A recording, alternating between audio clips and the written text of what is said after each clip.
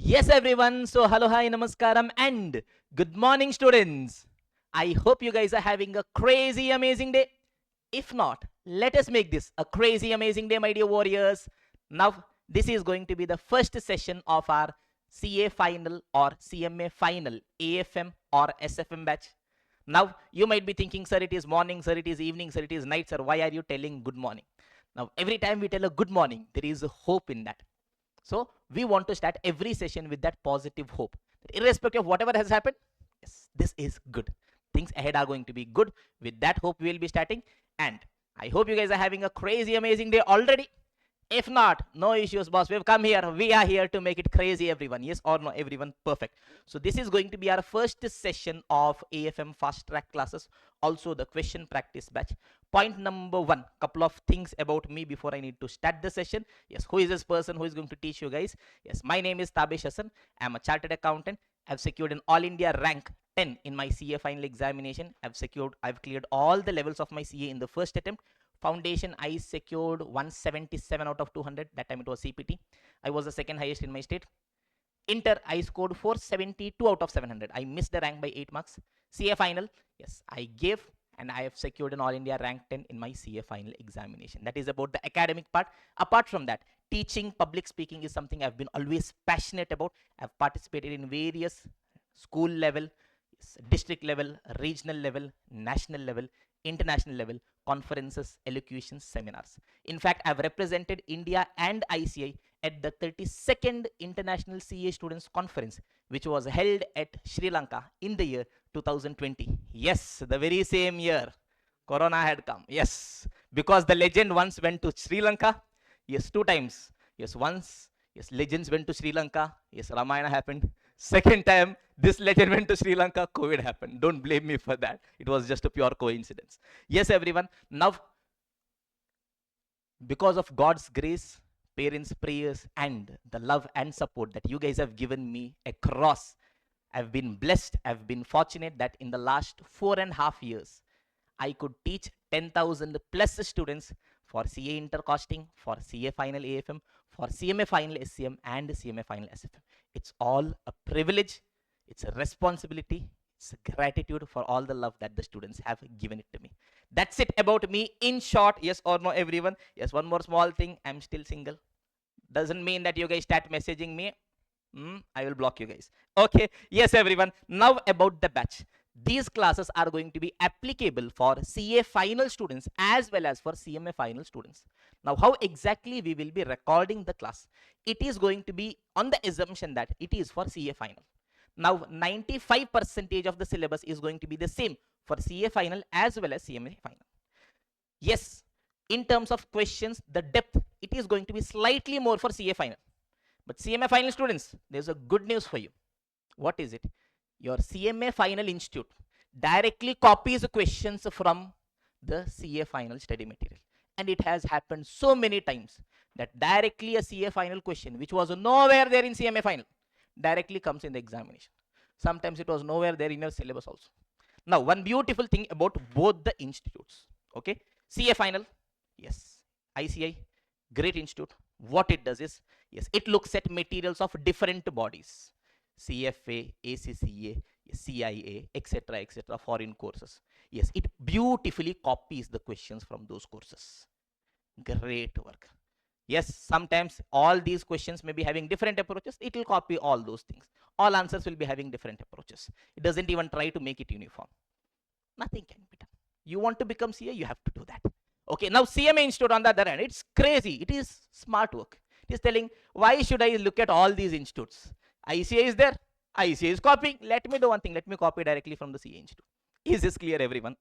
Now, how we have scheduled our sessions is, yes, primarily, yes, everything in the CA final, we will be taking it live. Now, for CA final students, anything extra will not be there. Anything, yes, will not be removed. For CMA final students, when we are recording, now, every topic we will be recording it separately. Questions will be recording it separately. So, whatever topics are not there for you, I will remove it. At the end of every topic, questions from the CMA final study material, additionally, we will do. Trust me, one chapter is there. If you have covered this material, additionally for CMA final, in an entire chapter, maximum 1 or 2 questions could be there. will not be there. Maximum it could be there. Is this clear? In addition to that, yes, one chapter is there additionally for you guys, that also separately will record. Is this clear? So both of you guys are going to get exactly exclusive content which is meant for both of you guys. Is this clear, everyone? Perfect. Now this is going to be the fast track batch, question practice batch. Here my pace of explanation is going to be faster. Trust me, 100% concepts will understand, all questions will solve, but on the assumption that you have listened to the classes once already. So I'll be explaining at a faster pace. So if you are a first time learner, boss, the pace is going to be fast. You cannot be complaining about the pace. If you are a first time learner, the better option was to go for regular or else exam oriented. But if you are having less time, trust me, all 100% concepts will be covering in this one as well. Now, some welcome message as well as the ground rules. Yes, every game has certain set of rules. Why? To ensure that everyone plays the game properly. Similarly, we will set some rules for each other so that we understand everything properly and we fulfill our objective of clearing the exam, not just clearing, aiming really good marks in the examination. So what are going to be the rules? Yes, boss, I've told you. Rule number 1, at the start of every class, I will start with that dialogue. You're okay with that? Yes. Rule number 2, what is our objective? Our objective is to learn the entire subject of AFM logically with absolutely zero formulas. Yes, my dear students, you would have heard the subject of AFM is having 100, 200, 300, 400 formula. Sir, Forex itself is having so many formulas. Sir, portfolio, sir, don't ask me, sir. The entire subject, it is my guarantee to teach you guys logically without having the need to touch even a single formula. So our goal is to ensure that this is going to be India's most logical, most fun oriented, 100% exam focused batch. Yes, wherein our intention is to learn the entire subject with zero formulas, freaking zero formulas, and target 80 plus in our examination. Trust me, it is possible. We are going to make it possible for you guys. Yes, rule number 3, practice, practice, practice, revise, revise, revise. Now, at a faster pace, I will explain each and every concept. In regular exam oriented, every concept I will repeat at least 5, 8, 10 times. Here also I will revise. It's not that I will not be revising. At the end of a concept, I will revise. At the start of the next concept, I will revise. At the end of the unit, I will revise. At the end of the chapter, I will revise. But the number of repetitions from my end will be slightly less. Despite that, 4 times I'm revising for you guys. Yes or no? But there is a difference in understanding a concept and retaining a concept. Understanding can happen fast. You play it at 1.52x, you will still understand. Retention will not happen. You also know, most of you guys watching recorded right now are already at 1.52x. You will feel, oh, crazy, sir is going so fast, everything, oh, crazy, matcha is coming. After 15 days, you will, sir, class and all was good, sir. That time we understood, sir. But now something is missing, sir. Because you watched it at 2x. There's a difference in understanding and retaining. Humble suggestion, please watch it at 1x. Max to max, 1.25. Beyond that, if you go, I am not responsible. Is this clear, everyone? Point number 1. Point number 2, once you've understood, boss, it takes a lot of time to understand. So wisdom lies in ensuring that what you've understood, you do not forget. Or else to understand it again takes so much of time. The only thing which is needed is revision. Revision takes very little time. And we will be coming up with, yes, unit wise, concept wise revision, which is there on YouTube, audio revision, everything will be giving. But you have to put in the efforts to revise it. Every concept will revise in 1 to 2 minutes. But you will have to do it. When we are revising, I want, okay, come on students, tell it out loud. I want you guys to repeat it with me when we are revising. That is when, okay, when you're telling, when you're thinking, that is when the connection is better. That is when, yes, things will be formed in your brain forever. Okay. And AFM is a practical paper. It doesn't necessarily mean that you're sitting like this, having popcorn, saying, sir is doing, crazy question is solving, crazy things are happening. Unless you practice by yourselves, nothing is going to happen. So I do genuinely believe that you guys are going to practice with me. Or else in the exam, you'll tell, sir, every question I know, sir, but hand is not moving, sir. How will your hand move if you have never moved your hand before? Yes or no, everyone? So very important thing, we are going to practice, we are going to revise. Know that one time we'll give our attempt, it is going to be the best attempt.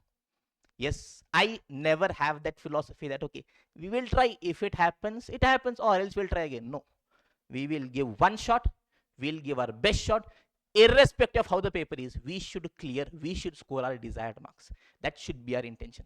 I've given my CA final in Jan 21. You can see the pass percentage. The pass percentage for both the groups that time was a 3 point something percentage. Not even 3 point, I think 2 point something percentage. Despite that, in that attempt, I cleared. And the day I was giving my exam, or even before I gave my exam, I knew, irrespective of however the paper will be, I will clear. That was a level of effort you put. Your confidence comes from the efforts. From my end, I will put my freaking 120%, but I want you guys to support me as well. Yes, everyone. Yes. Call to action. Now, you guys are at your homes. I am here. Sometimes there will be moments when you will feel a bit bored. It will obviously happen. Yes, it is going to be 120, 130 hours. So I will get to know from here, sir, do you have sixth sense? I have magic. I can see what you're doing. I can see you're already at 1.75x. Yes, already slowly your one leg has gone up. Slowly your WhatsApp has come here. Slowly, ting, ting, ting. I mean, you want to study, but WhatsApp is disturbing you. Mark Zuckerberg doesn't want you to pass. That is why he's doing all these things. Keep it. Okay, we have to fight against Mark Zuckerberg. Okay, fine. So what I will do is I will give a call to action in between sometimes in the class. Yes, I will give the term class. I will loudly shout class. I want all of you guys unanimously to tell yes, sir.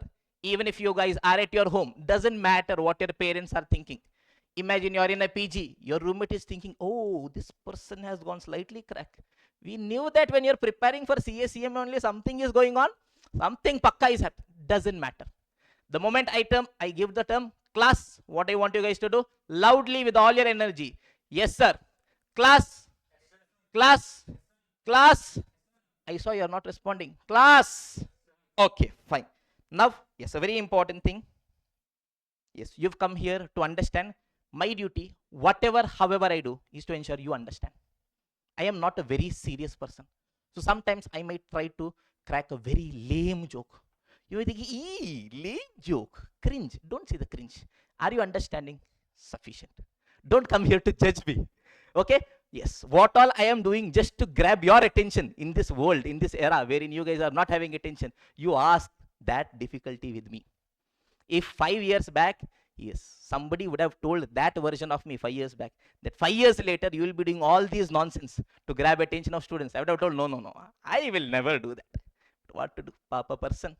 Is something we should eat for our stomach. Papa people will have to do all these things. So yes, whatever I'm telling, take it in a fun way. Yes, if you can smile, smile, because there's a lot of problem already in the world. So we want these sessions to be a bit light-hearted. Yes, anyways, concepts are heavy. If I'm also like very heavy, serious. So I will try to be, yes, non-serious, funny. I will try to crack some jokes. If you can smile, great. Or else, no issues. Your life, your seriousness. Congratulations with respect to that. Is this clear, everyone? Yes. Rule number 6, recorded classes. I want you guys to watch it at the standard speed. Yes. Rule number 7, trust the faculty, trust the process. Whatever I am telling, there is a reason for that. Yes. At the end of the chapter, you guys pick up the study material, solve every freaking question. If you're not in a position to solve that, I am there. I am responsible for that. Is this clear, everyone? Learn it once, learn it right. Yes. I want us to start with the right intention.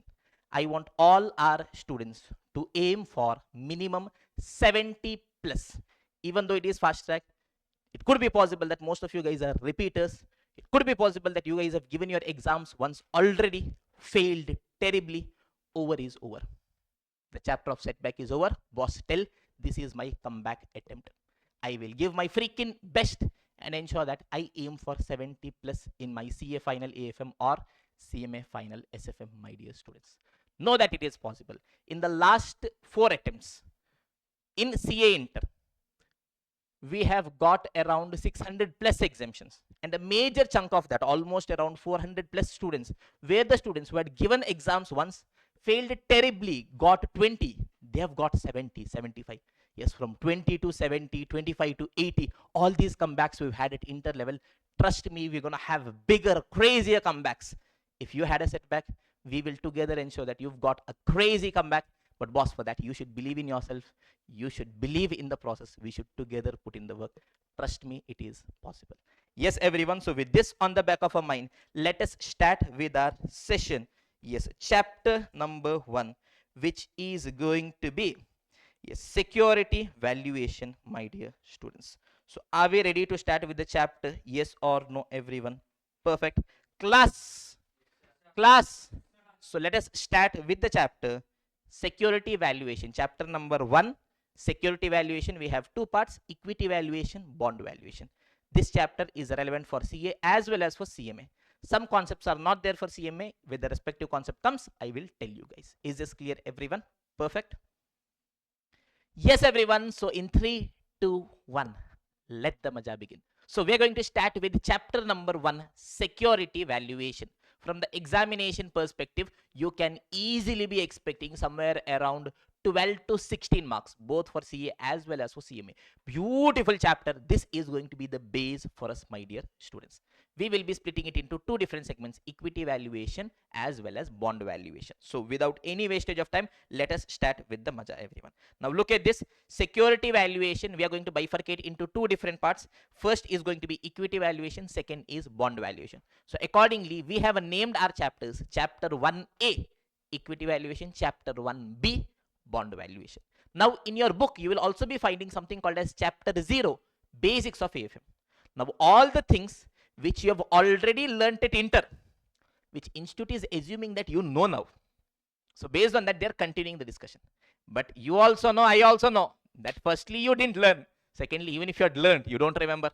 So that also I'll be teaching. Don't worry. Even plus, minus, into, divide, I will teach you. Okay, it is my duty. Don't worry. Everything from scratch, I will teach it to you guys. So chapter 0 is there. Now how we will approach about chapter 0 is, I will not take up chapter 0 as a standalone.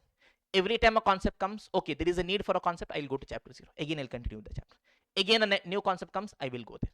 Majorly with the chapter 1, as and when there's a need, we will keep on finishing chapter 0, my dear students. Is this clear, everyone? Okay.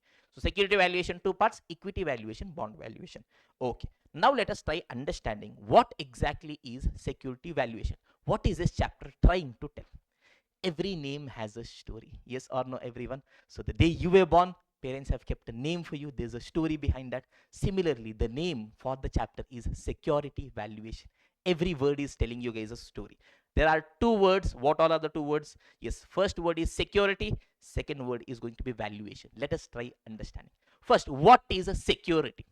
Yes, in law you would have heard. Yes, in Companies Act it is defined as per. It is asking us to go to Securities Contract Regulation Act as per SICRA. Yes, section 2. Yes, majorly discussion. Security means it includes equity shares, preference shares, convertible shares, bonds, etc., etc., etc. That much is sufficient for us. We are not studying law. Is this clear, everyone? It includes shares, debentures, bonds, etc., etc., etc. For us, what we need to understand is valuation. Valuation, a name, a word is telling a beautiful story. Yes, let us try understanding what exactly is valuation, my dear students. Now, what is the definition of valuation? This is something you'd have at least seen. Value of an asset, it is the present value of future cash flows discounted at required rate of return. This at least you would have heard. Value of an asset, it is the present value of future cash flows discounted at required rate of return. What exactly does it mean? Let us try understanding a beautiful way using a very simple story, my dear students.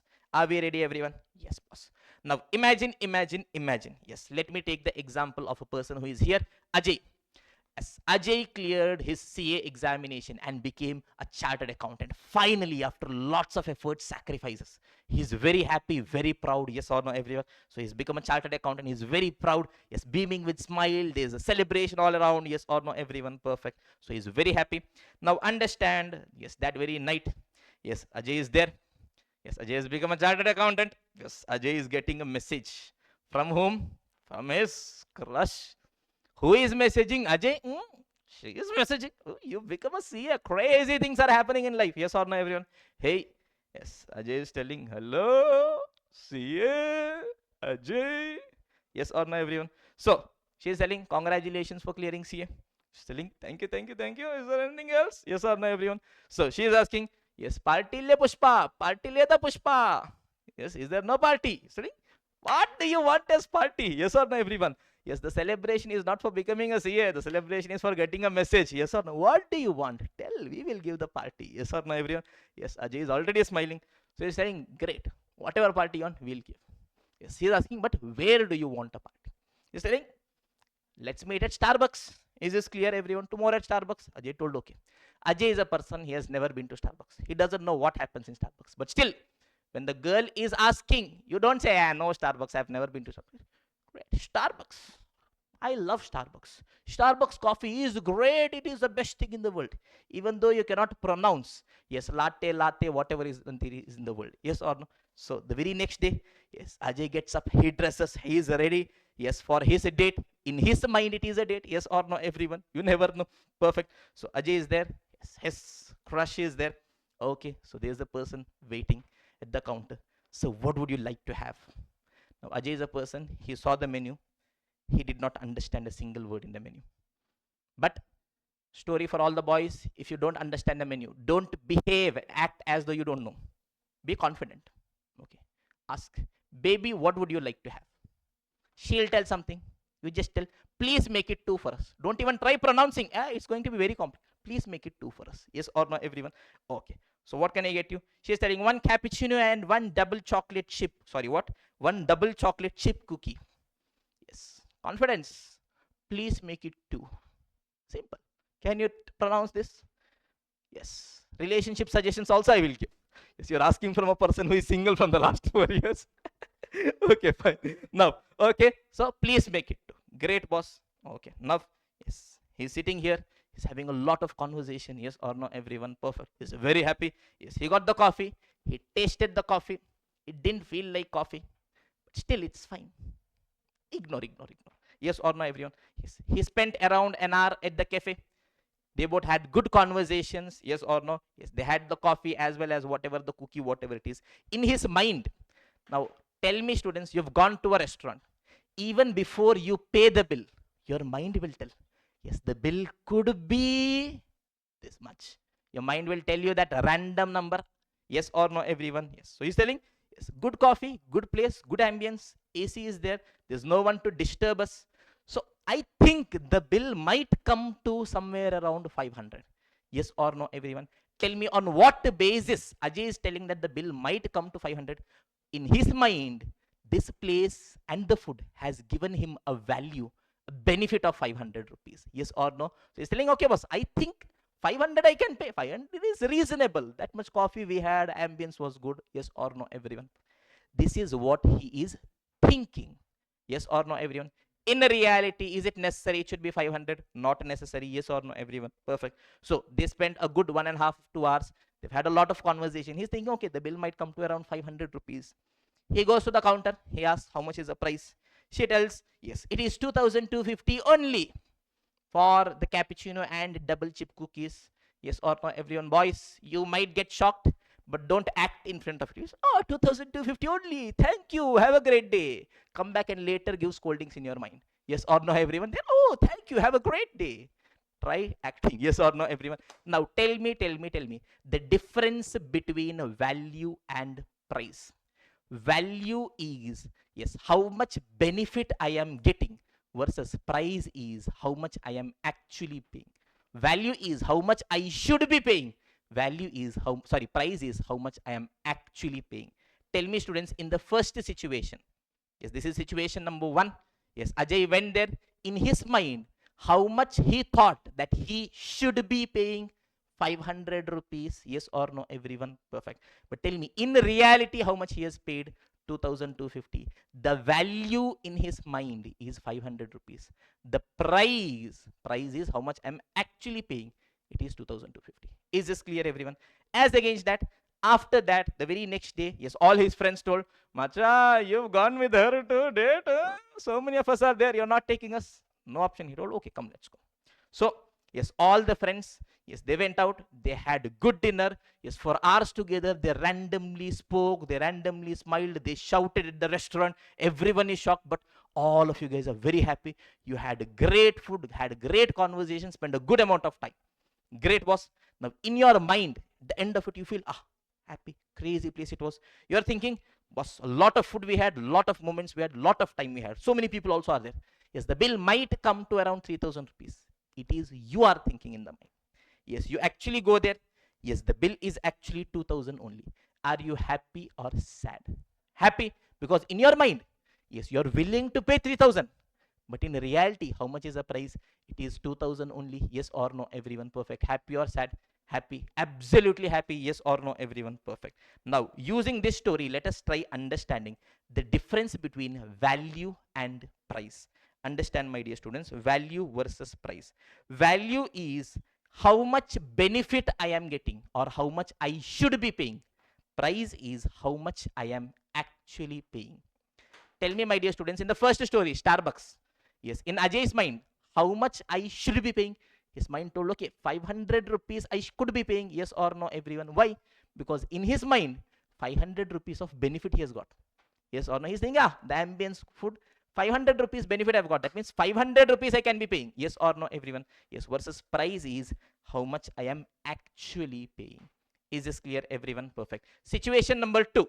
Yes, Ajay went out with all his friends. Yes, value, how much I should be paying, how much benefit I got, 3000 rupees versus how much he is actually paying, 2000 rupees only. Yes or no, everyone? Perfect. So now, yes, this is not something I am creating and telling. Look at the dialogue. Yes, the statement by Warren Buffett. Price is what you pay. Yes, the person who started investing from the age of 13, right now is in his 90s, 70, 80 years he spent just understanding the value of the stocks and investing. He's telling price is what you pay, value is what you get. Yes or no, everyone? So understand, understand, understand. Yes, moral of the story. Yes, lesson number 1. Have we noted it down? Yes, boss. Look at this moral of the story. Yes, value versus price. Value means how much benefit I am getting or how much I should be paying. Price means how much I am actually paying. Is this clear, everyone? Tell me in this chapter whether the intention is to calculate the security pricing. No. What is the name of the chapter? Security valuation. Price I need not calculate. Why? Price, it is available in the market. Reliance share. Yes, how much I'm actually paying. It is available every day. Yes, how much I should be paying. That is what we are trying to understand here. Is this clear, everyone? Value means how much I should be paying. Yes, how much I should be paying. It is based on how much benefit I'm getting. Yes or no, everyone? Perfect. Versus price is how much I'm actually paying. Perfect. Now understand, students, in the first story that we have understood, yes, value, price. Yes, first story, Starbucks. Yes, how much was the value in his mind? He's like, 500 I can pay. But in reality, how much was the bill? 2250. Is he happy or sad? Sad, yes or no? Because in his mind, 500 is a benefit I got. 2250. Yes, you'll go to a place, you'll come back and tell, ah, too expensive. Why are you telling too expensive? Because in the mind, the benefit you got is this much, but the price you paid is this much. So you've paid extra. Yes or no, everyone?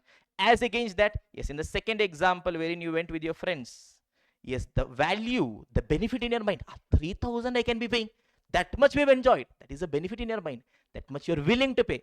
But in reality, the amount you're paying is how much? 2000 only. Yes or no, everyone? Happy or sad? Happy. Maja is coming or not coming? Maja is coming. Yes or no, everyone? So principle number 2, lesson number 2. Always invest in assets where the value is greater than or equal to the price that you're paying. Yes or no, everyone? Simple. If you are paying 500 rupees, at least 500 rupees benefit you should be getting. Ideally, more than 500 benefit you should be getting. Is this clear, everyone? Yes or no, yes or no, yes or no? Perfect. So principle number 2, yes, always buy those assets where the value is greater than or equal to the price. Look at this, everyone. Example number 1. Imagine there is a security, Reliance share is there. Yes, the value is 1000. What does it mean by value? That is, if I purchase Reliance share today, how much benefit I will be getting? 1000 rupee benefit I am getting. But how much I am paying for that? 800 only I am paying for that. Happy or sad? Happy. Should I purchase? Yes, boss, purchase. Yes. Situation number 2. The value of a share is 1000. If you purchase the Reliance share, 1000 rupee benefit you will get. But was how much price I should be paying? 1500 I should be paying. Am I happy or not happy? I am not happy, so I should not be going ahead with the decision. Yes or no, everyone? Third situation. Boss, yes, there is a Reliance share. If you purchase the Reliance share, how much value you are getting, how much benefit you are getting? 1000 rupees. And how much you have to pay? 1000 rupees. Yes. Are you very happy? No. But are you sad? No. This is okay, indifferent. Yes or no, everyone? Perfect. Yes, here also, can you go ahead? Yes, you can go ahead. But it's not that it is cheap. It is okay. It is correctly priced. Yes or no? Still, you can go ahead with your decision. Till here things are clear? Yes or no, everyone? Yes, every lesson has a story. So from the first story that we've understood, we've got 3 lessons. Yes, lesson number 1 is value versus price. Yes, value means how much I should be paying. It is dependent on how much benefit I'm getting. If I'm getting 500 rupees benefit, means 500 only I should be paying. 500 only I'm willing to pay. Yes, versus price means how much I'm actually paying. Always invest in securities where the value is greater than or equal to the price. Till here things are clear. Giving you guys a minute to let this sink in, then we'll take the discussion forward, my dear students. Yes, everyone. So now we've got a surface level understanding. Value means how much I should be paying or how much benefit I'm getting. Yes, price means how much I'm actually paying. Always invest in securities where value is greater than or equal to price. Tell me where we should be putting in our efforts, in calculating value or in calculating price. In calculating value. Why? Price is available in the market. Reliance share price. Can I tell? No, no. Yes, Reliance share, suppose it is trading in the market. Yes, stock market, BSE, NSE. Yes, can you tell? No, no, boss. Please give it to me at 100. Please, I am paying 100 only. Yes, are you purchasing a shirt wherein you can go bargain? Yes, specifically girls like to go and bargain. No, no, bhaiya, 100 only. No, bro, I know the price 100 only. Can you do that? No. Price is fixed. If you want, you purchase. So what is it we'll be doing? Step 1, we will calculate the value. Step 2, we will compare with the price. Step 3 is a decision making. If my value is greater than or equal to the price, invest, or else do not invest. Is this clear, everyone? So now we need to understand how do I calculate the value. Value means how much I should be paying or how much benefit I'm getting. Simple example. Yes, Ajay has become a chartered accountant. He has made a lot of money. Crazy money he has. Now he's thinking, boss, I want to invest. Now what all he's thinking? Yes, one Reliance share is available at 2000 rupees.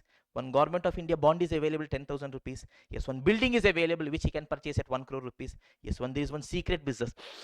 Secret. Don't tell anyone. Yes, which he can purchase at 1 crore rupees.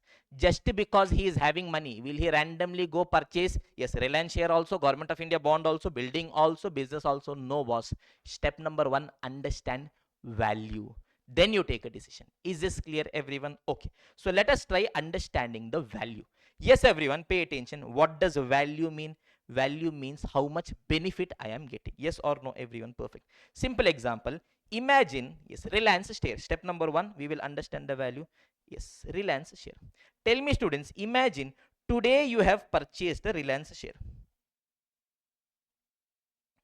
Today you have purchased the Reliance share. T is equal to 0. Yes or no, everyone? Wait a minute. Yes, very important lesson in life. Line should be straight, whether you are straight or not. That is personal choice. Line should be straight. Pay attention, everyone. Yes, T is equal to 0. Today you are purchasing the share. Yes, Reliance share you are purchasing. Yes, imagine Reliance share is priced at 2000 rupees.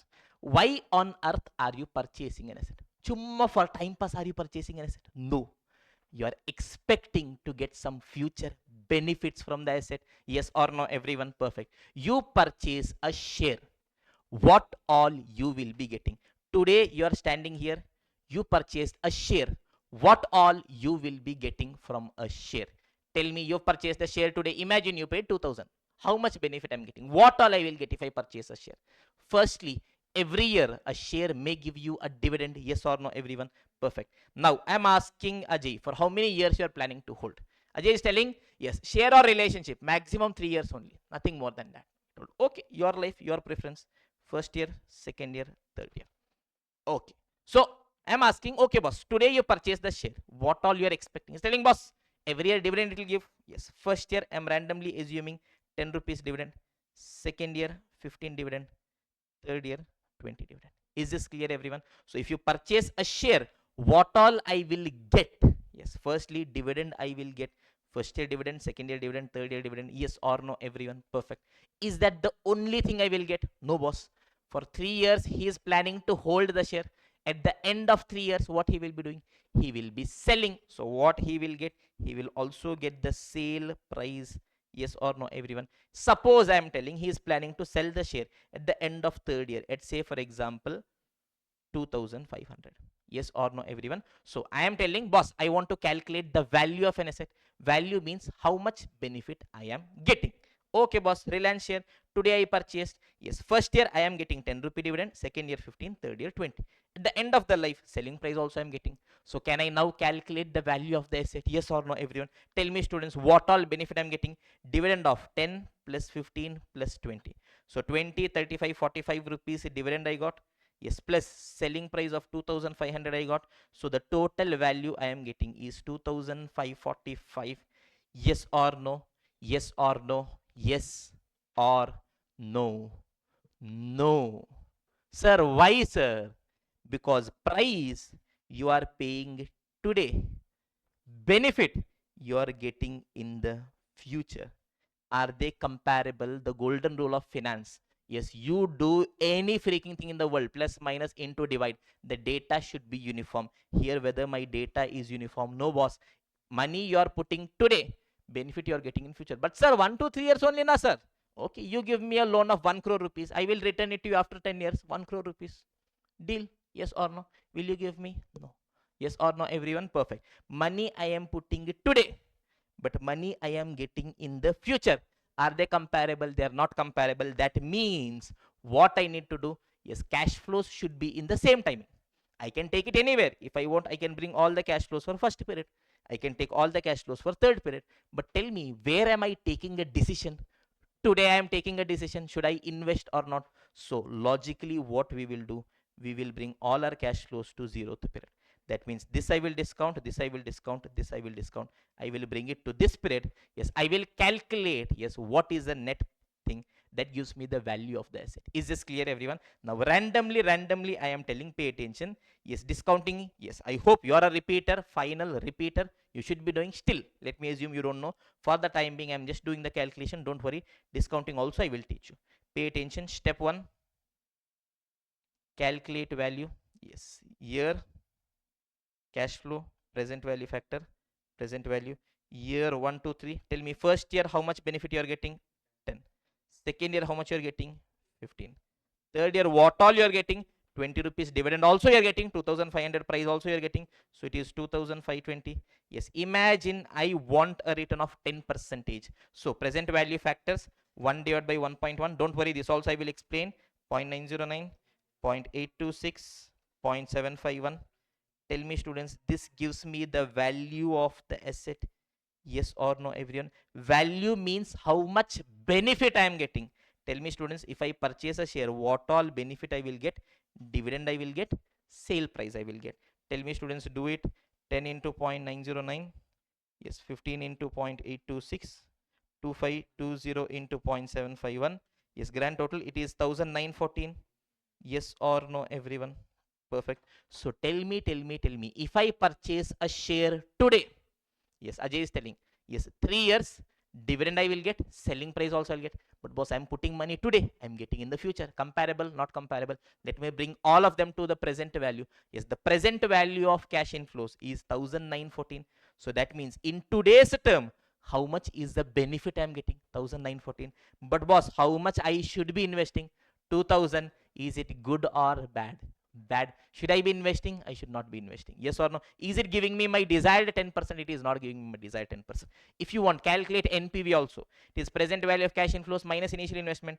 Tell me, students, this is value of the asset minus price. How much price you are paying? 2000 rupees. So the net benefit or NPV, yes, it is going to be minus 86 rupees. So should you be purchasing the share? No, you should not be purchasing the share. Is this clear, everyone? Perfect. Now the same thing only we'll be doing. Yes, but how we will do?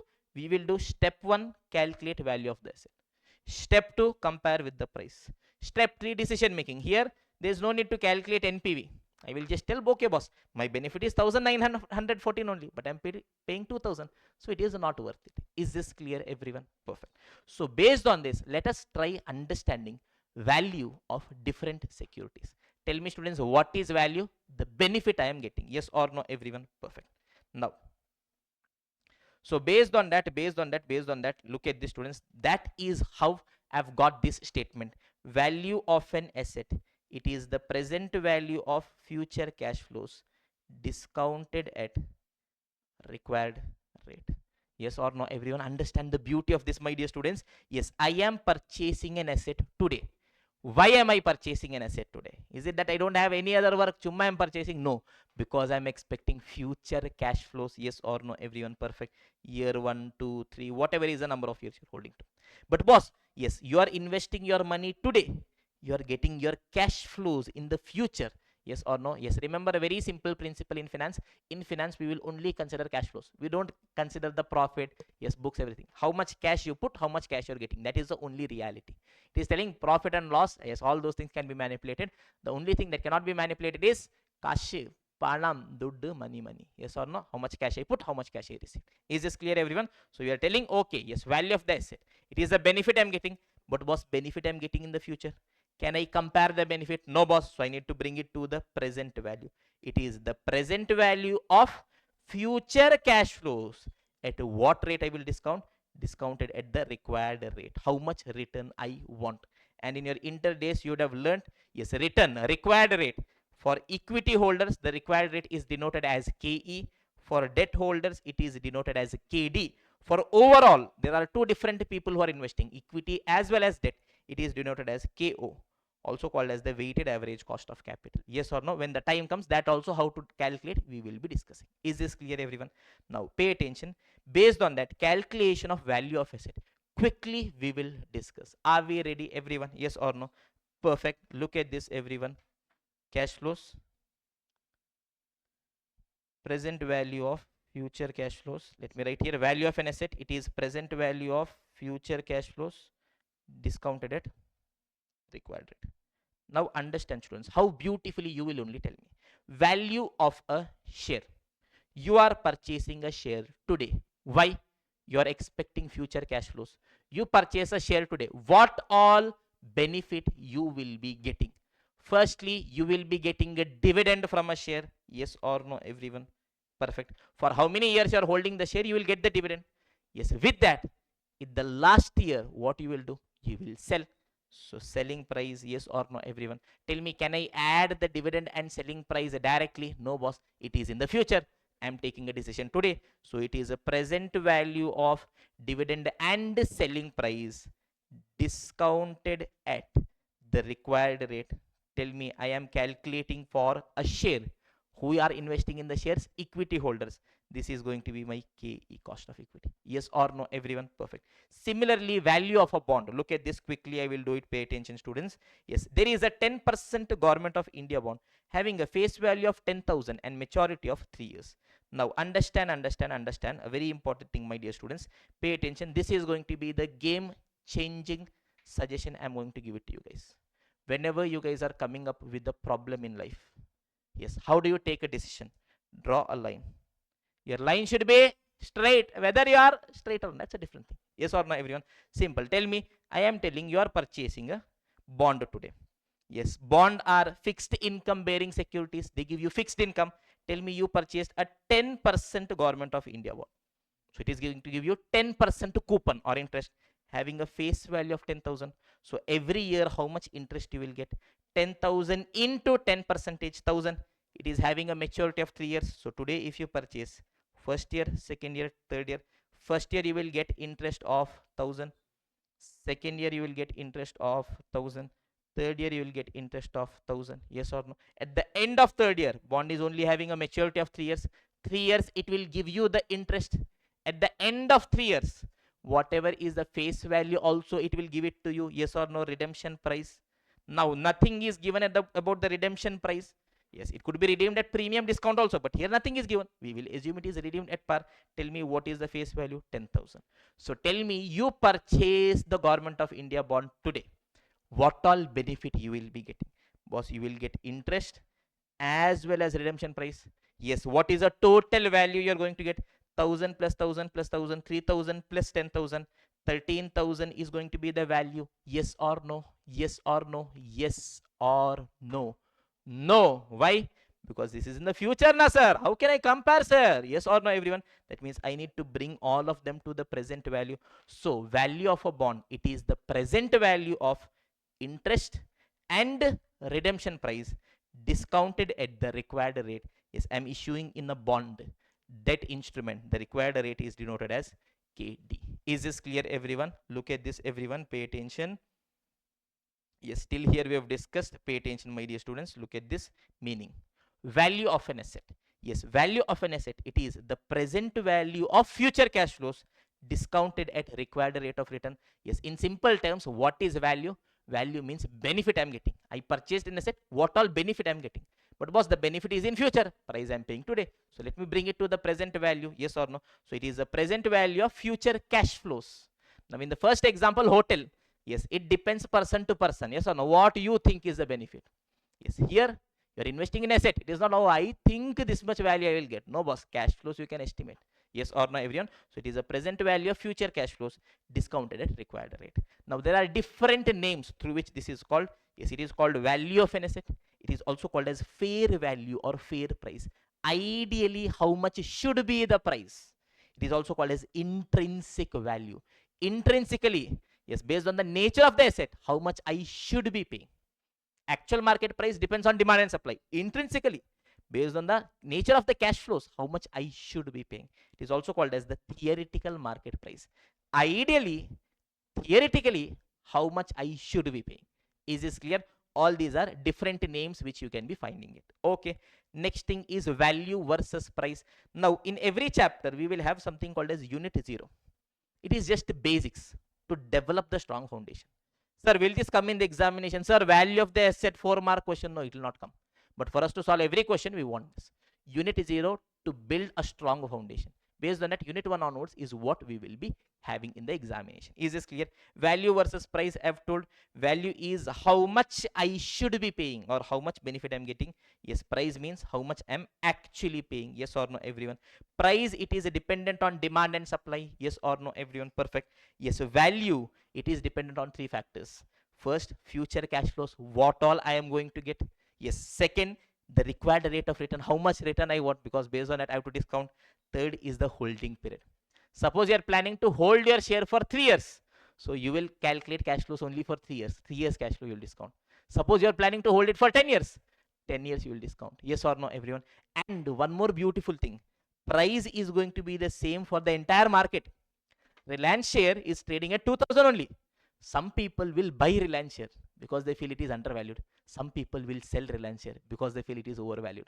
Value is different investor to investor. Why? Because value depends on the expected future cash flows. Not necessary everyone is expecting the same. One person is expecting next 5 years market is going to be crazy, boom. Other person is expecting, no, market is going to fall, crash. Expectation is different. Yes. Required rate of return, one person is expecting 1 year 100% return I want. Yeah, it is not giving, not good. Other person is expecting 10% is sufficient, so it could be good. Yes or no? Also dependent on the holding period. One person is selling, I want to hold it for 10 years. Other person is selling, I want to hold it for 2 years only. Yes or no, everyone? Perfect. So value is going to be different for every person. Depends on the expectation of future cash flows, required rate, as well as the holding period. Is this clear, everyone? Okay. So value of different assets. Look at this. Value of a share. If you purchase a share, what all you will be getting? Dividend also you will get. Sale price also you will get. So it is a present value of dividend and sale price discounted at required rate, which is the KE. Value of a bond or a debenture. If you purchase a bond, what all you will get? Interest also you will get. At the end of it, redemption price also you will get. So present value of interest and redemption price discounted at the required rate, which is KD. Now Ajay is telling, okay boss, let me purchase a building. Let me give it for rentals. Yes or no, everyone? Tell me, suppose Ajay purchased a building. I'm asking Ajay how many years you are planning to hold it. He's telling, sir, relationship or asset, maximum 5 years only. Yes or no, everyone? Ajay's philosophy. Okay, great. Suppose there is a building available at 1 crore rupees. 5 years he is planning to hold. What will he do for those 5 years? He will give it for rent. So he will be receiving rentals. Imagine 5 lakh, 5 lakh, 5 lakh, 5.5 lakh, 6 lakh is a rentals. At the end of the life, what he will be doing? He will sell. Yes or no? So value of a building, it is the present value of rentals plus the sale price discounted at the required rate. Yes or no, everyone? Tell me now, what is my discounting rate? Is it KE or KD or WACC? If you are putting 100% of your own money, it is KE. If you are putting 100% of loan, it is KD. But generally, whenever we are investing, yes, in businesses or in real estate, it is going to be a mix of both. Yes or no? So it is going to be the overall cost of capital. Yes, WACC. Is this clear, everyone? So present value of rent and sale price discounted at the required rate, which is generally KO. Is this clear, everyone? Finally, value of a business. We have a separate chapter called business valuation. Yes, how do I calculate value of a business? Simple, boss. Yes, today there is a business which I have to purchase at 1 crore. Yes, if I invest 1 crore, what all I will get in the future? Tell me, if I'm purchasing a business, what I will get? Profit I will get? No. In finance, I'm not looking at profit. I am looking at cash. How much net cash I am getting. It is also called as cash flow after tax. Yes or no, everyone? So that we will discuss in that chapter. For the time being, it is the present value of future cash flows discounted at required rate. I've told you, in case of a business also, there will be equity also, debt also. So generally, it is going to be the overall cost of capital.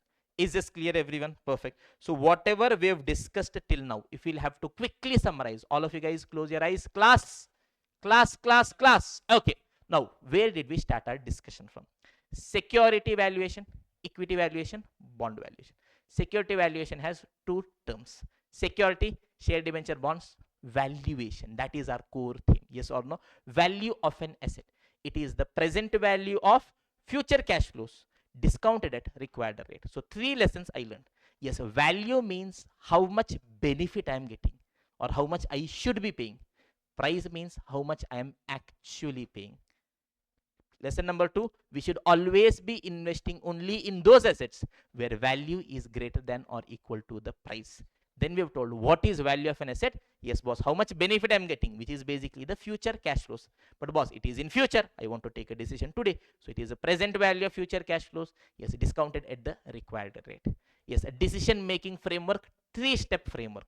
Step number 1, calculate value. Step number 2, compare with the price. Step number 3, value is greater than or equal to price, invest. If value is less than price, do not invest. Is this clear, everyone? Look at this decision making. Yes, if value is greater than the price, suppose there is a Reliance share which is trading at 1000 rupees. Yes, for you, the value, the benefit that you're going to get is 1200. So is it a good share? Is it a bad share? It is a good share. Value. Yes, value means benefit. Price means cost. How much you're paying. Yes, I am getting 1200 benefit, but I have to pay 1000 only. Happy or sad? Happy. Should you purchase this asset or not? We should purchase this asset. So the asset is underpriced. Yes or no, everyone? Hence, we should buy the asset. There is also one more thing. Whenever we are buying the asset, whenever we are telling asset is underpriced, it means NPV is positive. I've shown it to you guys already. Tell me, students, what is value? Tell me, how do I calculate value of Reliance share? Simple example. Yes, I told Reliance share is there. Yes, year 1, 2, 3. It is the present value of future cash flows. What all I'm getting? Dividend, selling price. I bring it to the present value. Yes or no? Imagine I got my value as 1200. I can do it in a table also. Year, cash flow, present value factor, present value. Yes, year 1, 2, 3. I will get present value of all cash flows. Yes or no? Minus initial investment, which is basically the price. Yes, this is the net benefit I'm getting. That itself is a NPV. Yes or no, everyone? Is this clear? Perfect. Yes, in the regular exam oriented batch, yes, much more we'll be discussing. But for examination perspective, this much is sufficient. So if value is greater than price, boss, asset is underpriced, NPV is positive, that means buy. Sir, I have already purchased, sir. Then hold it, keep the asset, because it is still giving you good benefits. Yes or no, everyone? If value is equal to price, yes, the price of the share is 1000. You have to pay also 1000 only. Tell me, students, yes, the value of the asset is 1000. That means if you purchase the share today, what all benefit you will be getting in the future, dividend and sale price, that you are discounting using a required rate. That is, I want 10%. If I want 10% means how much is the benefit I'm getting? Yes, exactly that much you are willing to pay. Tell me, are you getting your required return? Yes. But are you getting more than that? No. Does it still mean that you can invest in the asset? Yes, boss. Yes or no, everyone? Simple example. Yes, I am telling, boss, there is an asset. Yes, today it is available at trading at 100 rupees. In the first year, it will give me 110. I am telling I want a 10% return. So let me calculate value of the share. Yes, 110 I am getting at the end of first year. Today I want divided by 1.1. It is 100. Yes or no, everyone? What is the price? 100. Yes, value is equal to price. Tell me. Does it mean that I should invest? Yes, boss. Yes, how much return I want? 10%. Is it giving me 10%? Yes. It is not giving me more than 10%, but 10% is a requirement now. It is giving me. It is more than sufficient. Yes or no, everyone? Perfect. So if it is equal, that means asset is correctly priced. NPV is 0. It still means you can buy the asset. You've already purchased. Hold it. Now if value is less than the price, yes, the price of the share is 1000 rupees, yes, but the value, but the benefit for you is 800 only. I have to pay 1000, but boss, I'm getting a benefit of 800 only. Is it worth to pay 1000? No, boss. Then I will tell, boss, the share is overvalued, overpriced. Please do not purchase the share. NPV is negative. If you are buying, then the net benefit for you is going to be negative. Yes or no? Asset is overpriced, NPV is negative. Do not buy the asset. If you have already purchased, please do sell the asset. Is this clear, everyone? Yes or no? Yes or no? Yes or no? Fine. One final thing, it is the relationship between discounting rate and value of an asset. Now understand one very important thing in life. Yes, what is important in life, students? Relationship is important. Now in reality, relationship could be different types: one-sided, two-sided, three-sided, four-sided, bestie, friend, yes, whatever it is. Maths is old school person. Maths only knows two things: direct relationship, inverse relationship. Yes, one is increasing, other is increasing, direct. One is increasing, other is decreasing, inverse. Is this clear, everyone? Perfect. Now let us try understanding the relationship between discounting rate and value of an asset. Yes, there is an inverse relationship between discounting rate and value of an asset. Why? Tell me, students. Imagine there is a share. If you purchase that share today, it will give you 100 rupees in the first year. I need to calculate value of the share. Simple. Imagine I am telling the required rate for the investor is 10%. Yes, investor is telling, boss, I want 10%. That means what is going to be value? Yes, 100 I will receive in the first year. Today how much? Bring it back 1 year, divided by 1.10. So 100 divided by 1.1 is how much? 90.91. Yes or no, everyone? But investor is saying, no, no, boss, I want 15%. Okay, then do discount it by 15%. Yes, it is 100 divided by 1.15. How much is it? 86.96. Yes, investor is selling, boss, 5% is sufficient. So first year will receive 100. Today how much it is? Divided by 1.05, 95.23. Yes or no, everyone? So if I draw it on a line, pay attention. At 10% value is 90.91. At 5% value is 95. At 15% value is 86.9. Yes or no, everyone? Perfect. So tell me, yes, my discounting rate is increasing from 10 to 15. What is happening to value of the asset? It is decreasing. One is increasing, other is decreasing. What kind of relationship? Inverse. From 10 to 5, if my discounting rate is decreasing, what is happening to value of the asset? It is increasing. Now understand why it is happening also, students. Tell me, how do I calculate value of the asset? It is basically the cash flow. I am bringing it to present value divided by 1 plus r. The very fact that you are dividing, yes, this value increases. Yes, you are dividing by 10%. 10% only you are eliminating. You are dividing by 20%. 20% you are eliminating. That means the value will decrease. Yes or no, everyone? That is the logic. Yes. Now this is one very important thing throughout we should be knowing: relationship between the discounting rate and value of the asset. If the, yes, there is an inverse relationship. If the discounting rate increases, that means value of the asset decreases. If the discounting rate decreases, then the value of asset increases. Till here things are clear? Yes or no, everyone? Perfect. Yes, everyone. So we've understood unit number 0, valuation. Yes or no, everyone? Perfect. Now basic things we've understood. Yes, what exactly is valuation? Trust me, students, any investment decision people are taking, it is based on understanding this game of valuation. We've seen so many big businesses purchasing other businesses. Facebook is purchasing Instagram for crores and crores and crores of dollars. Do you think they are mad? Randomly they are putting in their money? No. They would have done this exercise. Calculate value. Value means how much benefit you are going to get, what all you will be getting in the future. Some simple crazy maja examples we'll be doing. Pay attention, students. Quickly we'll do it. Not important for exam, but still to open our mind. Pay attention. Yes, lesson number 1: cash flows can be real or nominal. Imagine, yes, I purchase a house for 1 crore rupees. I am planning to use it for self occupation. I will be staying here. That means if I purchase this house, I am not having a benefit in the future. Yes or no? Yes or no? Yes or no? Am I getting any cash flow from the house? Yes, I'm getting a cash flow from the house. What is it? If I did not purchase this house, I would have stayed at a rented apartment. Imagine I would have paid 60,000 per month rent. That means if I purchase a house, That 60,000 that I would have otherwise paid, I am saving. That is the benefit I'm getting. So my cash flows can be real or notional. Is this clear, everyone? Second is, yes, some crazy maja cases. First one, IPL broadcasting rights. Yes, recently you would have heard that, yes, Hotstar has purchased the IPL rights for a whopping 48,390 crore. Hotstar is paying 48,390 crore. That is what they are paying. It is the price. Are they randomly paying the amount? No. They would have calculated how much benefit they are getting. Imagine the IPL right is for say 5 years. So they will tell, okay, boss, for 5 years, 1, 2, 3, 4, 5, what all benefit I will get. Suppose I purchase the IPL broadcasting rights. I can broadcast. So from that, what all I will get? Firstly, yes, subscriptions I will be getting, point number 1. Point number 2, advertisements will be there. Point number 3, sponsorships will be there. Point number 4, some other revenues could be there. Yes or no, everyone? All these are the benefits they are going to get. So year 1, 2, 3, 4, 5, how much benefit they are getting, how much return they want, discount, they will arrive at the value, compare with the price, only then they'll be taking a decision. Yes or no, everyone? IPL team also, yes, there was a news that RCB is going to sell itself at 10,000 crore. On what basis? Yes, person would have calculated the value of the business. Yes or no? It's not randomly that a person is willing to invest 10,000 crore rupees. Yes, they would have seen how much benefit I am going to get. Present value of that gives me the value of the business.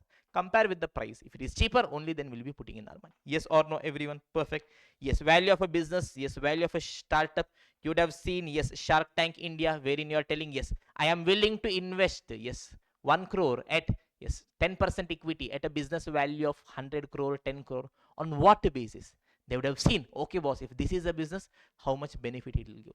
What is the present? Yes, income. Yes, cash flows. How much benefit it will give. That means this is how much is the value of the business on that basis. Yes or no, everyone? Perfect. Now, one more crazy example I have created. Value of a star. Yes, imagine Rajnikant. Yes.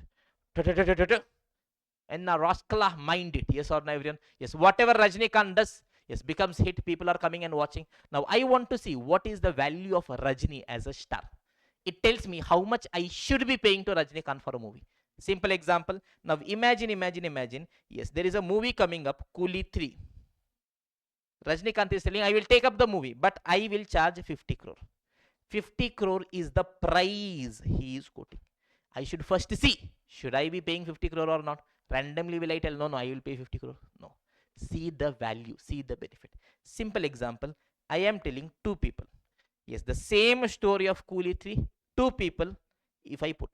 Yes, person number 1, Rajni. Person number 2, we have Ajay here. Exactly same story, same dialogue delivery, same, let's talk. He'll eat the, yes, what is it, the cigarette. Yes, everything same. Yes, Rajnikant is doing the movie. Imagine 10 lakh people are going. Yes, Ajay is doing the movie. Imagine 5 people are going. That means how much extra people are going because Rajnikant is doing the movie. Yes, it is a 9,99,995. Yes or no? Into whatever is the benefit for one person, the contribution per person gives me total how much benefit I am getting. Yes, bring it to the present value. That is how much I should be paying. Yes or no? In simple terms, I have told. Obviously, in reality, so many more calculation. Yes, how do you distribute the cost? How do you calculate contribution? So many things will come. But in simple terms, just to get a feel, that is what I will be doing. Is this clear, everyone? So, summary of the story, pay attention, everyone. What is it that we have discussed till now? Lesson number 1, value versus price. Yes, here we are going to understand in this entire subject, so many places will be having valuation. Chapter 1, security valuation. Chapter 2, business valuation. Then after that, chapter 3, mergers, it will not come. Portfolio, it will not come. Then it will come in mutual funds, net asset value, very less. Derivatives valuation will come. Forex valuation will come. 4 chapters are just based on one beautiful small word, value.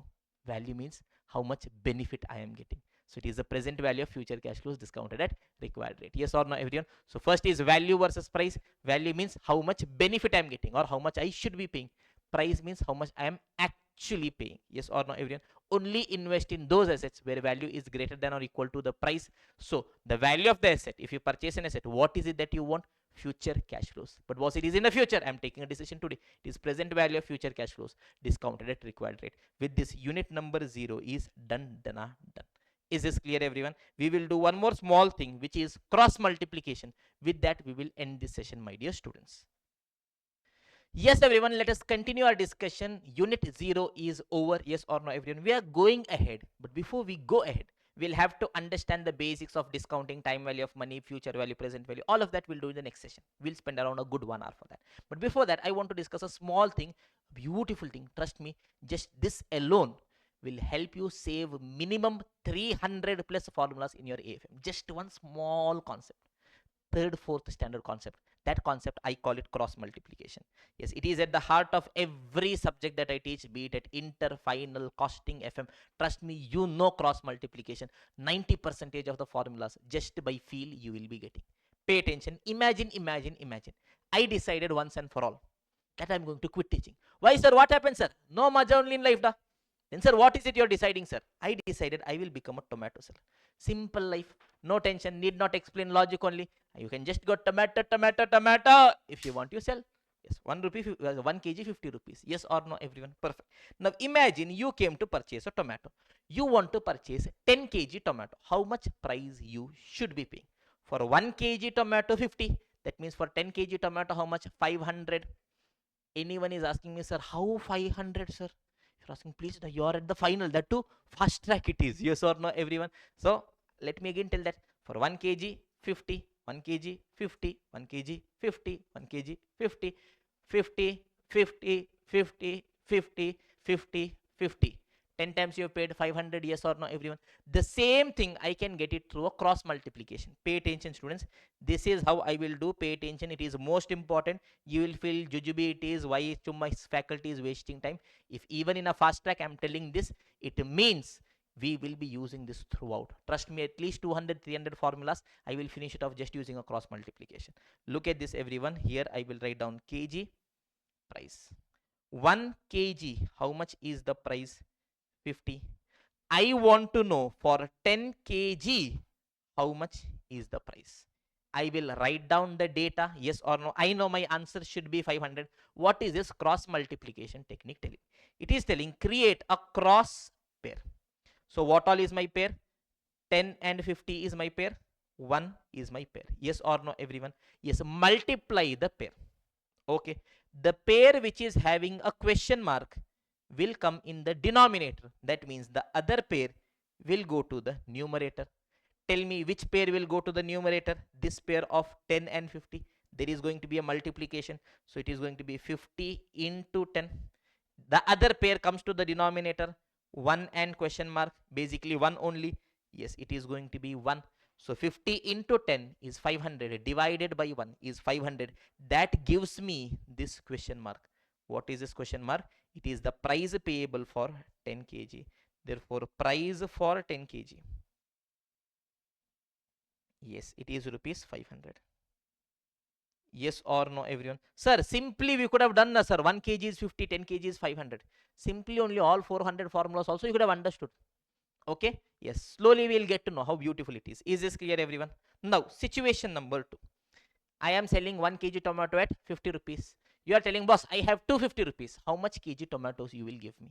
How many kgs tomato you will? Yes, I am willing to give you 5 kg tomato. Yes or no, everyone? For 1 kg, 50. 250 I am paying. Yes, 50 rupees, 1 kg. 50 rupees, 1 kg. 50, 50, 50. 5 kg. Now, the same thing, let me get it using a cross multiplication. Pay attention, students.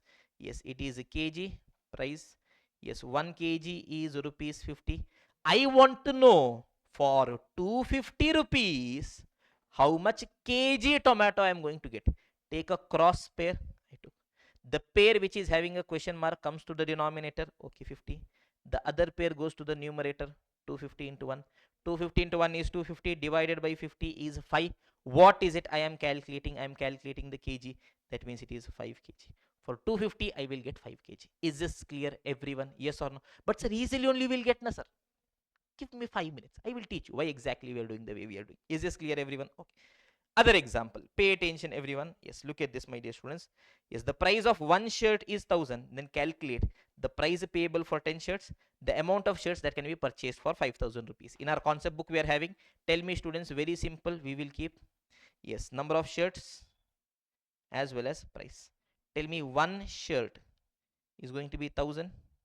Yes, I want to know 10 shirt is how much? Cross multiplication. Tell me the pair having a question mark comes to the denominator divided by 1.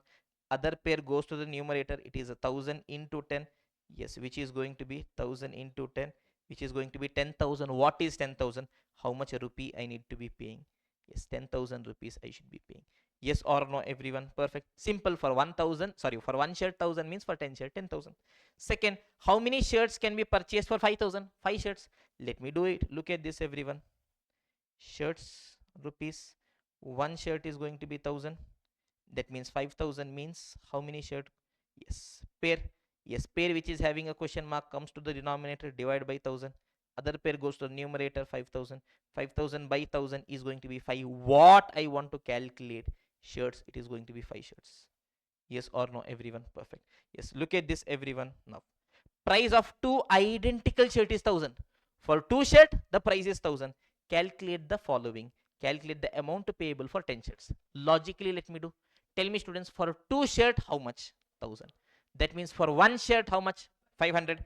That means for 10 shirt, how much? 5000. The same thing, let me do it this way. Shirt price, two shirt, 1000. Yes, 10 shirt, how much? Yes, this comes to the denominator, divide by 2. This goes to the numerator, 1000 into 10. So 1000 into 10, 10,000 divided by 2 is 5000. What on earth is 5000? It is your question mark, which is the rupee payable. So 5000 I should be paying. Yes or no, everyone? Here, find the number of shirts that can be purchased for 5000. I know 7500. Tell me otherwise how I would do. Okay, boss. For two shirt 1000. That means for one shirt 500. That means 7500 means how many shirts? It is going to be 7500 divided by 500. Is it going to be 15 shirts? Yes or no, everyone? Yes, 15 shirts. Now easily this way we can do it of shirts money. Yes, two shirt 1000.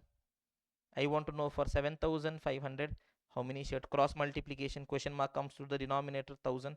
Other pair goes to the numerator, 7500 into 2. 7500 into 2, 15,000 divided by 1000. It is 15. What is 15? Question mark.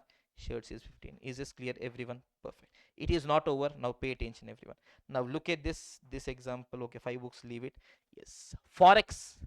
Assuming you are a repeater, forex chapter you would have at least heard. You would have felt, oh sir, so much thing is there, we've learned some rules. Yes, if this is there in base means into, if this is there in the other way means, if quote is given in terms of base currency, required is base currency, multiply, other divide, all nonsense you would have heard. You would have tried by hearting, you would have got messed up. See how beautiful it is. Simple example. If $1 is equal to 90 rupees, calculate. $10 is how much? 450 rupees is how much? 18,000 is how much? $75 is how much? Do you want to see how simple it is? Okay, boss. Tell me, everyone. Cross multiplication. What all currencies we are having? Dollar and rupees. Dollar, rupees. What is given? $1 is rupees 90. I want to know $10 is how much? Cross multiplication. Yes, cross. Yes, this pair comes to the denominator, divided by 1. You need not write. This one goes to the numerator, 10 into 90. It is a 900. What is 900? My question mark. Rupees. So $10 means 900 rupees. Yes or no, everyone? Similarly, 450 rupees means, here itself I will show it to you guys. Yes, 450 rupee means how much? Dollar. Simple cross multiplication. Yes, the pair having a question mark comes to the denominator, divided by 90. The other pair goes to the numerator, 450 into 1, 450. 450 by 90 is a 5. What is a 5? It is a $5. Yes or no? So if I pay 450 rupees means I will get $5. Yes or no, everyone? Similarly, let me do it for 18,000. Tell me $1 is a 90. That means 18,000 rupees means how much dollar? $1 is 90. 18,000 is how much? Simple cross multiplication. Question mark pair comes to the denominator, divided by 90. Other pair goes to the numerator. It is going to be 18,000. So 18,000 divided by 90. It is going to be 200. What on earth is 200? It is $200. Similarly, I can be doing yes or no, everyone. Okay. Now one more slightly complicated. You feel, sir, this is simple, na sir. For us, we had different cases, sir. It was complicated, sir. Rupee was not there. Okay, here rupee is not there. Imagine 2 pound is equal to $2.5. Calculate the value of 10 pound, $375, 70 pound, $25,000. Pay attention, everyone. I will write down the quotation. What all currencies are given? Pound, dollar. Yes, pound 2 is a dollar 2.5. First I want to know pound 10 is how much. Cross multiplication. Yes, pair having a question mark comes to the denominator. Yes, other pair goes to the numerator, 10 and 2.5. So it is a 10 into 2.5. 25 divided by 2. I think it is a 12.5. What on earth is 12.5? It is a dollar. That means if I have a 10 pound, it means I will be getting $12.5. Second situation, $375 is how much. Because it is fast track, I am doing it faster. Don't worry, forex will again be doing it. Pay attention, students. $375 is how much. Cross multiplication. Yes, $375 means how much pound. Cross multiplication. Yes, question mark pair comes in the denominator, divided by 2.5. Other pair goes to the numerator, 375 into 2. 375 into 2, it is 750, divided by 2.5. Is it 300? Yes or no? What on earth is 300? It is 300 pounds. Similarly, I can be doing. Yes or no, everyone? Perfect. Cross multiplication. Look at this, everyone. Yes, one more example. If a car covers 100 kilometers in 2 hours, imagine, yes, you are going on a long drive, not alone, with your in your dreams. Then suddenly you get up from your sleep. Imagine. Is this clear, everyone? Okay. Then in 8 hours, how much kilometer you can travel? To travel 600 kilometer, how much time is needed? Yes, fourth standard, fifth standard, we've learned the formula. Speed is equal to distance divided by time. Time is equal to, what was the formula? Distance divided by speed. Yes or no, everyone? Distance is equal to speed into time. All these formulas we did. What nonsense it is? It is cross multiplication only. See this, everyone. Now, yes, 100 kilometer to hours. See how beautifully we are going to do it. Pay attention, students. Hours, kilometers. Tell me, in 2 hours, how much kilometer we covered? 100 kilometers. That means if I have 8 hours, how much kilometer I can be covering? Cross multiplication. 2 comes in the denominator. The other pair goes to the numerator. 100 into 8. 800 divided by 2, 400 kilometer. Yes or no? Let me try seeing. Yes, logically, if you have to do, first you will calculate speed. Speed is distance divided by time. 100 divided by 2. Speed is 50 kilometer per hour. Yes, now the distance, it is speed into time. 50 kilometer per hour into 8 hours. It is 400 kilometers. Same, only two formulas were there. Did I touch? No.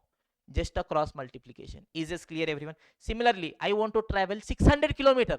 How much time I will be taking? Same story. Look at this, everyone. 2 hours is 100 kilometers. 600 kilometers means how many hours? Cross multiplication. The pair having a question mark comes to the denominator, divided by 100. Other pair goes to the numerator, 600 into 2. So 600 into 2 is 1200, divided by 100. Is it 12? What on earth is 12? It is hours. So it is going to be 12 hours. Is this clear, everyone? Same thing only. If you'll have to do it, means, okay, step 1, calculate speed. Yes, speed is distance divided by time. 100 divided by 2 is 50 kilometer per hour. Now you have to calculate the time. Yes, it is a distance divided by speed. 600 divided by 50, 12. Two formulas. Did I use? No. Trust me, this way, at least 300 formulas, I will strike it off just using a cross multiplication. Is this clear, everyone? That is how valuable it is going to be. I hope you guys have understood. Simple. Now, yes, mathematically, this will apply only in cases wherein there is a direct relationship. In case of inverse relationship, it will not work. Don't worry, for us, we are having direct relationship only. This statement is not relevant for you. For people who are so involved in maths, for them, I told this statement. Is this clear? Forget it. Now, yes, what is cross multiplication? Tell me. Whatever is a data, write it down. Yes, whatever is needed, write it down. Whatever is missing, put it as a question mark. Create a cross pair. Whichever pair is having a question mark comes to the denominator. Other pair goes to the numerator. You will be getting the figure which you want. Is this clear, everyone? Till here, things we've understood. Yes or no, everyone? This was one of the most important things. Trust me, just using this, how many formulas will simplify? We'll see it in the upcoming sessions. Yes, everyone, now it is time for us to take a break. After the break, we will be continuing our session. This was the first session. I hope you guys have thoroughly enjoyed it. This way, the entire subject of AFM, we will logically learn, practice maximum questions, and ensure that we aim for minimum 70 plus in your upcoming examination. So that's it for now. See you guys in the next video. Until then, keep studying, keep smiling, keep working hard, keep making your parents proud, and see you in the next session. Take care. Bye. Yes, everyone. So, welcome back after the break, my dear warriors. It is time for us to take our discussion forward. So, what is it that we are discussing? We have started with our journey. We have started with the chapter equity valuation. In that, till now, what is it that we have discussed? Two things. First one was valuation. Yes or no? In the 3 pointers we have discussed, point number one is value versus price. Value means how much benefit I am getting or how much I should be paying. Price is how much I am actually paying. Point number two. So what is the value of an asset? Why are we by purchasing an asset? Because if I purchase an asset, I will be getting the future benefits, future cash flows. But boss, these I am going to get in the future. Price I am going to pay today. So is it comparable? No. So value of an asset, it is the present value of future cash flows discounted at the required rate. So decision making framework, just randomly don't take a decision. Step number one, calculate value. Step number two, compare with the price. Step number three, take a decision. If a value is greater than or equal to the price, only then accept the decision. Yes or no? Value is greater than price. Yes, boss, great. Yes or no? The security is undervalued, asset is undervalued. Yes, value is equal to the price. It is giving me exactly the return that I want. It is not giving me extra, but whatever I want, it is giving me. So still you can purchase. If value is less than the price, then the asset is overvalued. Do not purchase. Is this clear, everyone? This is what we had discussed. Look at this, everyone. We are having the chart. Yes, value versus price, decision making we have told. Yes, the next thing that we had discussed was a concept of cross multiplication. Yes or no, everyone? Whatever we are doing, yes, take a cross pair. Yes, whichever pair is having a question mark, yes, that pair will come to the denominator, other pair will come into the numerator. Till here we had discussed. Yes or no, everyone? Perfect. Now it is time for us to take a discussion forward, everyone. We will now be going ahead to a fundamental thing, which is the basics for the entire subject, which is going to be time value of money, my dear students. Now again, I will not be spending a lot of time because this is fast track. Point number one. Point number two is going to be time value of money. Foundation you have learned, inter you have learned, final, yes, I'm assuming you guys are repeaters, so one time you've learned in final as well, now again you're learning. Yes or no, everyone? But still, the way I teach the subject completely revolves around this concept. The subject revolves around this concept, and the way I teach it is without any of the formulas. So it becomes important that we understand a bit. So that is what we are going to do it here. Is this clear, everyone? Yes, quickly, this is one short chart for time value of money. In time value of money, there are going to be altogether two techniques. One is a calculation of future value, compounding. I call it as going front. One more is calculation of present value. Yes, it is called as discounting. I call it as coming back. Yes or no, everyone? Yes. Future value compounding means, okay, boss, at t is equal to 0, today I am investing some money. In future, how much I should be getting? I'm going front. Yes, we should be including interest into 1 plus r to the power n. Yes or no, everyone? Perfect. Then we are having present value, discounting. Yes, in the future, we are getting cash flows. I want to know for that, today, in present value, how much I should be investing. I am coming back. That means eliminate interest. That means divided by 1 plus r to the power n. Yes, that means, yes, my future value, it is the present value. Yes, I am going front into 1 plus r to the power n. Yes, calculation of present value, from where I am coming back, from future value, come back. That means divided by, yes, 1 plus r to the power of n. This is just a 1 minute understanding. This itself across the next half an hour, in the most beautiful way, we are going to understand. So let us understand time value in a way you would have never tried exploring, in the most beautiful logical way. Are we ready, everyone? Yes or no, class? Are we ready? Okay, so let us continue with our discussion. Yes, phase one, understanding the basics. Imagine after a lot of hard work, after becoming a CEO, working a lot, yes, I finally managed to save 1,000 rupees. Sir, crazy, sir. I decided 1,000 rupees, a lot of money, I will invest. So I go to a bank. So here there is a banker, Mr. Moneybai. I'm telling boss, 1,000 rupees, it is my lifetime savings. I'm giving it to you. How much return you're going to give me? He will firstly ask me for how many years you are investing. I told for 2 years I'm investing. He is telling me that the rate of interest is 10% per annum. Yes or no, everyone? Perfect. Now tell me. I'm investing 1,000 for 2 years. At the end of 2 years, how much is the value? First, let me try getting it as per the formula. Yes, future value is equal to present value into 1 plus r to the power n. Yes or no, everyone? 1,000 I'm investing. Yes, 1.1. 10% is interest for 2 years. It is going to be how much? 1210. Yes or no, everyone? Perfect. Now let us try understanding this the logical way. Pay attention, everyone. Yes, the most important thing you should be learning in life is that your line should be straight, whether you are straight or not. Now pay attention, pay attention, pay attention, everyone. T is equal to 0, T is equal to 1, T is equal to 2. Tell me, I am investing 1,000 rupees. When? Today. That is at T is equal to 0, I am investing 1,000 rupees. Great, boss. I'm asking the banker how much is the rate of interest. He's telling 10% per annum.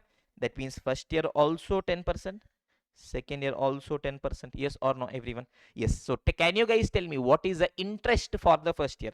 1,000 rupees I have invested. Yes or no? Yes. Banker is giving me 10% interest on 1,000 rupees. So it is going to be 1,000 into 10 percentage 100. Yes or no? So at the end of first year, what is the total value which is there? 1,000 plus 100. It is going to be 1,100. Yes or no, everyone? Perfect. Now coming to the second year, I'm asking the banker, for the second year, what is the interest? He is telling boss 10 percentage. I'm asking on which value? It is going to be on the revised value. Yes or no? Now in the second year, when he is investing, he is not just investing my 1,000. That 100 rupees also is with him. So on 1,100, he is going to give me 10 percentage, which is going to be 110. That means my revised value is going to be 1,210. Yes or no, everyone? Perfect. Absolutely no doubt. So is it the same value? Yes, boss. Now let me try doing it in a slightly different way, because I want to show you, yes, logically how this formula has come. Is this clear, everyone? Okay.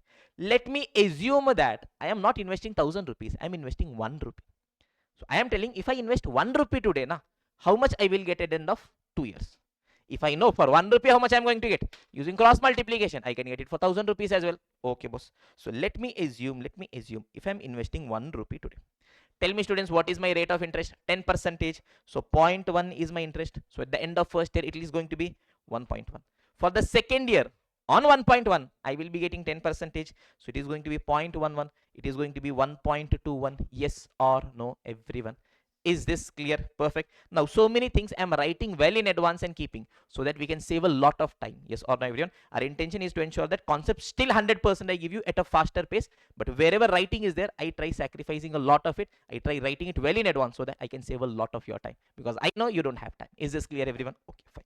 Now this, I can write it in an even more simplified way. Here I was individually calculating the interest. Yes or no, everyone? Without calculating interest also, I can do it this way. Look at this, students. 0, 1, 2. 1 rupee I invested. Tell me, students, if I invest 1 rupee today, at the end of first year, how much will the amount become? It is going to become 1.1. Yes or no? So on 1 rupee, 10 percentage will be the interest. So it is going to be 1.1. Now second year, how much is the interest?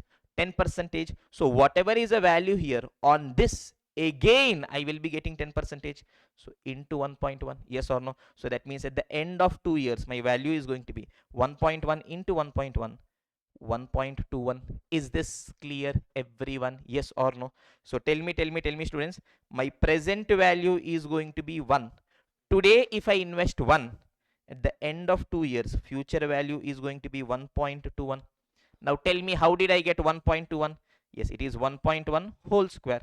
Yes, 1 becomes 1.1.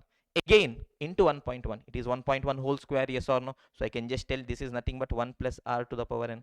Is this clear, everyone? Now look at this simple cross multiplication. Present value, future value. If I invest 1 rupee today, at the end of 2 years, how much I should be getting? 1.21. Tell me how much money I am actually investing. 1,000 rupees. That means at the end of 2 years, how much I should be getting? Cross multiplication. I've told you literally every freaking thing, we will bring it down to cross multiplication. Tell me, everyone. Yes, the pair which is having a question mark comes in the denominator, which is divided by 1. I need not write. The other pair goes to the numerator. It is going to be 1,000 into 1.21. Yes, what on earth am I calculating? I am calculating the future value. So my future value, basically at the end of 2 years, how much I will be getting? 1,210. Yes or no, everyone? Now see this future value. Can I write my future value? It is nothing but the present value. Today, how much I am investing? Into, yes, it is my interest rate factor. That is basically, if I invest 1 rupee today, At the end of 2 years, how much I'm going to get? 1.21. It is basically 1 plus r to the power n. Yes or no, everyone? Is this clear? Is this clear? Is this clear? Yes, you might be telling, sir, why so much nonsense, sir? Sir, we know, sir, from childhood. Yes, future value is present value into 1 plus r to the power n, sir. Okay, if you know this, yes, every chapter should have been simple for you. Midway through, why are you getting stuck? This is just the start. Don't worry, there are lots of things again to discuss here as well. Till here, whether the discussion is clear, everyone? Perfect. So let me take my discussion forward. Now imagine. Koti Reddy. Koti Reddy was our student from the just immediately recorded regular batch. Okay, legend of a person, crazy person. So midway through some sessions we'll be putting, yes, of the regular itself, wherein we are solving questions faster. That time you'll get to know some crazy stories of Koti. Crazy person he is. Okay, yes, Koti wants to receive 1210 after 2 years for his marriage. Is this clear? Koti is telling, sir, after 2 years I want to get married. Yes, my expense after 2 years is going to be 1210. Sir, if I invest in bank, I'm going to get 10%. Tell me, sir, how much I should be investing today. Now, one approach is you can directly go put the formula. Tell me present value is future value divided by 1 plus r to the power n. Yes, it is 1210 divided by 1 plus 1 whole square. Yes, it is going to be 1000 rupees. Yes or no, everyone? Or else I can do one more thing. Pay attention, students. Tell me. Yes, if I invest 1 rupee today, simple. Cross multiplication, absolutely nothing is needed. I'm just copying this back here.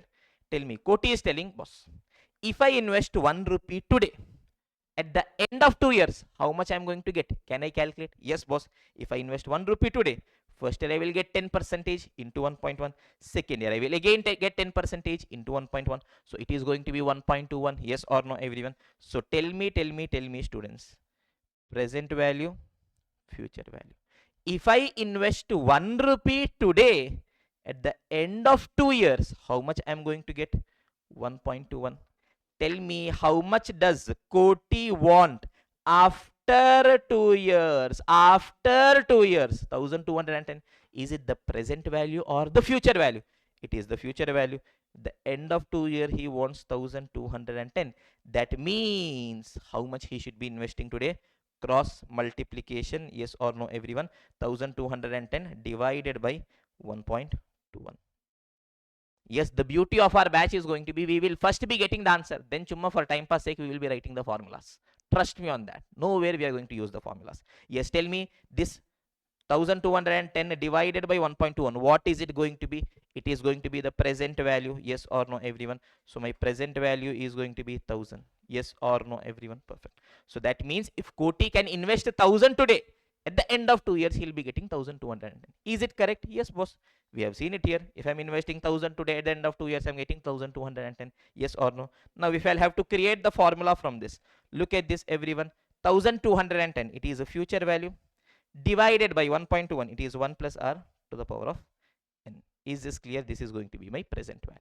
Is this clear, everyone? Yes or no? Yes or no? Yes or no? Perfect. Yes or no, everyone? So just for the sake of writing the formula, we can write the formula this way. Yes, future value is present value. Yes, it is a value today, but boss, I want to go to the future. Yes or no, everyone? I am going front. I am investing money. I should be getting interest. Include the interest component into 1 plus r to the power n. Present value. Yes, I'm having the future value. From there, I have to come back. Yes or no, everyone? Yes, that means I need to eliminate the interest. Yes, divided by 1 plus r to the power n. Is this clear, everyone? Simple. I will just keep telling, okay, I am going front, means include interest into 1 plus r. I am coming back, means eliminate interest divided by 1 plus r. Is this clear, everyone? Okay, fine. Now let us take certain more examples. Pay attention, my dear students. Yes, Rajnikant invest 100 crore in a movie project today.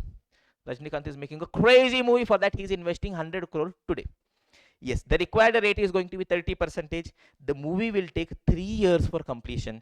Calculate the required collection at the end of 3 years. Tell me, students, how much is he investing today? 100 crore. Yes, tell me, at the end of 3 years, if he gets 100 crore only, is he happy or sad? Sad. Why? He has invested 100 crore today. So how much he should be getting? Tell me, students, if I invest 1 rupee today, yes, every year how much return I want? 30%. So if I invest 1 rupee today, this should become 1.3. This should again become 1.3. This should again become 1.3. So at the end of 3 years, how much it should be? Yes, it is 100 into 1.3 into 1.3 into 1.3. It is going to be 219.7. Yes or no, everyone? Is this clear, everyone? Yes or no? Yes or no? Yes or no? So at least he should be receiving 219.7 crores. I hope the pace of explanation is fine. Yes or no, everyone? Okay. Situation number 2. Yes, Rajnikant is starting a movie today. Movie will take 3 years for completion. If movie is expected to make 500 crore in 3 years, he is telling boss, Rajnida, 500 crore it will make. Yes, and required rate is 30%. Then calculate the amount to be invested today. Tell me, students, without any formula. Now, this one, if you want, you can do. Yes, present value into 1 plus r to the power n. As per that future value, you will get. Who wants? Directly you draw a line. You see, are you going front? Include interest. Coming back, eliminate interest. Yes or no, everyone? Tell me, movie is expected to make 500 crore in 3 years. 500 crore I will receive. But when will I receive 500 crore? In 3 years. Yes, required rate is 30%. Calculate the investment amount today. I want to calculate the value here. Yes or no, everyone? That means tell me, am I going front or coming back? I am coming back. That means what I need to do? Eliminate interest. Yes or no? What is my interest rate? 30%. So here 30% return is needed. 30%, 30%. So 1 year back I am coming, divided by 1.3. 1 more year back I am coming, divided by 1.3. 1 more year back I am coming, divided by 1.3. So it is 500 divided by 1.3. 1.3, 1.3. Is it 227.58? Yes or no, everyone? So he can be investing 227.58 crore. So if he is investing 227.58 crore today, na, at the end of 3 years, at 30%, he will be getting 500 crore. If we want, we can verify. Yes, 227.58 into 1.3 into 1.3 into 1.3, you are getting 504.99.9999. Yes or no, everyone? Is this clear? I hope the pace of explanation is fine. This is fast track. Yes or no, everyone? Perfect. Now. Till here things are clear. Yes or no, everyone? Simple. Any cash flows you want, very simple. Keep it very simple, my dear students. From here, you are going front means include interest into 1 plus r. From here you are coming back means eliminate interest, because in the future whatever amount you will be getting, that will include interest already. Yes, you want to come back. Yes, you want to calculate the principal, eliminate the interest, divided by 1 plus r. As simple as that. Till here things are clear? Yes or no, everyone? Okay, fine. Now, yes, another simple discussion for us. Yes, it is understanding of required rate of return. Understand, students, I am investing in a project. I want 10%, 15%, 18%, 20%. On what factor we are deciding how much return we want for the equity holders, for the debt holders, or overall for the capital? Now, simple example. Imagine I am having 1000 rupees with me. Surplus fund is available with me. I can go to a bank, invest in a bank for 2 years. Bank is giving me 10% return. Is this clear, everyone? In the meantime, yes, Ajay is there. Imagine Ajay is my friend. Ajay is telling, bro, I have a serious financial issue. Please give me the 1000 rupees, bro. I will also give you 10%. Yes, as a logical, rational person, keeping friendship aside, on a purely financial basis, which investment is better? Investing in a bank wherein you have a security that you will get the money, or yes, giving to a friend where you have the assurance that you will not get the money, plus if you ask you will lose the friendship, plus you will get scoldings also? Which one do you want? Invest in a bank. Yes or no, everyone? Perfect. So tell me, if you are getting risk free rate only, yes, why are you willing to take a risk? You invest in a risk free security. Then if I have to give it to Ajay is saying, no bro, I'm in serious financial need, please give me. Tell me, if he is giving me 10%, will I be willing to give it to him? No. I want a premium for the risk I am taking. Yes or no, everyone? At least some premium I want. He's telling, boss, yes, 10% you will get even if you are putting in a bank. I will give you 5% extra. Is this clear? Now I can consider, should I give it to him or not? Yes or no, everyone? So required rate of return always includes 2 components. First is the risk-free rate of return. Second is the risk premium. Is this clear, everyone? Perfect. So it is a risk-free rate plus the risk premium. And understand one thing, my dear students, there is nothing in the world called as a return without risk. Return can only come if you are taking a risk. Is this clear, everyone? So less the risk you are taking, less is the return. More the risk you are taking, more is the return. Is this clear, everyone? Perfect. So required rate of return, risk free. Anyways, I should be getting risk premium. I should be getting. Yes. So yes, we have told, yes, we can be earning extra return only by taking additional risk. Is this clear, everyone? Then you might be having a doubt. Sir, you told we can earn extra return only by taking a risk. Sir, I invested in a bank. Absolutely no risk. Yes, I know it is a government. Yes, bank. I will be getting my money back. Insurance is there. Everything is there. Nothing will happen, sir. There is no risk. Still, bank is giving me FD rate of 8%, 10%. It doesn't give that much. Okay, 6%, 7%. Sir, why am I getting that? Now understand the risk-free rate. The risk-free rate, it is not a return to the investor. It is just a compensation for the inflation which is there in the market. Simple example, imagine you are having 1000 rupees today. In that 1000 rupees today, you can purchase this calculator. So either you can have purchased this calculator today. You decide, no, boss, today let me invest this 1000 rupees in the bank. After 1 year, bank gave you 1000 rupees only. You come to purchase the calculator. Tell me whether the calculator price, whether the price of goods or services will be the same. No. Yes, the prices of goods or services will increase. Why? Because of inflation. So what bank is doing? Bank is telling, boss, you are not taking any risk. So ideally, I should not be giving you any return. But boss, inflation, bro, prices are increasing. So to compensate for inflation, whatever is the inflation, that much return I will be giving it to you guys. Is this clear, everyone? So risk-free rate, why on earth am I receiving my risk-free rate? It is to compensate for inflation. Is this clear, everyone? Risk-free rate, it is given to compensate for inflation. Till here things are clear. Giving you guys a minute to let this sink in, then we'll take the discussion forward. Yes, everyone, pay attention. So till here things are clear, yes or no, everyone? First we have understood the basics of time value of money. Yes, then we have understood required rate of return, how much return an investor wants. Risk-free plus risk premium. Yes, concept is telling that investor can earn a return only by taking a risk. Then why on earth am I getting risk-free? It is just to compensate for the inflation. Is this clear, everyone? Okay. Now comes phase 3, which is a detailed understanding of time value of money and the straight line concept. Pay attention, everyone. Yes, golden rule on day 1 itself I have told, boss, yes, I am investing 100 in the first year. I am getting 105 in the second year. Good or bad, good or bad, good or bad, you cannot compare. Your cash flow should be in the same period. Is this clear, everyone? Now, there are two different approaches to decision making. First is a marginal costing approach. It can be used only for short-term decision making. Simple example, I have purchased this calculator today for 100 rupees. Tomorrow morning, Ajay is asking me, sir, please give me the calculator. Yes, bare minimum, how much at least I should recover from him? 100 at least I should recover from him. Can I tell, no, macha, yes, 100 is my cost. For 1 day I held, now for 1 day you give me interest. For 1 day, what is the difference, boss? Yes or no, everyone? So when you are taking short-term decision making, then you directly take a decision based on marginal cost. How much is the extra cost you've incurred? At least that much I should be getting. Ideally, more than that I should be getting. But at least that much I should be getting. Yes or no, everyone? SCM costing CA interview plan. Now, whenever we are taking a long-term decision making, we should be taking that decision making based on advanced capital budgeting. Yes or no, everyone? All investment decisions, you're investing in a security, plant, business, whatever it is taken based on advanced capital budgeting decisions. Yes or no, everyone? Perfect. Now, how do I take a decision? Very simple example.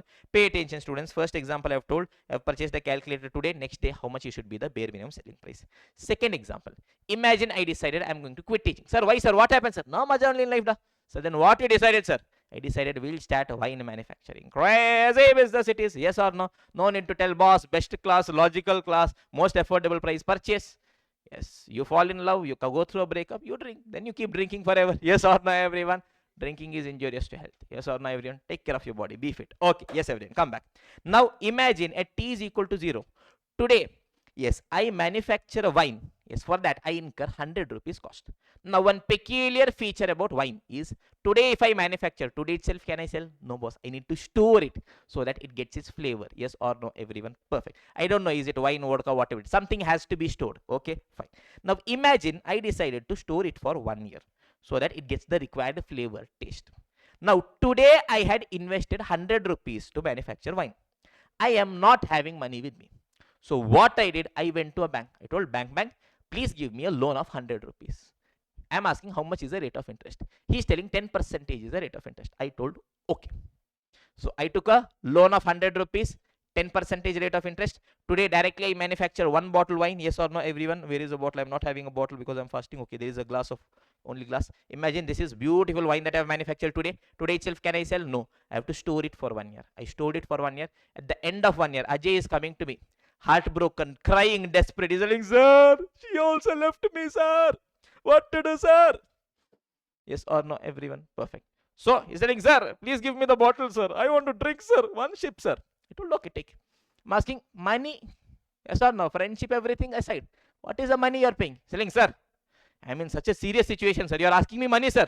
Okay, sir, I will give you your cost. What is the cost you've incurred? 100 rupees is the cost of manufacturing wine, sir. Take this, sir. 100 rupees. Give me the bottle. Can I give the bottle of wine at 100 rupees? Yes or no? No. Why? 100 rupees was my cost here. I took a loan of 10%. So for 1 year, 10 rupees interest I should be paying. That means bare minimum, at least how much I should be getting? 110 I should be getting. Yes or no, everyone? So look at this. I can be doing it this way. T is equal to 0, T is equal to 1. At T is equal to 0, my cost is 100. Tell me bare minimum at least how much return I want. 10% because I've taken a loan. Yes or no? Yes, into 1.10. So if I am, yes, putting 1 rupee, yes, 10% interest I want. That means bare minimum at least how much I should be getting? 110. Yes or no, everyone? Perfect. Now imagine you're telling, no, sir. Imagine I have money with me already. I'm not taking loan. In that case, I need not take the interest rate now. No, you should take. If you had that 100 rupees with you, you could have invested that somewhere else for 1 year. On that, you could have earned the return. But now, because your money is stuck here, can you earn the return? No. That you are sacrificing. Should you not compensate for that? Yes, boss. Is this clear? Okay. Now, here I have only considered the cost. Yes or no, everyone? My opportunity cost. Is that I want. But tell me, students, yes, I started the wine manufacturing business. I took up this entire risk. I carried out the process. Am I doing all of this just to pay the bank interest? No. I at least want some return for the risk I'm taking. Suppose I'm telling I want a 5% return. So I'm telling, boss, yes, the cost of capital, the rate at which I've taken my loan funds is 10%. That anyways I want. Apart from that, for the risk that I'm taking, I want extra 5%. That means now bare minimum at least how much return I want? 15% I want. Yes or no, everyone? So yes, imagine Ajay is coming again to me and he's telling, sir, please, sir, yes, you told 100 rupees is a cost. You told 10% is going to be your, yes, loan. 110 I will give, sir. Will I give it to him at 110? I'm telling, boss, for 1 year I'm sitting. Yes or no? Turning my black hair into grey. Taking care of this business. Why? To give it for free? I want my return. How much is the return that I want? 5%. So 10% is the cost of the capital. Plus on the risk that I'm taking, I want 5%. So 15% return I want. That means tell me bare minimum how much at least I want. T is equal to 0. 100 rupees I'm investing. Boss, for 1 year, I'm telling at least 15% return I want. I am going front, include interest into 1.15. So at least 115 I want. Is this clear, everyone? Perfect.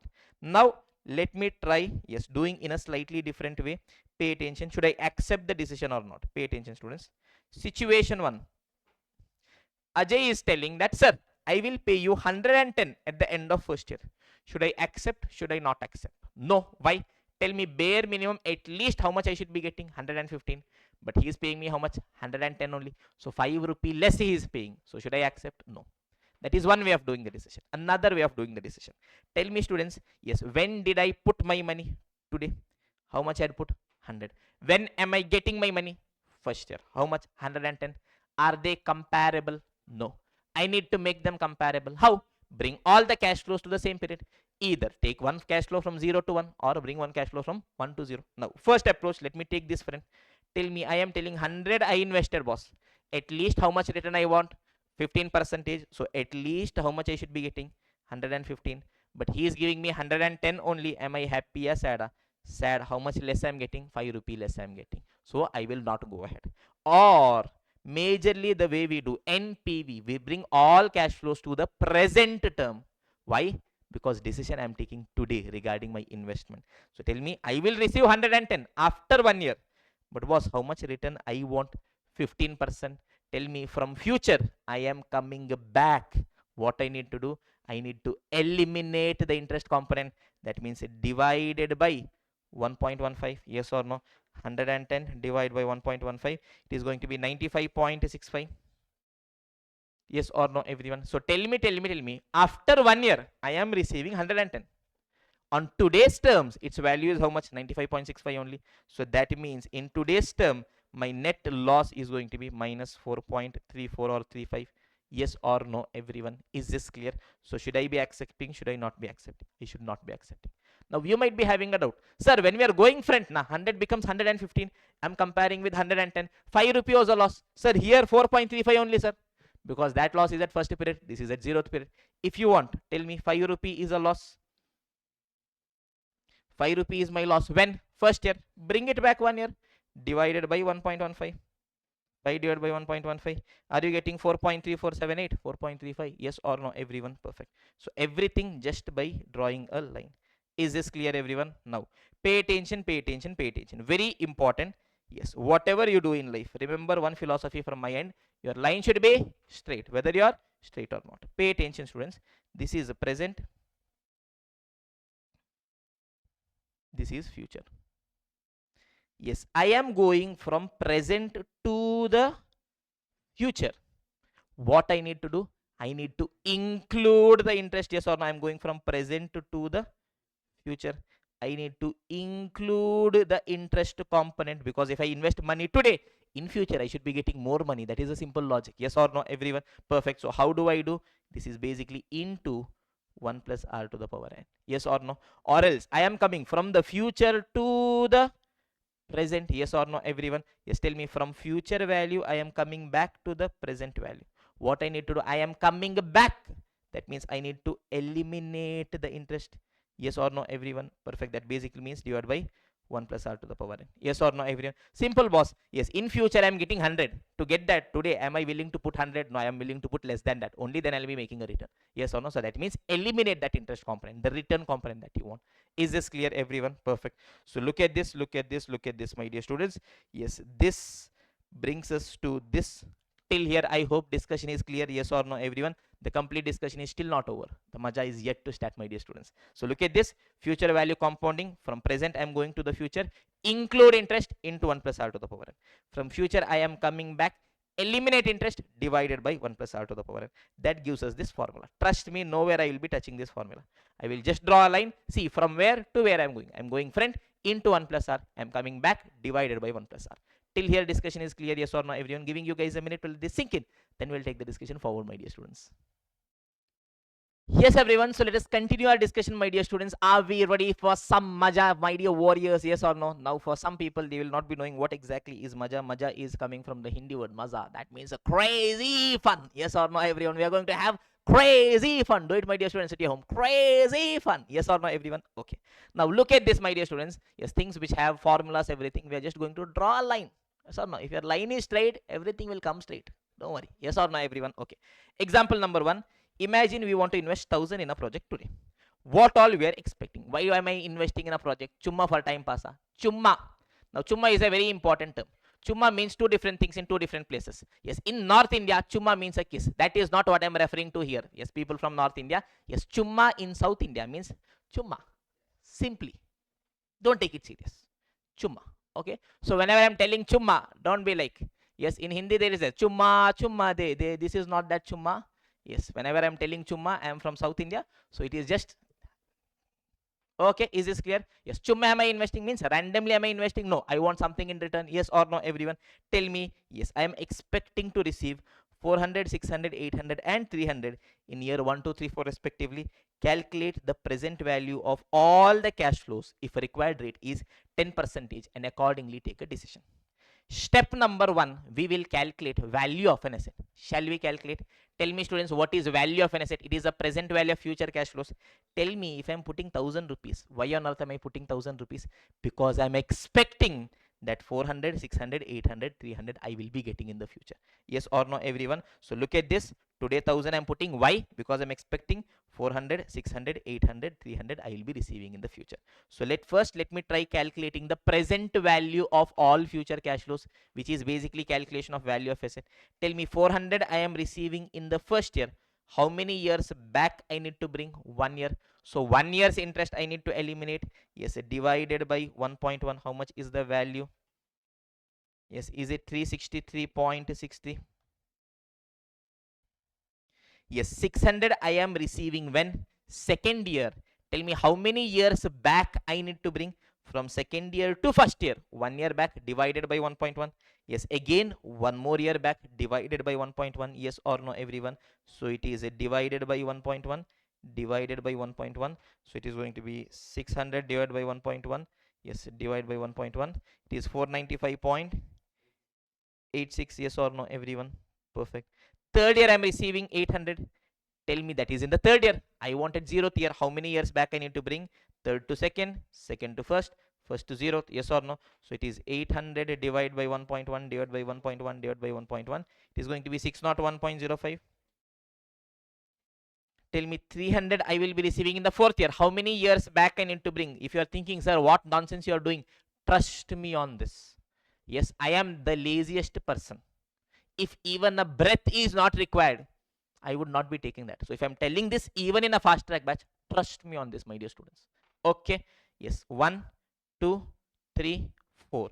How many years back I'm bringing? Fourth to third, third to second, second to first, first to zero. I want to bring it to the zeroth year. So it is going to be how much? 300 divided by 1.1 divided by 1.1 divided by 1.1 divided by 1.1 equal, it is 204.90. Yes or no, everyone? So what is the value of the asset? Is it 1665.46? Yes or no, everyone? How much I am paying for the asset? 1000. That means what is my NPV? It is 665.46. So tell me whether NPV is positive. Yes. Should I be accepting the decision? Yes. That is one way of taking a decision, by calculating NPV. Other way, tell me I calculated value of the asset. Value means if I am purchasing the asset today, why? Because I'm getting future benefit, future cash flows. Yes, all these cash flows, they are in the future, boss. But I'm taking a decision today, na. I brought them to the present value. Yes, tell me how much I am getting? 1665. So value of the asset is 1665. Yes, that means I am willing to pay 1665. That means if I invest in this project, it is going to give me a benefit of 1665. But how much only they are asking to pay? 1000 only, and they are asking me to pay. Am I happy or sad? Happy. How much extra benefit you are getting? 665. Now what does this 665 mean? Yes, what does this 665 mean? Tell me how much return I wanted. 10 percentage. Am I getting 10%? Yes, I am getting 10%. In addition to that, I am getting 665 rupees extra return in the present value terms. Is this clear, everyone? Perfect. Now, most of the times you would have seen that every time we are calculating decision, we will always calculate present value, calculate present value, calculate present value. Why? Because the decision I am taking today. That is why majorly, yes, we have to bring all cash flows to the present value. But is it necessary that for decision making, I need to take all cash flows to present value only? No. The principle is simple. All cash flow should be in the same period. It can be zeroth period also, first also, second also, third also, fourth also. Let me do one thing. Same cash flow. Let me try taking all cash flow to second year and still try seeing the decision just to see if I'm getting the same decision or not. Are we ready, everyone? Yes, boss. I am telling today I have to put 1000, 400, 600, 800, 300 I will be getting. I am telling randomly I want to see how much is going to be the cash flow for second year. Is this clear, everyone? So every cash flow I need to take it to the second year. Simple, no formula, no nonsense. I am going front, include interest into 1 plus r. I am coming back, eliminate interest, divide by 1 plus r. Tell me, students. 600 rupees I am receiving in the second year. When do I want? Second year. Do I need to do anything? Nothing, as it is. 400 I am receiving in the first year. When I want? Second year. So go front into 1 plus 1. Yes or no, everyone? It is 440. Yes, 1000 I am investing. That is why I've shown it as minus. When? Zeroth year. When I want to take it? Second year. So go front. How many years? 1, 2 years. So into 1.1 into 1.1. Is it 1210? Yes or no, everyone? 800 I am receiving when? In the third year. Tell me, is it comparable? No, I am telling I want to see everything in second year. Okay, so I need to come back. How many years? 1 year divided by 1.1. How much is it going to be? 727.27. 300 I am receiving in the fourth year. When do I want? Second year. Yes, 1, 2 divided by 1.1, divided by 1.1, how much is it going to be? 247.93. Yes, add all of this and tell me, students, 600 plus 440 minus 1210 plus 727.27 plus 247.93. It is going to be 805.2. Yes or no, everyone? Perfect. Yes, tell me whether my net present value, is it still positive? Yes. Whether that means that I should still be accepting? Yes. So whether my decision is same? Yes. But whether my number is same? Here my number was 665. Sir, how it is same, sir? Here it is 805 na, sir. Here it is 665 na, sir. Da, that was in 0th year da. This is in 2nd year da. How can you compare da? Sir, but we want to compare, sir. Okay. Now bring this cash flow to the 0th period. Yes or no, everyone? This is in the 2nd year. Play. Draw a line, play. Yes or no, everyone? Yes. 1, 2. So divided by 1.1, divided by 1.1, divide by 1.1, divide by 1.1. Are you getting 665.45? Yes. Was that my answer? 665.45. Is this clear, everyone? Yes or no? Beautifully we've understood. Wherever there is cash flow, absolutely no tension. Trust me, students, if this is clear. Security valuation, business valuation, derivatives, then where else we are having? In forex also some places we will be having. Everything, wherever we are discounting, compounding, interest, all those components. IRRM, I forgot IRRM. This entire chapter of IRRM is just drawing a line. Full chapter we will just draw a line. Yes or no? I am teaching you guys to draw the line the right way. If your line is straight, everything will be straight. Is this clear, everyone? Okay. Shall we take our discussion forward? Now, in case of same interest rates, now students will still by heart the formula into 1 plus r to the power and divided by 1 plus r to the power, and they will do. But when it comes to different interest rates, now they will go mad. Because there, yes, the formula looks crazy. Yes, in forward rate also some places those formulas are there. Yes, right now I am not remembering the formulas because I don't even know a single formula. I will just see the example. Yes, build a story accordingly, do it. Is this clear, everyone? So look at this. There the formula goes something like this. Future value is equal to present value into 1 plus r1 into 1 plus r2 into 1 plus r3, so on. So accordingly, present value if they are doing, that means future value divided by, yes, 1 plus r whatever n, yes, 1 plus r n minus 1, so on, it comes to 1 plus r1. Yes or no? All those nonsense are there. Yes, absolutely not needed. Draw a line. Line should be straight. Moral of the story. Yes, look at this, everyone. Simple. I invest 100 in a bank today. First year interest is 10%. Second year interest is 12%. How much I will get at the end of second year? Tell me, I am investing 100. When? Today. 100. First year I am getting 10%. So if I put 1 rupee, it will become how much? 1.1. Yes or no, everyone? Perfect. Yes. Second year, whatever is the value I'm getting here, yes, on that second year, how much is the return I'm going to get? 12%. So directly, either I can do, yes, 100, 10% gives me 110. On that 12% tells me 110 plus 12%, it is 123.2. This is one way of doing it, or else don't do the every year by year calculation. Simple. Keep it very simple. 100 I am putting here. Tell me whatever amount you're putting here when you're going front. Yes, whatever 1 rupee I'd put, it becomes how much? 1.1.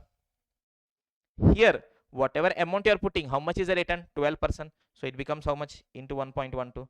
So how much it is going to be? 100 into 1.1 into 1.12. It is going to be 123.2. Yes or no, everyone? Perfect. So this is my present value, this is my future value. Is this clear, everyone? Now same story, I'm reversing, I'm flipping. Yes, I want 123.2 at the end of 2 years. I'm asking bank, yes, what is the interest rate you're going to give me if I'm investing the money today? Bank is telling me that, boss, first year I will give you 10% interest, second year I'll give you 12% interest. How much I should be investing today? Very simple. Trust me, in IRRM, so many calculations are coming based on this. Students are unnecessarily by hearting formula. Simple. Draw a line. Line should be straight. Whether you are straight or not, doesn't matter. Is this clear, everyone? Tell me, I want 123.2. When I want second year, I want. So let me write 123.2. Yes, boss. I want to calculate how much I should be investing today. So from future, I need to come back. Yes or no, everyone? Tell me. 1 year, let me come back. Come back means eliminate interest divided by. Tell me, students, in the second year, how much is the rate of interest? 12%. That means how much I need to eliminate? 12% divided by 1.12. I will arrive at the first year. But tell me, do I want for the first year? No, I want for the 0th year. Tell me, I am again coming back from first year to 0th year. That is here, what is my rate of interest? 10%. So how much I need to eliminate? Divide by 1.10. So it is 123.2 divided by 1.12. I will arrive at the first year value. Divided by 1.1, I will arrive at the 0th year value, which is going to be 100. Is that the same answer? Yes or no, everyone? Perfect. Now we will do a crazy thing. Pay attention, students. More or less same story. Look at this. I am investing 1000 in a project today. I am expecting to receive 400, 600, 800, 300 in 1, 2, 3, 4. Data is same, but look at the interest rate. Yes, boss. Calculate present value of all cash flows. If required rate is 10%, 12%, 14%, 20% for year 1, 2, 3, 4 respectively. Simple, absolutely no freaking formula. Draw a line. Line should be straight. So year 0, 1, 2, 3, 4. Yes, I will write down the interest rate for each of the years. Tell me, students, today how much I'm investing? 1000.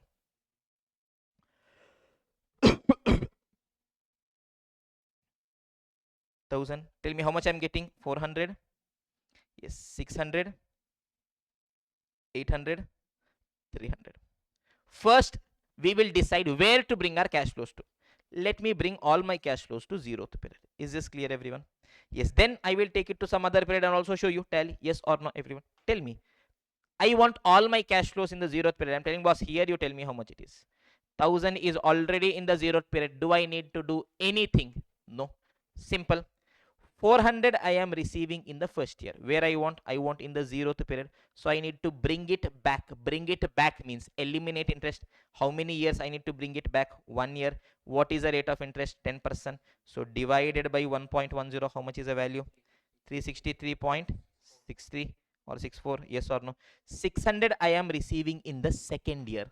Where I want my cash flow? 0th year. How many years back I need to come? 2 years. Tell me from second year to first year when I'm coming, what is the interest rate? 12%. So it should be divided by 1.12. Here to here, 10% divided by 1.10. So what is going to be the value? Tell me, students. It is going to be divided by 1.12 divided by 1.10. It is going to be 01. Yes or no, everyone? Perfect. 800 I am receiving in the in the third year.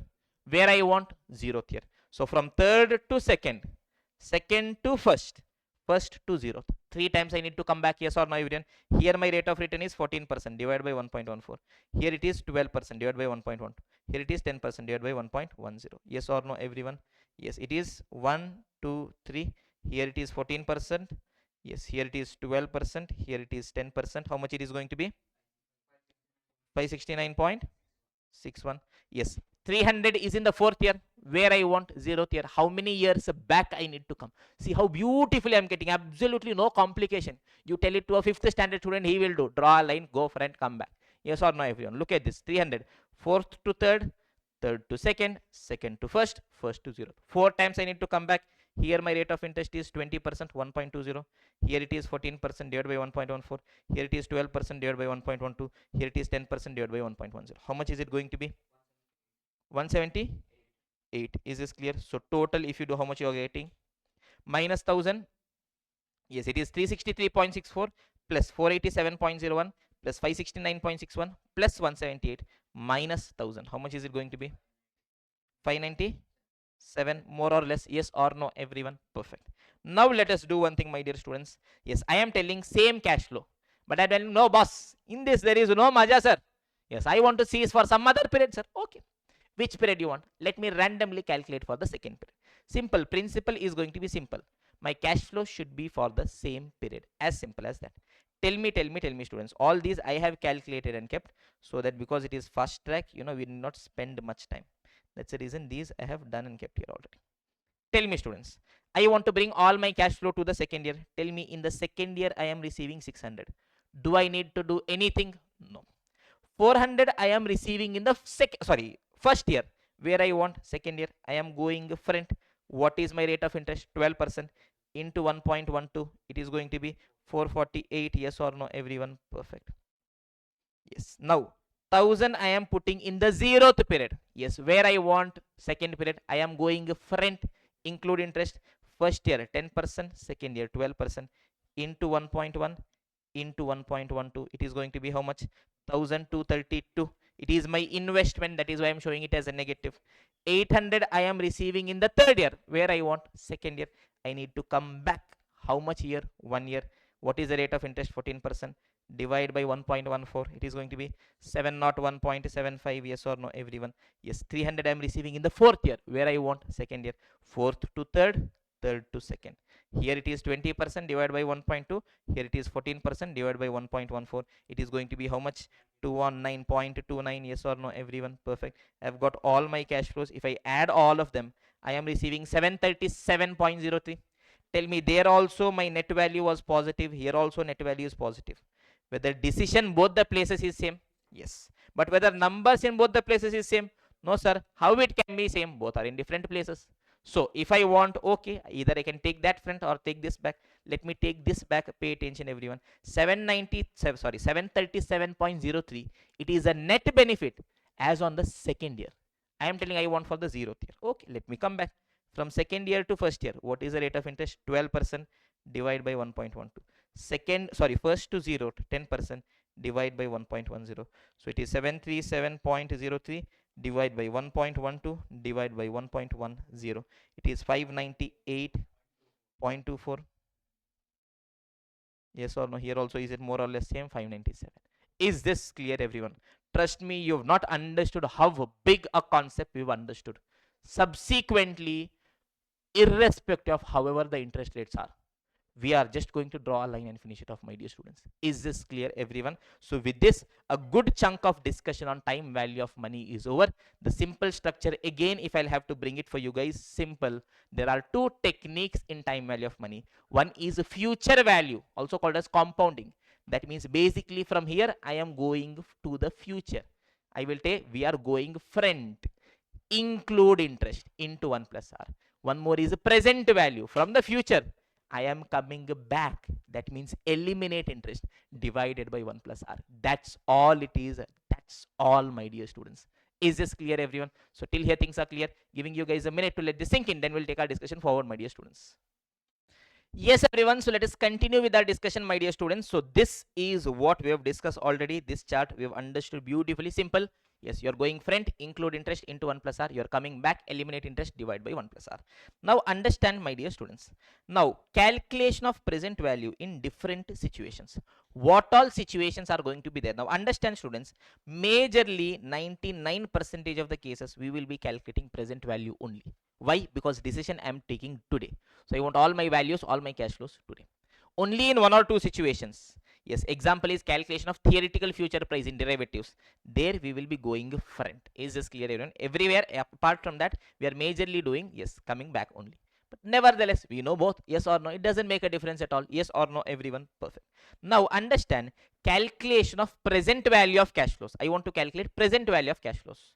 Now altogether, what all things could be possible? Let us quickly draw a master chart. Pay attention, students. Now what all situations can be possible? Yes, calculation of present value. Yes, it can be done in one of the two situations. Either I am having, yes, limited cash flows. That means cash flows are given for limited period. They have given me 5-year cash flows, 7-year cash flows, 10-year cash flows. Or cash flows are given for unlimited period, also called as the perpetual cash flows. Is this clear, everyone? If cash flows are given for limited period, then again it depends. Am I having, yes, uneven cash flows? That means every year I'm having different cash flows, or even cash flows. Every year I'm having same cash flows. In case of perpetuity, three situations. One is no growth. Yes, one is constant growth. One is variable growth. Is this clear, everyone? Perfect. First, let me try understanding this situation. If cash flows are given for limited period, yes, in that we are having two situations. Cash flows are given for limited period. Two situations. I am having uneven cash flows. That means every year's cash flow is different. Or I'm having even cash flows. Every year's cash flow is same. Yes, ultimately the principle is same only. But in case of even cash flow, now there is a shortcut through which quickly I can calculate. For that purpose, we are doing the bifurcation. Apart from that, it is just drawing a line only. So directly let us come to our workbook, my dear students. Now, what all resources you will be having? Firstly, concept book you will be getting. This is a concept book, colored concept book. Absolutely. Yes or no, everyone? Yes, wherein some spaces will be left to write down certain things. ideally, preferably, I want you guys to write it by yourselves. Now me, yes, because it is fast track, I've written it already. In a regular exam oriented, yes, all these things I've scribbled with the students. Is this clear? But because it is fast track, I have to save time. Yes, I have written it already. Point number one. Now, yes, for fast track, we are thinking that, okay, we come up with the already pre-written books.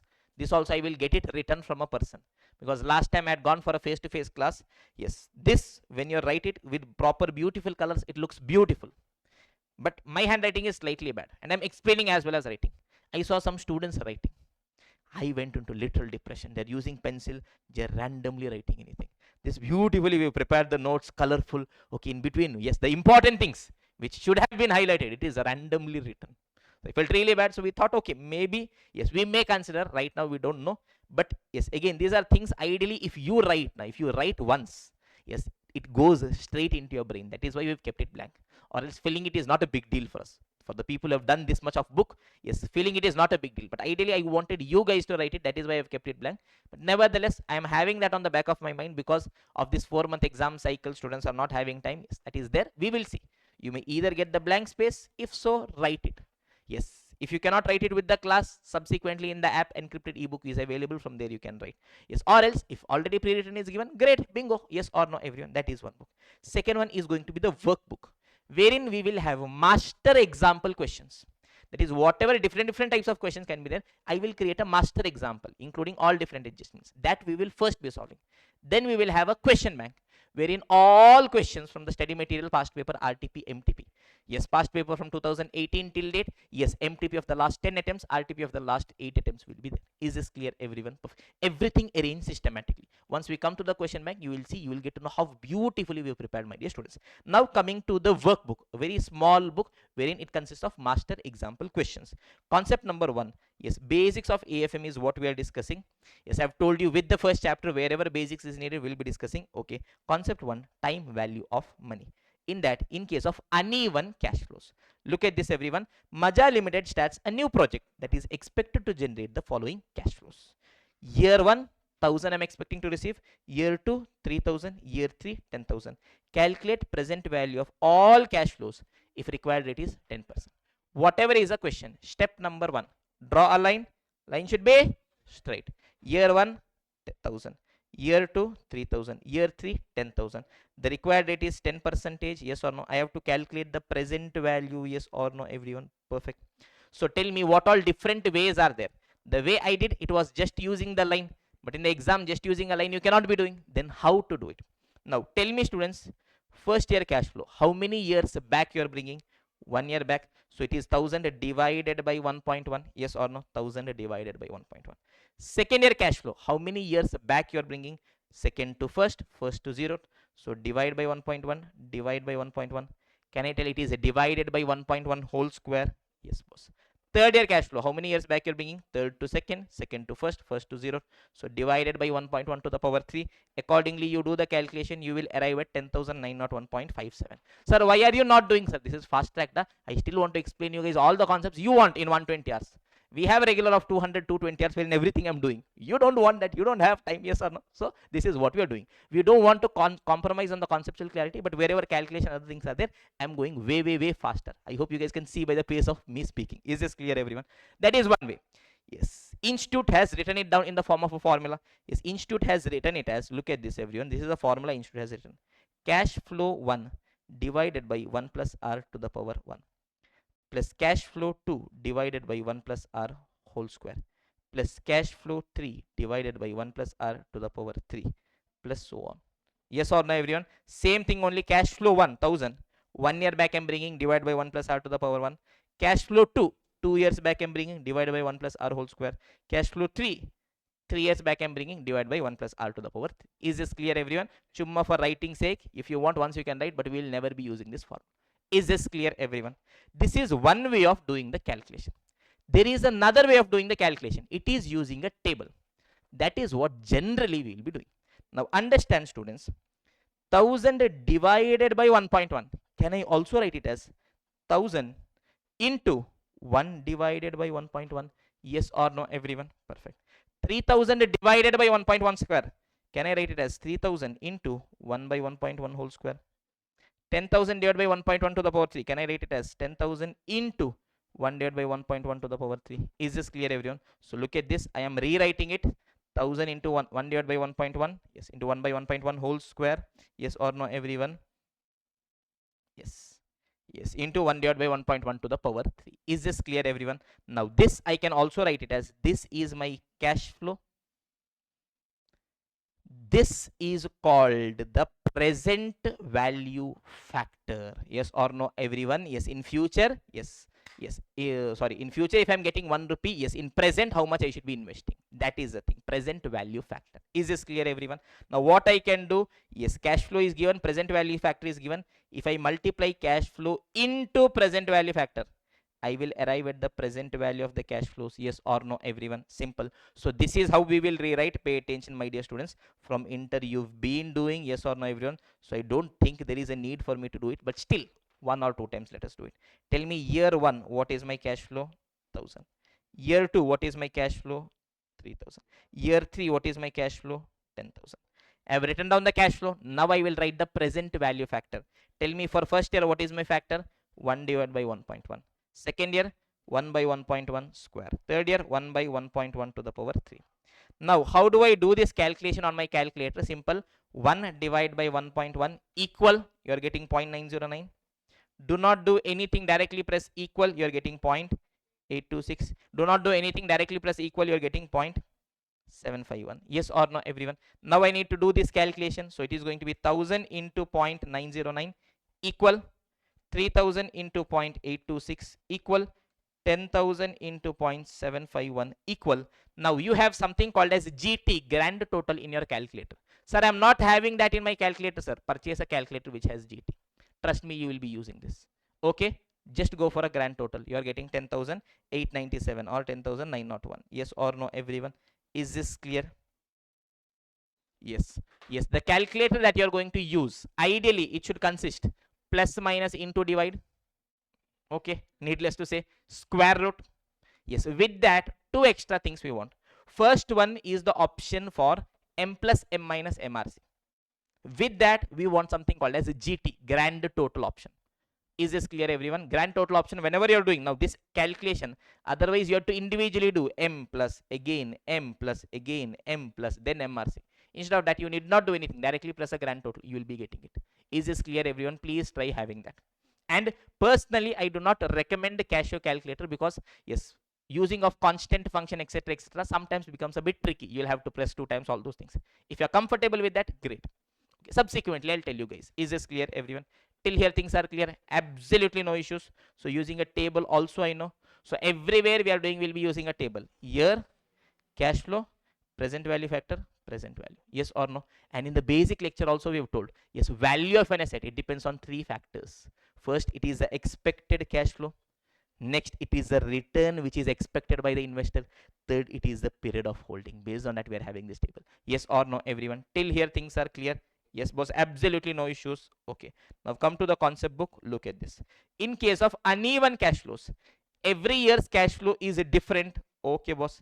In that case, what we need to do, we have to discount every year's cash flow separately. Formula, if you want, cash flow 1 divided by 1 plus r to the power 1. Cash flow 2 divided by 1 plus r whole square. So on up to cash flow n divided by 1 plus r to the power n. If you are doing it in the form of a table, this is what we recommend. Year, cash flow, present value factor, present value. This is nothing but 2 into 3. Yes or no, everyone? We will write year 1 to up to n. Cash flow we will write. Present value factor will write. Yes, 2 into 3. I will get the present value. Do a summation. I will arrive at the value of this. Is this clear, everyone? Now look at this, students. Along with every concept in the concept book below, if we are having any examples or any questions from the question bank, then and there itself we are writing. So that next time when you're revising, you can come here, revise it, finish it off. Is this clear, everyone? Perfect. Absolutely no issues. Now, coming to even cash flows. Directly, let us go to example number 2, my dear students. Pay attention. Example number 2. Maja Limited starts a new project. Imagine we are Maja Limited. We started a new project that generates a cash inflow of 1000 per year for 4 years. It is giving me 1000 per year. For how many years? 4 years it is giving. If the required rate of return is 10%, calculate present value of all cash inflows. Tell me, yes, I am investing in a project. How much I am getting in the first year? 1000. Second year, 1000. Third year, 1000. Fourth year also 1000. So you have to calculate present value. First, normal approach, 1000, bring it back, divided by 1.1. 1000 from second year, bring it back 2 years, divide by 1.1 whole square. 1000 of the 3 year, bring it back 3 times, divide by 1.1 to the power of 3. Yes, 1000 from the fourth year, bring it back 4 times, divide by 1.1 to the power of 4. Yes or no, everyone? You will be arriving at 3169. Yes or no, everyone? Or else, yes, normally in the table you can do. Yes, table you can write year 1, 2, 3, 4. Cash flow you can write, present value factor you can get, present value you can get. That also you can be doing. Or else there is something else that can be done. Now understand, students, here everywhere if you see, the cash flow is common. So based on that, I will try readjusting certain things to get a shortcut. Pay attention. 1000 divided by 1.1. Can I write it as 1000 into 1 by 1.1? 1000 divided by 1.1 whole square. 1000 into 1 divided by 1.1 whole square. Similarly, 1000 into 1 divided by 1.1 to the power 3. 1000 into 1 divided by 1.1 to the power 4. If you see everywhere, 1000 is common. Yes or no, everyone? Perfect. Now look at this, look at this, look at this, students. If I'm having this calculation, 2 into 5 plus 2 into 8, 2 5s are 10, 2 8s are 16, so total it is going to be 26. Yes, this I can also do it as 2 is common. Yes or no? So I can write it as 2 into, here it is 5 plus 8. Yes or no? Basics, third standard. That also I'm telling at the final level. So 5 plus 8 is 13. 13 twos are 26. Yes or no, everyone? So look at this. 1000 is a common. Here also 1000. Here also 1000. Here also 1000. Here also 1000. So 1000 I will take it outside. So what is left? 1 divided by 1.1. Yes, here. Plus 1 divided by 1.1 whole square. Plus 1 divided by 1.1 to the power of 3. Plus 1 divided by 1.1 to the power of 4. Is this clear, everyone? Now in my calculator I can try doing this calculation. Pay attention, everyone. Yes, let me write down every year's factor. Yes, tell me first year's factor. 1 divided by 1.1 equal 0.909. Second year factor equal, if you press you will get second year's factor, 0.826. Third year factor equal, if you press, 0.751. Equal, if you press, 0.683. Yes or no? You want to do a summation of this. Either you can take your calculator, 0.909 plus 0.826. Don't do that. Yes, very simple. Sir, we know, sir, M plus MRC we can do. Don't even do that. Very simple. Grand total. Yes or no, everyone? Very simple. See how simple it is. 1 divided by 1.1 equal, equal, equal, equal. 4 years factor I got. Now I want a grand total of that. Press GT. Are you getting 3.1698 or 3.170? Yes or no, everyone? So I will write it as 3.170. So tell me, all this cumulatively, it is called the present value annuity factor. That means for all these years, the cumulative present value factor. Is this clear, everyone? Yes, that becomes 3170. Is this clear, everyone? Yes or no? So either individually you can do, you will get 3169 or 3170, or at a stretch, if I am having same cash flows. Why did we discuss? Boss, if every year cash flow is different, I have no other option. Individually only I should discount. But boss, if every year my cash flow is same, na, either individually I can discount. But why I need to do it, boss? Take the cash flow, I know the present value factor, use the present value annuity factor and discount it. Is this clear, everyone? So based on that, you are having the formula. Yes, it is the annual cash flow into present value annuity factor, but not needed. Now how we will do it? We will do this also using a simple table. Look at this, students, but the way we write the table is going to be slightly different. Yes, table approach. Yes, tell me year cash flow, present value factor, present value. Tell me year. I will tell first year how much cash flow I'm getting, 1000. Second year also 1000. Third year also 1000. Fourth year also 1000. So I will write year 1 to 4.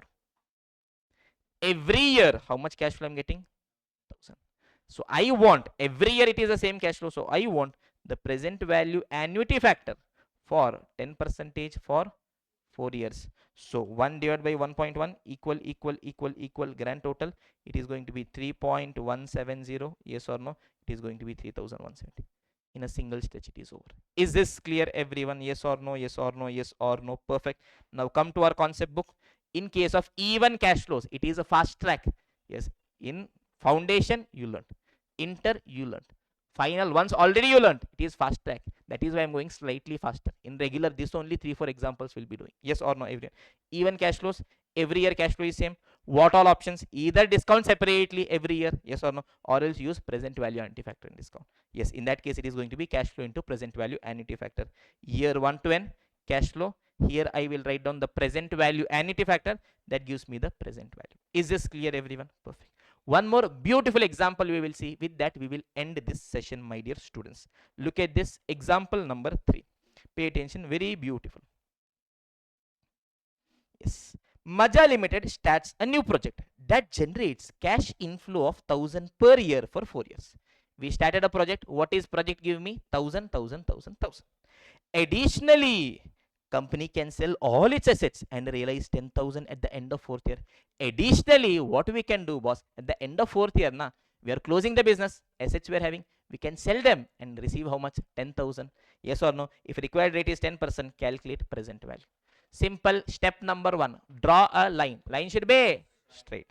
Tell me what all I am getting. I want to calculate value, benefit, what all I am getting.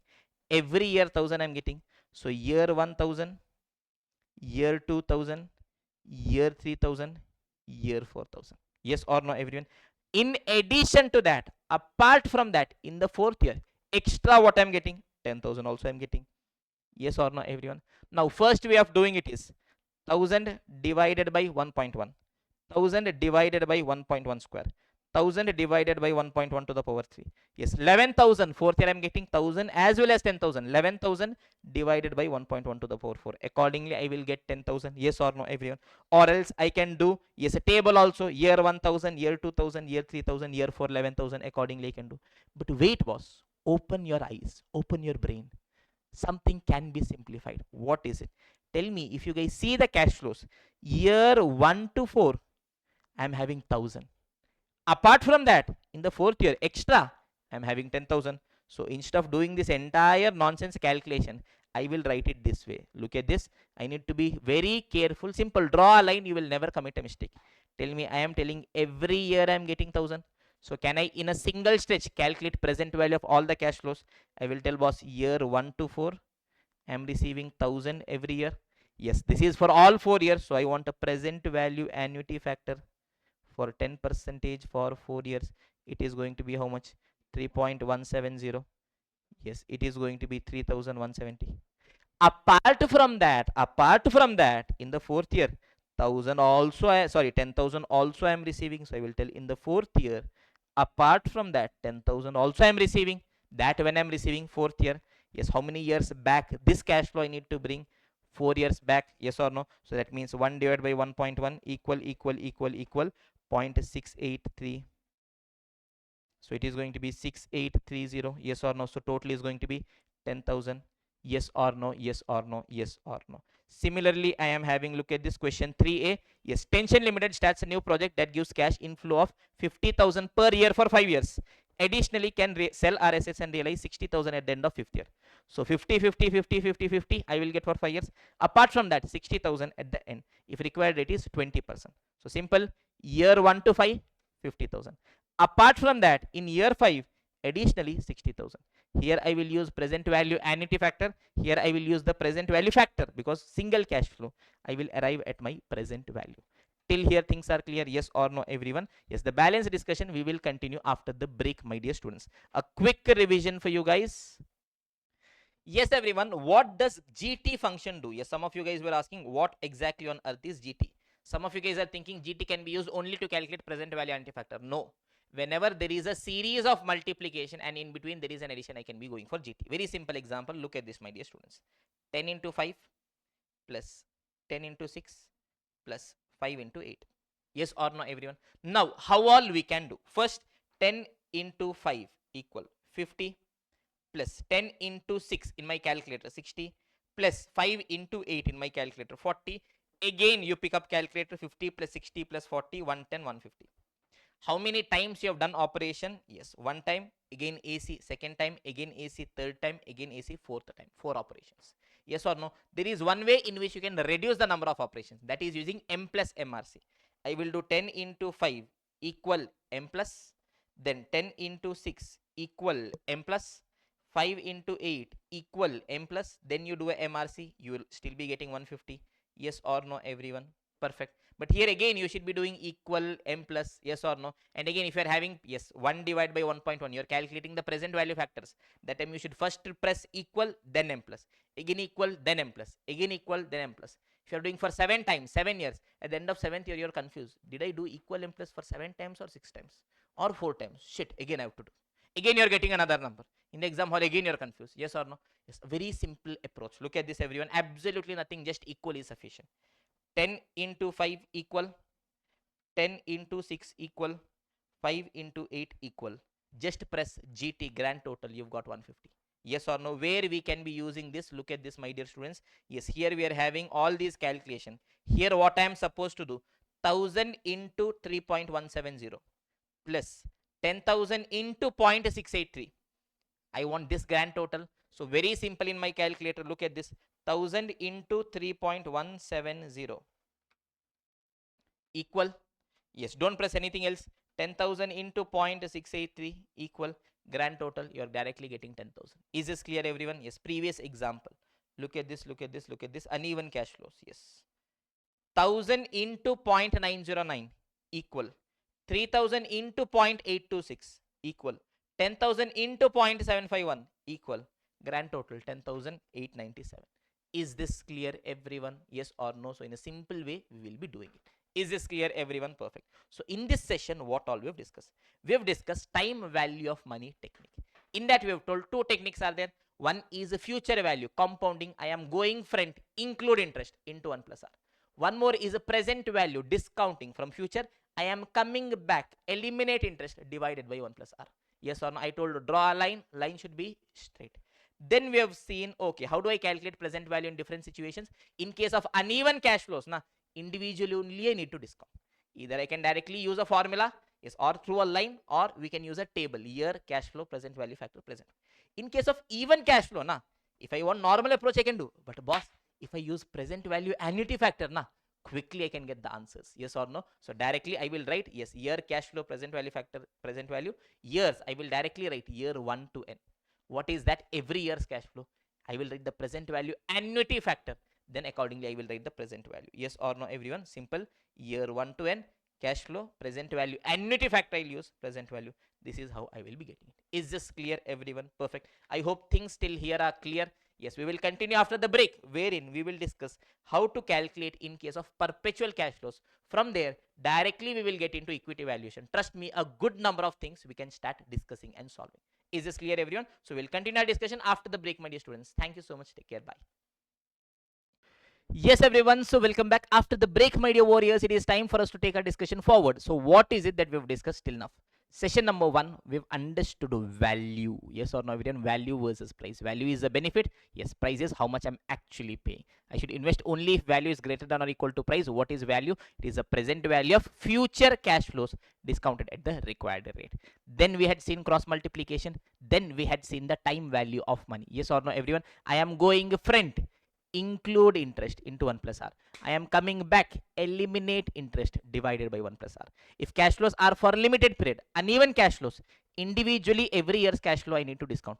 If even cash flows, every year same cash flows, either individually I can discount, or I can use present value annuity factor and accordingly discount it. Yes or no, everyone? Perfect. One more small point is there. After that, directly we'll be going into the equity valuation portion, my dear students. Yes, everyone. So we have told that, yes, where are we? Yes, calculation of present value. Either if I am having limited period cash flows, this we have discovered, or we are having unlimited period cash flows. Yes, I'm investing today. I am going to get cash flows for unlimited period till perpetuity. Yes or no? In that case, what is going to be the present value? Let us quickly try understanding, my dear students. First case, in case of no growth. Now understand the formulas. Yes, the formulas I have written it down. Yes, in case of no growth, the formula is going to be cash flow 1 divided by required rate. Constant growth, you would have learned dividend discount model. Cash flow 1 divided by required rate minus growth. Variable growth, anyway, subsequently we'll be discussing it. Now first let us try understanding what exactly on earth is this. Slowly, directly through an example, let us try understanding, my dear students. Simple, simple, simple. Imagine. Yes, I want to invest in a share. I am purchasing a share today. Yes, that gives me a yearly dividend of 10 rupees per annum till perpetuity. Yes, you want to purchase a share. I'm asking you, yes, for how many years you are planning to hold it? You are telling, sir, jab tak hai jaan. That means as long as I am alive, I will hold this share. And we are asking the company, yes, we are asking you how much dividend you are expecting. You are telling every year 10 rupees dividend I'm expecting. Great, boss. Calculate the value of the share if required rate is 10 percentage. First, we will write down the formula. Then we will see the mathematical derivation. Then we will see the logical simple derivation. Are we ready, everyone? Yes, boss. First, let us see the pictorial representation. Tell me, whatever comes in life, our line should be straight, yes or no, everyone, perfect. Tell me, students, I am investing in a share when today, yes or no, everyone, perfect. But against that, I will keep on getting cash flows in the future. Tell me, students, every year how much cash flow I'm getting? 10 rupees dividend I'm getting. Till how many years? Till perpetuity. For as long as I'm holding, I'll keep on getting the dividend. Is this clear, everyone? That means first year, 10 rupee dividend. Second year, 10 rupee dividend. Third year, 10 rupee dividend. Fourth year, 10 rupee dividend. So on. 10th year, 20th, 50th year, 100th year, till infinity, I'm expecting 10 rupee dividend. Is this clear, everyone? Perfect. Now, how do I calculate the present value? Sir, we know, sir, how to do. Okay, do. Sir, 10 rupees I am receiving in the first year, sir. I need to bring it back one time. So 10 divided by 1.1. Sir, 10 rupees I am receiving in second year also, sir. Bring it back two time. Divided by 1.1 whole square. Sir, 10 I am receiving in third year also, na, sir. Divided by 1.1 to the power 3. Sir, 10 I am receiving in the fourth year also, na, sir. Divided by 1.1 to the power 4. So on. Till where I need to do? Till infinity. No, no, sir. You told, sir. Same cash flow means I need not do it this way. Yes, 10 I can take it common into present value antifactor I'll do. But that present value antifactor 1 divided by 1.1 equal till when you will have to do? Till infinity. Is it possible? Yes or no? No. So how exactly do we do it? Now for that we are having a formula. Pay attention, students. Yes, the formula for present value of perpetuity. Yes, it is a cash flow 1 divided by the discounting rate. Tell me every year how much cash flow I'm getting? 10 divided by what is the discounting rate? 10 percentage. It is going to be 100 rupees. Yes or no, everyone? Perfect. But you have come here not to sit and by heart the formula, to understand what exactly it means. Yes, you have learned this already in foundation, already in inter, already in final regular. Still you have not understood. Don't worry, we are here. Even though it is fast track, we are going to teach it to you guys. Now there can be two different derivations. One is a mathematical derivation. One more is a logical derivation. Mathematical derivation for the next 3 minutes. Quickly, I will tell you. Trust me, absolutely not needed. There is a difference between derivation and logic. Yes, if I want to impress you guys, I can make it complicated. Yes, I can tell you derivation, integration, that, this. No. If I have to help you, the intention is to make things simple. We are here to understand things, not to derive, yes, the mathematical formula. Now, this is what so many people will tell. Okay, boss, yes, sum of an infinite GP series is A divided by 1, A divided by 1 minus R. Long good old days, 8th standard maths, geometric progression, yes or no, you want to calculate? Yes, sum of a geometric progression till infinity. Sir, what is a geometric progression? Yes, it is a series where there is a common factor which is getting multiplied. Simple. 1, 2, 4, 8, 16, 32, so on. 1 into 2, 2, into 2, 4, into 2, 8, into 2, 16. This is a geometric progression. Is this clear? In geometric progression, there is always a common ratio. Now, if I am having a geometric progression where my common ratio is less than 1, here it is more than 1, from 1 to 2 into 2, into 2, into 2, yes or no, where my ratio is less than 1, in that case, summation of a GP is A divided by 1 minus R. Absolutely not needed. Chumma, you can watch it. I know you're already at 2x, still you can put it into 4x also. Absolutely nothing is going to lose. Yes, look at this, everyone. I've taken this from ChatGPT. It is A divided by 1 minus R. Sir, why it came, what it came? Not needed. This chumma for time pass I am telling. Because if I tell it directly, sometimes it is needed that we do like this. Or else, this much only, this I also knew. That's the thing. Yes or no, everyone? Perfect.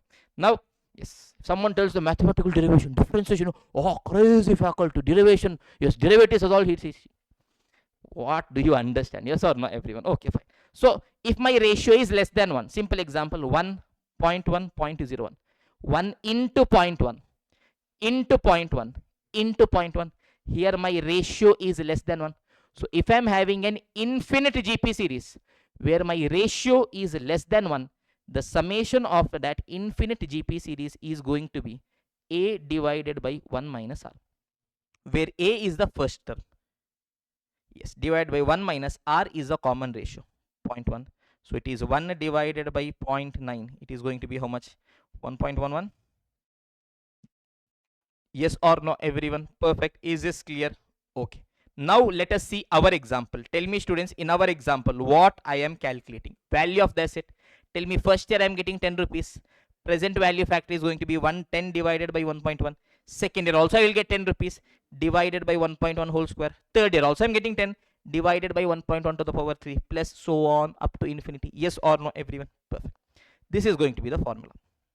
Now let me try seeing if it is a geometric progression. Tell me, students, 10 divided by 1.1 whole square. Can I also write it as 10 divided by 1.1 into 1 divided by 1.1? Yes or no? So it is a first year's cash flow into the common ratio. Yes or no? Third year's, can I write it as 10 divided by 1.1 whole square into 1 by 1.1? Yes or no, everyone?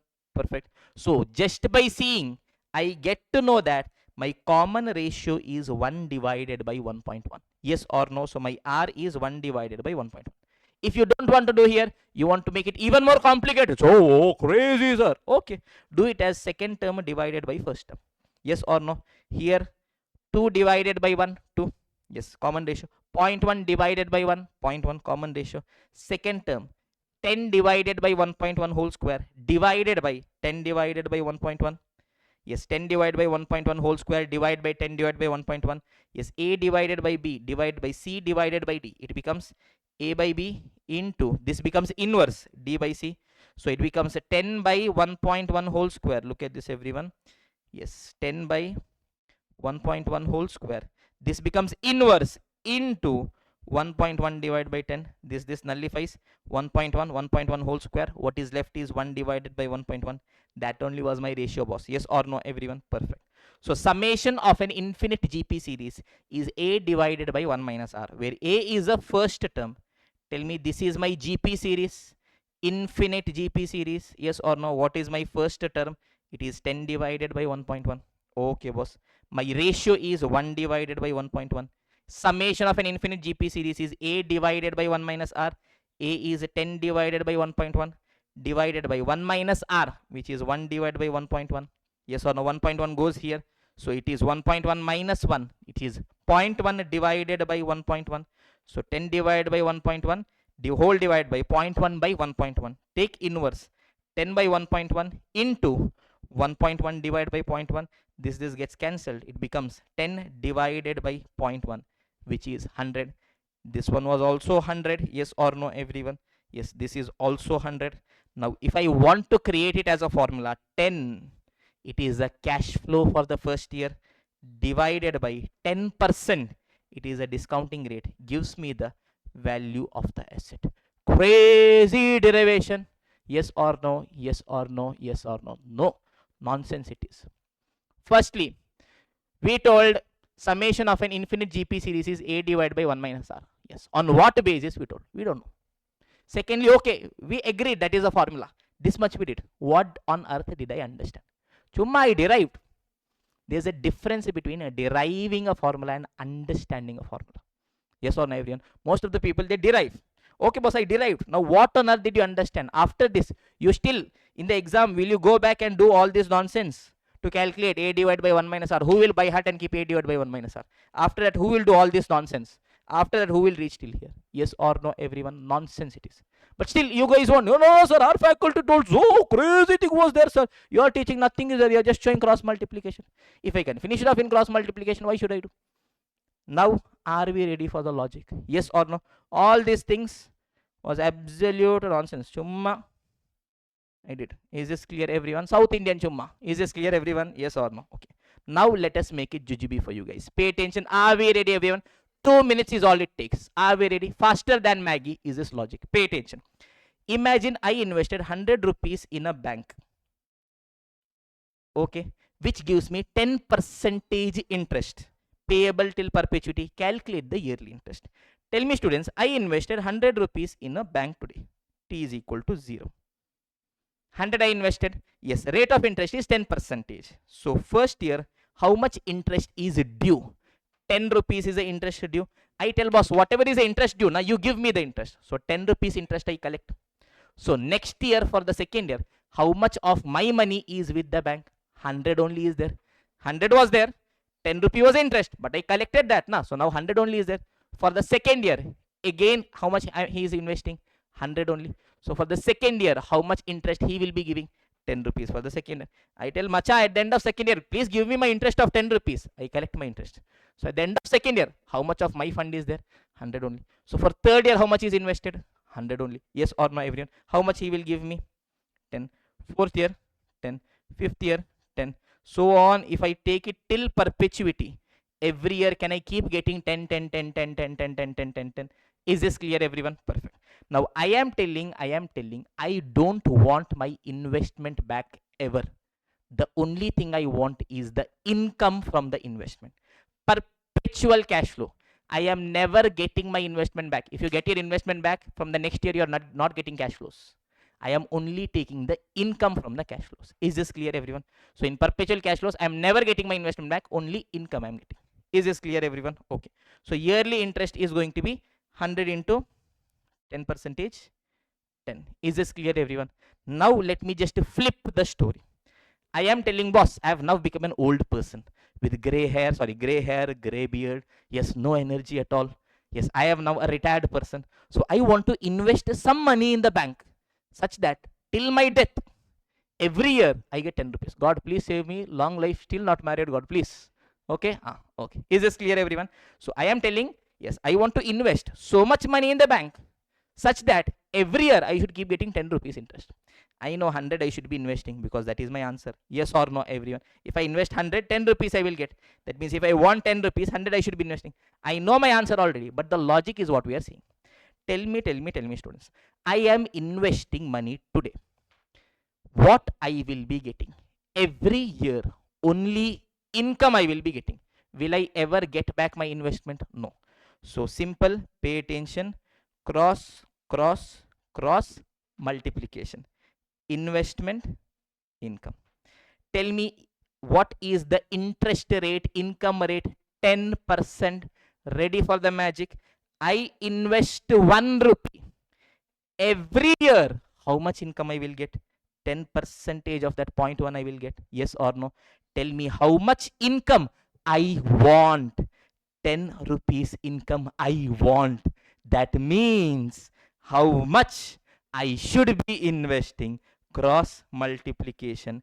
10 divided by 0.1, it is equal to 100 rupees. Yes or no, everyone? Now if you want, yes, write down the formula. What is 10 rupees? It is a cash flow I want every year, divided by 10% is the discounting rate.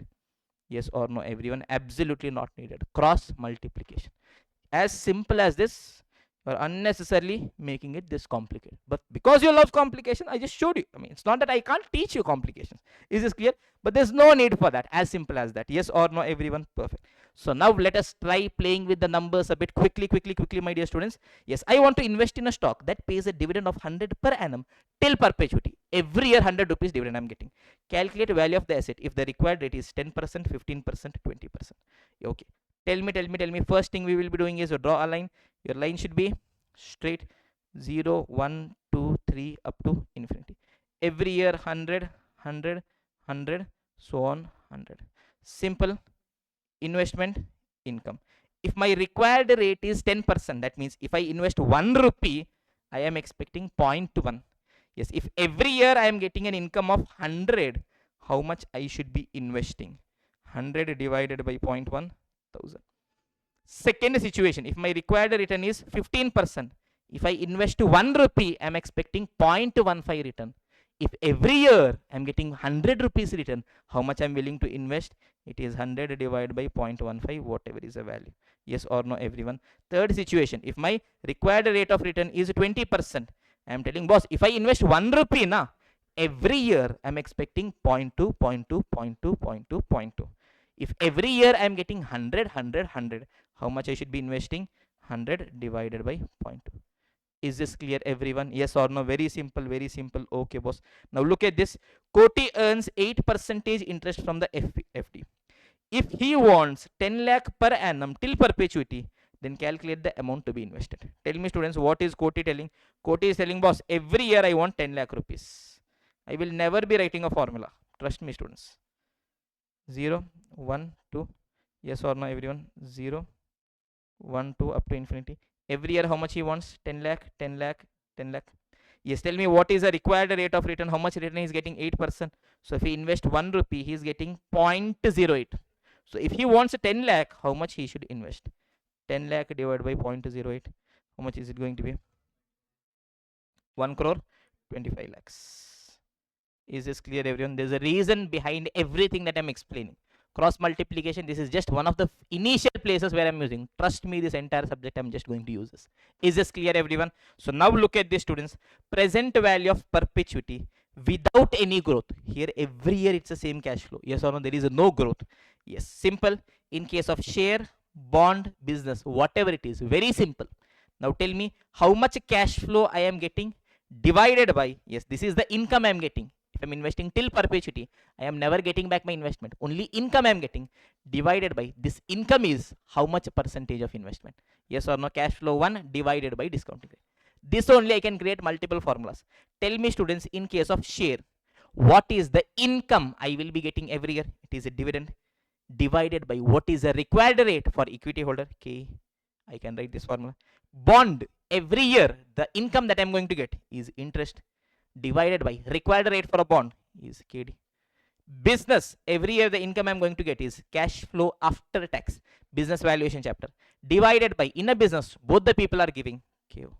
Accordingly, how many other formulas I can create, but logic is the most important thing. Is this clear, everyone? Just for the sake of writing, I will write it here, but trust me, we will not be using. We will just draw a cross multiplication table. Through that we will be deriving. So look at this, everyone. Yes, if cash flows are held for unlimited period, it is not limited period. Yes, no growth, constant growth, variable growth. Yes, in case of perpetual cash flows, it is assumed that investor earns only income. That is, principal amount is never repaid. So the return that I'm going to get is only going to be the income. So it is basically income per annum divided by the required rate. Cash flow 1 divided by required rate. Till here things are clear, yes or no, everyone? We can come to the workbook. If you're having a simple example, till example 3 we've done. 3 is done. 4 do we have? No. Till here we've understood this, yes or no, everyone? Giving you guys a minute to let this sink in. Then we will directly get into equity valuation. Trust me, without explaining anything in equity valuation, we can directly get into question solving because our basics are already strong, my dear students. Yes, everyone, let us continue our discussion. Now, we started with the chapter security valuation. Unit 0, equity valuation. Unit 0 is over. We have understood value. Then to take our discussion forward, we wanted some basics. Cross multiplication we wanted, time value of money we wanted. So we went to chapter 0, we've understood those two concepts. Now we are again coming back to chapter 1A, equity valuation. We are coming to unit 1, valuation of equity shares. Now, equity shares valuation can be done in one of the two ways. First one is a dividend based valuation. Second is other methods of valuation. Concept number 1 is a dividend based valuation. Now, what all? Tell me, students, what is value of an asset? It is the present value of future cash flows discounted. I just need to calculate present value of future cash flows. In case of share, what all will be there? Yes, dividend will be there, sale price will be there. Bring it to present value, discount it at required rate, KE. I will arrive at value of the share. As simple as that. Look at this. Yes, what all cases can be there? Yes, either share is held for limited period or share is held for unlimited period. Unlimited period, no growth, constant growth, variable growth. Sir, this we've seen somewhere, sir. Time value of money. So that means here there is no other logic. No, it is time value of money. Yes or no, everyone? Perfect. Directly let us see this example. Pay attention. Now imagine there is a share of Reliance which is today available at 2000 rupees. Yes, Ajay is the investor. He wants to purchase Reliance share. I'm asking for how many years you are planning to hold. He's telling, sir, relationship or share? 3 years maximum. Yes or no, everyone? Okay. I'm asking what all cash flows you're expecting. He's telling, first year I'm expecting 50 rupees dividend. Second year, 100 dividend. Third year, 75 dividend. So 3 years I will receive dividend. At the end of the life, he will sell also. Sale price also he'll receive 3000. I want to calculate value of the share. What is value of the share? It is a present value of future cash flows discounted at required rate. Sir, that much only, sir? That much only. So basically, look at this, everyone. If share is held for limited period, yes, it is a present value of the future dividends and sale price discounted at the required rate. Yes or no? Here we will individually discount the future cash flows. That is a D1 divided by 1 plus KE to the power 1 plus D2 divided by 1 plus KE whole square. Second year dividend 2 years back I need to pull, divided by 1 plus KE whole square, so on up to nth year. In the nth year, dividend also I need to pull, selling price also I need to pull. So look at this, dividend for the nth year divided by 1 plus KE to the power n plus price for the nth year divided by 1 plus KE to the power n. Just to chumma, for the sake of writing, we've written down the formula. Trust me, we will never ever be using it, because all we'll do is draw a line. Is this clear, everyone? Two examples we are having directly. Let us come to the workbook. Look at the examples. Example number 1.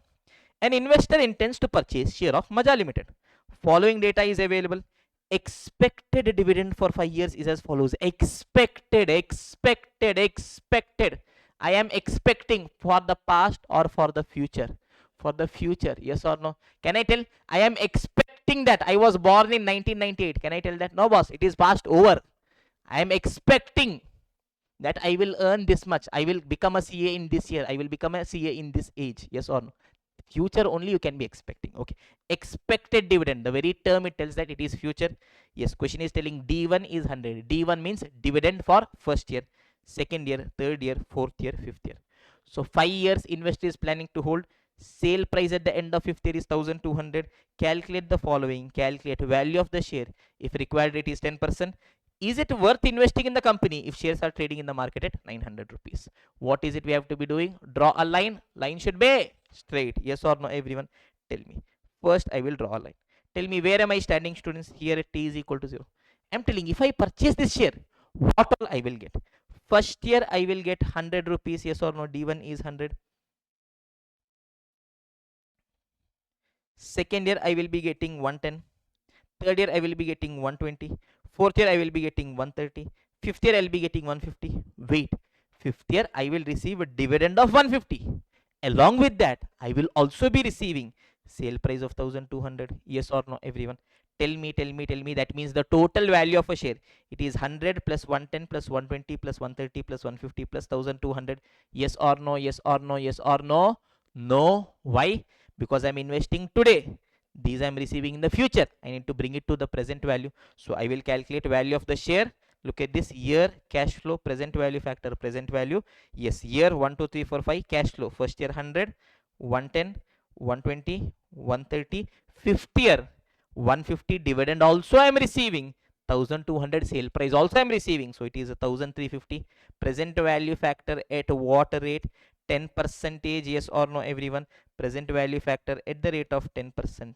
Yes, you are getting 0.909. 1 divided by 1.1, 0.826, 0.751, 0.683, 0.621. Yes or no, everyone? Yes. 100 into 0.909 equal 110 into 0.2826 equal 120 into 0.751 equal 130 into 0.683 equal 1350 into 0.621 equal grand total. Single stretch you are getting your answer. Is it coming to 1199? Yes or no? More or less a small rounding off is obviously possible. Is this clear, everyone? Perfect. Now tell me, students, what is the value of the share? 1199 or 1200 rupees? What does value mean? Value means how much benefit I'm getting. If I purchase the share, na 1200 rupees worth of benefit I'm getting. Yes, tell me, to purchase that share, how much only it is? 900 only it is. So should I be purchasing the share? Yes. Whether the share is cheap or costly, it is cheap. It is underpriced. Yes or no, everyone? Value is greater than or equal to price. Obviously, you should purchase. So look at this. Value of the share is 1199. However, the same is available at 900 rupees. It is underpriced. So hence, it is recommended to buy the shares. Is this clear? Fast track. Yes, I am solving well in advance, and quickly I'll just keep on telling to you guys. Is this clear, everyone? Example 1 is over. Now it is time for us to go ahead to example number 2. Now before we go to example number 2, there's a small thing that we need to be knowing, which is a CAPM.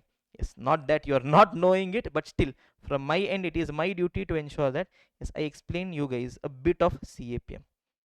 Where have we written? Okay, here it is there. Required rate of return. Simple example.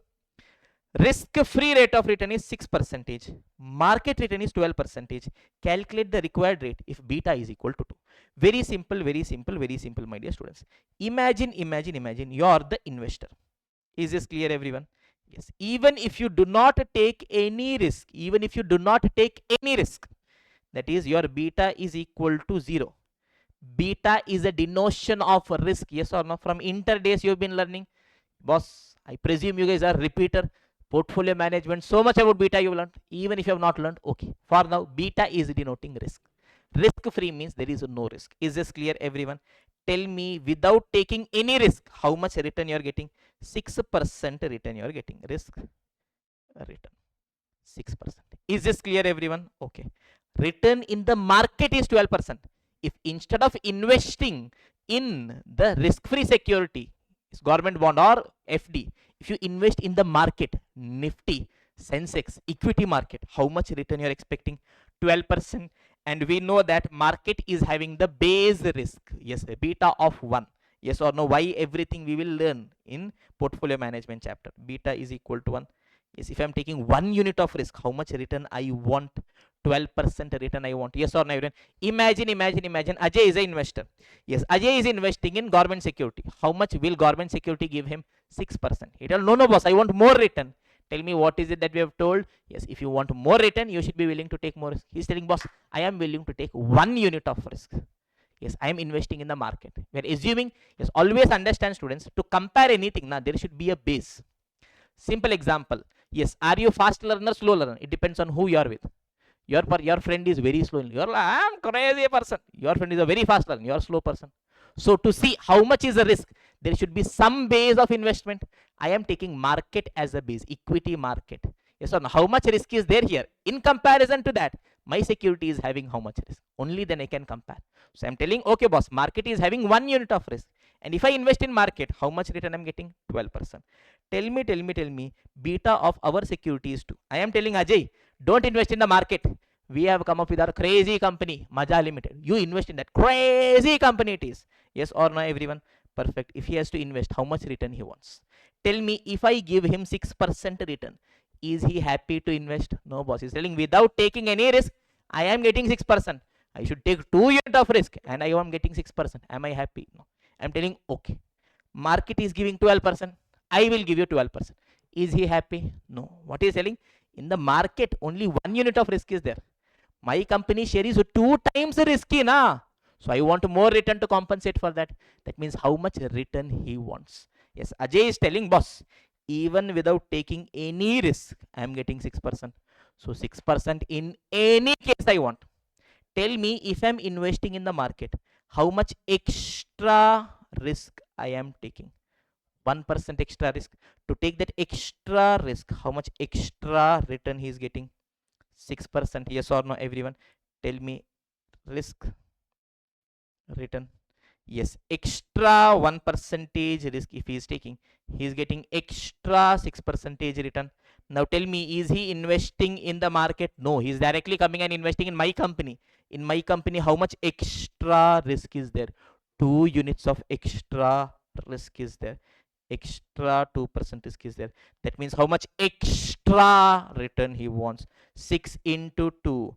Yes, it is going to be 12% extra. So altogether, without taking any risk, he's getting 6 extra 12. That means he should be getting 18% at least. Yes or no? It is a risk-free rate plus this is a beta into RM minus RF. Yes, RM minus RF is telling how much extra return I'm getting for 1 unit of risk. This is telling like that how many units of risk I'm taking. This gives me the extra return needed or risk premium plus risk free gives me the total return. Yes or no, everyone? CAPM in detail, half an hour, 45 minutes. Again, we'll be discussing. For now, I just have to be calculating my cost of equity.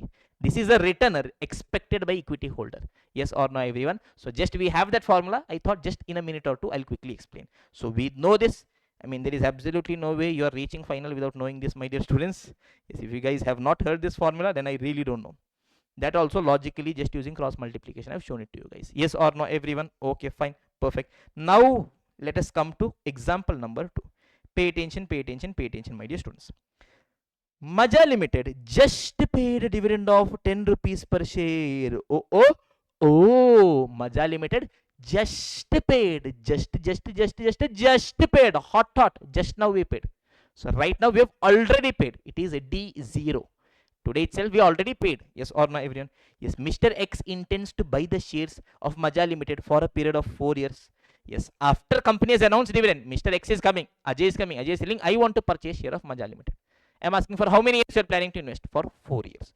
Great, boss. He expects dividend to increase by 10% every year. He's telling this year's dividend, anyways, they've paid, not 10 year, 10 rupees. Every year, dividend will increase by 10%. Great. And expects a price of 125 at the end of 4th year. The end of 4th year, 125 price also he's expecting. Great. Risk free rate is 6%. Market rate of return is 12%. Great. Calculate the required rate of return if beta of Maja Limited is 1.5. Tell me, can I calculate required rate of return? Simplest thing in the world. Tell me, risk free rate is how much? 6%. 6. Anyways, I want. If I'm investing in the market, how much premium I'm getting? 6% premium I'm getting. 12, I'm getting 6% extra. It is for taking 1 unit of risk. Here I'm taking 1.5 units of risk. So I should be getting 9% extra. So 9 plus 6, 15% return I want. Yes or no? This is the required rate. Using this rate, I will discount. Yes or no, everyone? Step 2. Calculate intrinsic value of the shares. How do I calculate value of the shares? Draw a line should be straight. Tell me how many years I'm planning to hold. 4. 0, 1, 2, 3, 4. Yes or no, everyone? Tell me, yes, company has just paid a dividend of 10 rupees. 10 rupees dividend company already paid. If I purchase the share now, will I be getting? No, boss, it is already paid. Over. What I will get? I will only get future cash flows. Yes or no, everyone? Simple. So what I will get? I will get the first year's dividend. Tell me, every year dividend will increase by how much percentage? 10% it will increase. Last year it paid 10. First year how much it will be paying? 10 plus 10% of 10. It is going to be 11. Yes or no, everyone? Second year 10% extra. It is going to be 12.1. Third year again 10% extra, 13.31. Fourth year again 10% extra, 14.64. Yes or no, everyone? So for 4 years I will be getting the dividend. In addition to that, fourth year end I am selling, so I will receive the sale price as well. What is the sale price? 125. Yes or no, everyone? Now what I need to do? Yes, bring it to the present value. Year cash flow, present value factor, present value. Year 1 2 3 4. First year is 11, 12.1, 13.31. Fourth year 14.64. Dividend also I'm receiving. 125 sale price also I'm receiving. So total it is 139.64. Present value factor at 15%. I will arrive at present value of 107.30. Now question is asking, advise whether to buy the share or not if the share is trading at 150. Tell me value of the asset. Value means how much benefit I am getting. I am getting a benefit of 107 if I purchase the share. But boss, to purchase that share, how much I should be paying? 150 I should be paying. I am getting a benefit of 107 only. Why on earth am I willing to pay 150? I will not purchase the share. Yes or no? Because it is overvalued. Is this clear, everyone? Yes, overvalued. Do not buy the share. Is this clear, everyone? Yes or no? Yes or no? Yes or no? So coming to the concept book, if share is held for limited period, how to do the calculation? We've understood. Simple, boss. Every year a dividend at the end of its sale price, bring it to present value. Story is over. Giving you guys a minute to let this sink in, then we'll take the discussion forward. Yes, everyone, let us continue our discussion. We want to calculate the value of a share based on dividend based valuation. That is, what all cash flow I'm getting, present value of that. If share is held for limited period, we've seen. Now, if share is held for unlimited period, that is still perpetuity. Now, in that case, how do I calculate? First one, there is no growth. That means every year I will be receiving the same dividend. Yes or no, everyone? I need to bring it to the present value. But boss, I will keep receiving it till infinity. So it is a cash flow 1 divided by, yes, required rate. Yes or no, everyone? Yes, in case of a share, if I purchase a share, every year the income that I'm going to get, it is a dividend. The required rate for a share, it is KE. So the formula is dividend divided by KE. Yes or no, everyone? But I don't want the formula, just a cross multiplication. I will do it. Now look at this, everyone. Come to the workbook. Yes, example number 3. Pay attention, my dear students. RCB Limited. Isala Cup Namdu. Yes or no, everyone? After 18 years, yes, decides to pay a dividend of 100 rupees every year till perpetuity. Yes, there is RCB Limited. Yes, every year they are paying a dividend of 100 rupees. Still perpetuity. Yes or no? Whether RCB wins or loses, still perpetuity. Always RCB. Yes or no? Everyone perfect.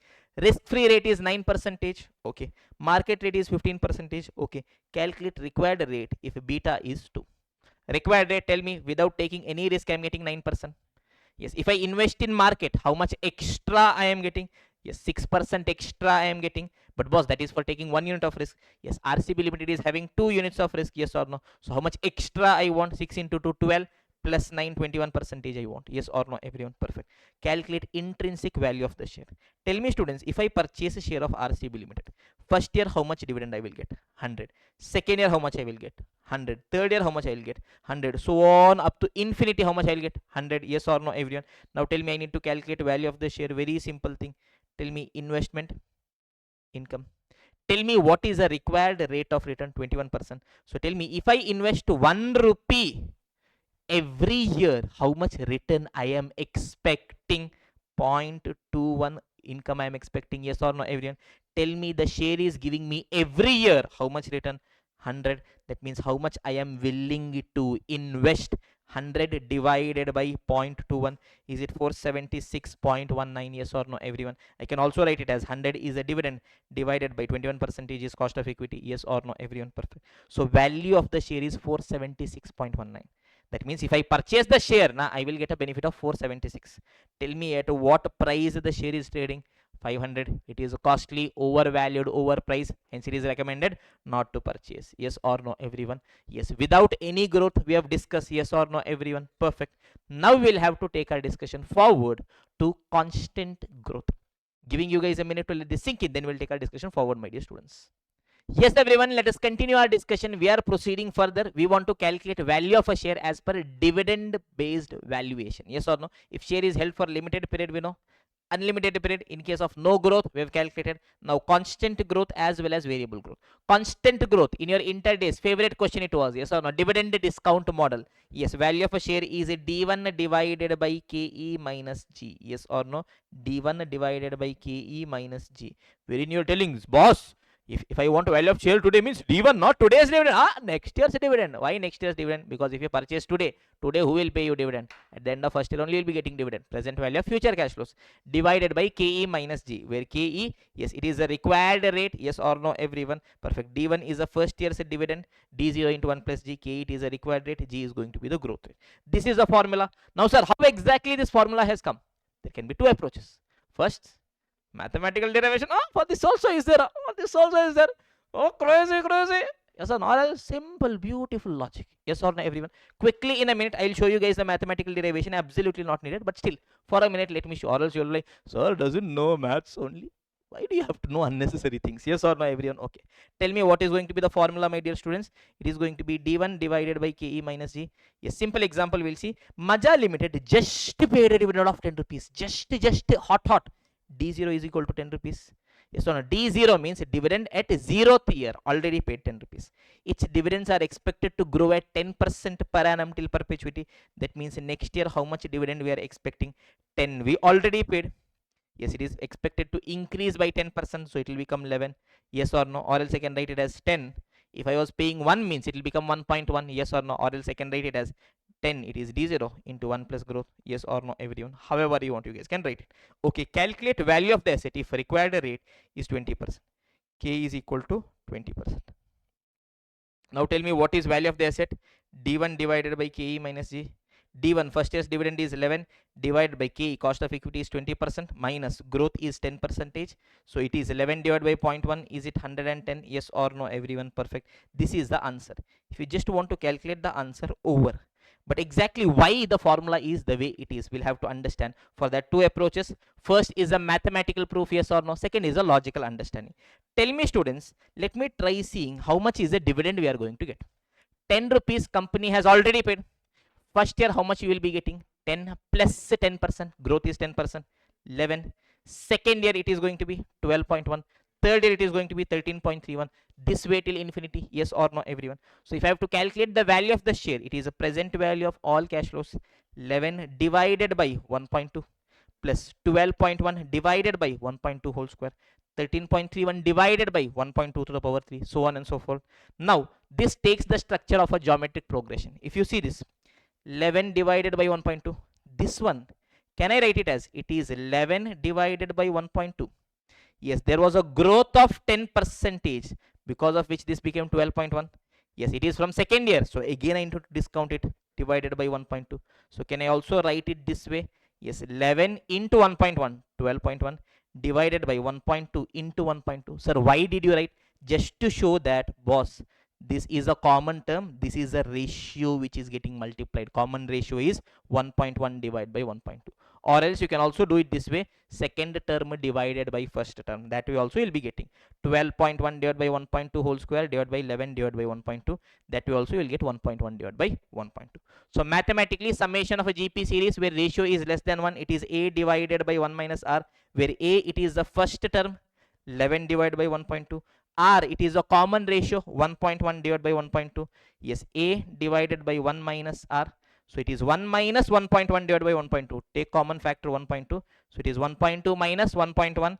It is a 0.1 divided by 1.2. Yes or no, everyone? So it comes, yes, 11 divided by, yes, 11 divided by 1.2 whole divided by 0.1 divided by 1.2. Yes or no? Yes, 1.2, 1.2, you can cut it this way, or else you can write it as 11 divided by 1.2 into, take inverse, 1.2 divided by 0.1.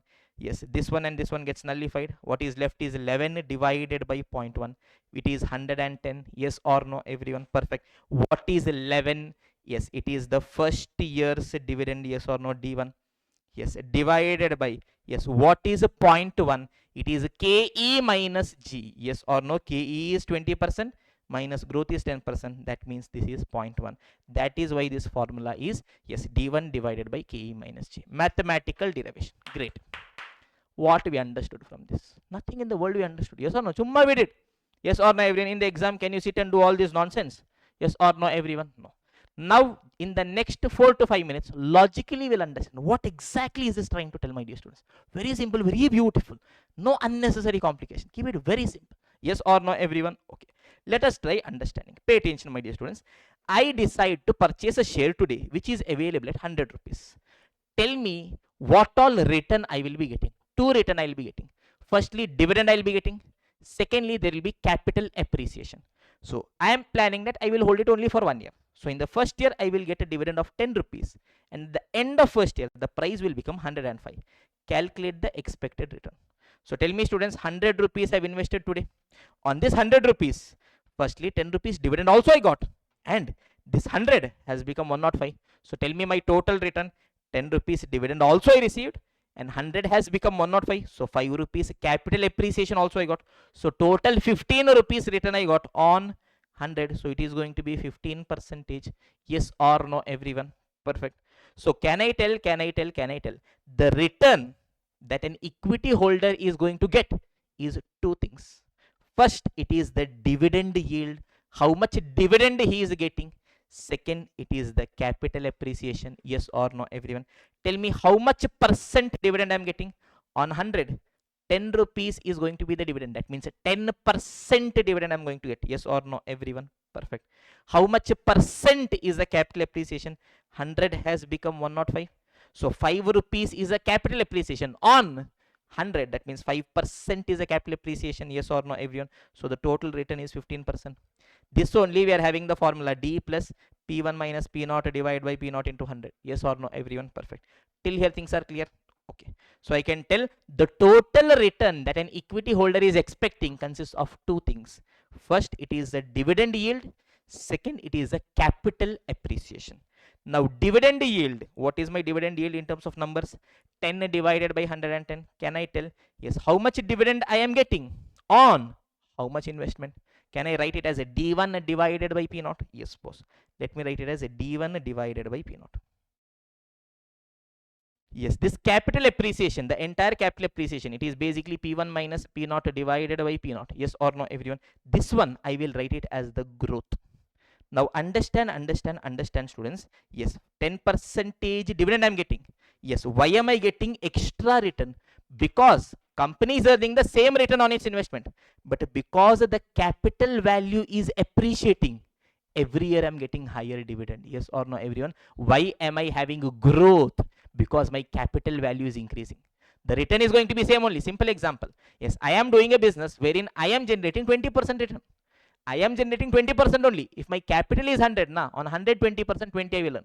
But if my capital became 200, on 200, 20%, 40 I am earning. Yes or no? So why is there a growth in the dividend? Because my capital value is appreciating. So on the higher capital, every year, yes, you are getting a higher dividend. Yes or no? So this capital appreciation, I will write it as growth. Is this clear, everyone? So I will write cost of equity. It is a D1 divided by P naught. This is how much is a dividend. How much is a capital appreciation? Capital appreciation is what is bringing growth. Is this clear, everyone? Okay. Now I want to calculate price of the share, which is P naught. Yes. So let me do one thing. Growth is there here as plus. Let me take it to the other side. Becomes minus. So I will be left with KE minus G is equal to D1 minus P naught. Yes or no, everyone? Tell me, I want to calculate P naught. Here it is there in the denominator. Let me take it to the other side. Becomes into. So P naught into KE minus G is equal to D1. Yes or no, everyone? I want to calculate P naught. This one, bring it to the other side. It is a D1 divided by KE minus G. Is this clear, everyone? So this we also we've understood. But again, here one logic I understood, that the total return investor wants, it is a dividend yield as well as capital appreciation. But after that, this formula, it was again just a derivation. I played that way, this way. Is there any feel, any logic of this formula in itself? Yes, we have. Pay attention. I know that the total return that an equity holder expects is two things. First is dividend yield. Second is a capital appreciation. The capital appreciation itself is what I'm calling it as growth. Is this clear, everyone? This much we know. Now let us try seeing. Pay attention, everyone. Okay. I'm investing just to build our discussion. Pay attention, everyone. Look at this. Yes, I want, yes, without growth, if I'm telling, I want 10 rupees dividend per annum till perpetuity. If the required rate is 10%, how much amount I should invest? Tell me, students, tell me, what is the required rate? 10%. So if I invest income, if I invest 1 rupees, how much income I'm expecting? 0.1. If every year I'm getting 10 rupees, how much I should be investing? 10 divided by 0.1, 100. Yes or no, everyone? Can I tell, yes, how much income I am getting divided by this income is how much percentage of my investment? Yes or no, everyone? Perfect. In case of a dividend, how much dividend I am getting divided by this dividend is how much percentage of my investment? Yes or no, everyone? How much dividend I am getting divided by this dividend is how much percentage of my investment? Till here things are fine. Absolutely nothing we've done. Now with growth. Pay attention, everyone. Yes. Investor wants to invest in a share where D1 is 10 rupees. First year he is getting a dividend of 10 rupees. Cost of equity is 20%. Growth is 10%. Now understand. A very simple thing, my dear students. What is the total return that an equity holder wants? 20% return he wants. Yes or no, everyone? Tell me, equity holder is getting return in two different ways. First is dividend. Second is capital appreciation. First is dividend. Second is capital appreciation. Tell me, capital appreciation itself, I am calling it as growth. Why is there growth in the organization? Why is there growth in the dividend? Because, boss, the capital value is increasing. That is why I am getting a higher growth. Yes or no, higher dividend? So tell me, because of capital appreciation, how much percent is a capital appreciation? 10%. That means, can you guys tell me how much percent is the dividend yield? It is going to be 10%. Simple. Investor is telling, boss, I want 20% return. Company is telling, boss, every year now your capital value will increase by 10%. That means if he has to get 20% return, means every year how much dividend he should be getting? 10% dividend he should be getting. Yes or no, everyone? Tell me, if he is investing in the share, first year how much dividend he is getting? He is getting a dividend of 10 rupees. And tell me, dividend, how much should be the percentage on his income? Yes, dividend should be how much percentage? It should be 10%. Yes or no, everyone? Yes. Investment income. Tell me, for the investor, from the dividend, how much expectation he's having? 10% expectation. He's telling, if I put 1 rupee in the form of investment, I want 0.1 dividend. How much dividend I'm getting? 10 rupees dividend I'm getting. That means how much I should be investing. It is a 10 divided by 0.1. It is going to be 100. Yes or no, everyone? How much I'm getting? 10 rupees. It is a D1. Yes or no, everyone? Yes, 0.1. 0.1. Yes, it is cost of equity minus the growth. Total return is 20%. But boss, from dividend, I don't want to 20%. Nah. Yes, in my numerator, I'm having dividend. That means my denominator should also be how much percent I want from the dividend. It is total return minus the growth or minus the capital appreciation. That is why it is KE minus G. In the most simplest logical way I've explained it to you guys, you understood, great. Or else from childhood anyways you're by hearted. Yes, value is equal to D1 divided by KE minus G. Story is over. Till here things are clear, yes or no, everyone? But beautifully understood. Now there's so many more things which we explain in the regular. All these things obviously from examination perspective are not that important, so we are directly going to skip that. Is this clear, everyone? So value of the asset is D1 divided by KE minus G, where D0 it is a dividend just paid by the company. D1 it is the expected dividend at the end of the year. It is a D0 into 1 plus G. G is the growth rate, yes or no? KE is the required rate for the investor. Yes, V0 it is the value of the share. Is this clear, everyone? Till here absolutely clear, absolutely no doubts. So we can come to our workbook. Pay attention, my dear students. Look at this. Example 4. Different examples we have done. Pay attention, my dear students. I want you guys to quickly do this. Yes, all 5 cases. Just, yes, one data is given, one data is missing. I need to put just the basic equation, finish it off. Look at this. D1 is 10%. K is 15%. Growth is 5%. Calculate intrinsic value. Tell me, students, how much dividend I am expecting? 10 rupees. How much return I want from dividend? Total 15% I want. In that 5% I will get from growth, the boss. From dividend 10% is sufficient. So 10 I am getting, it should be 10%. So total it should be 100. D1 divided by K minus G, it should be 100. Yes or no, everyone? Okay. Second case, D0 is 10 rupees. Cost of equity is 15%, growth is 5%. So tell me, from dividend, how much return I want?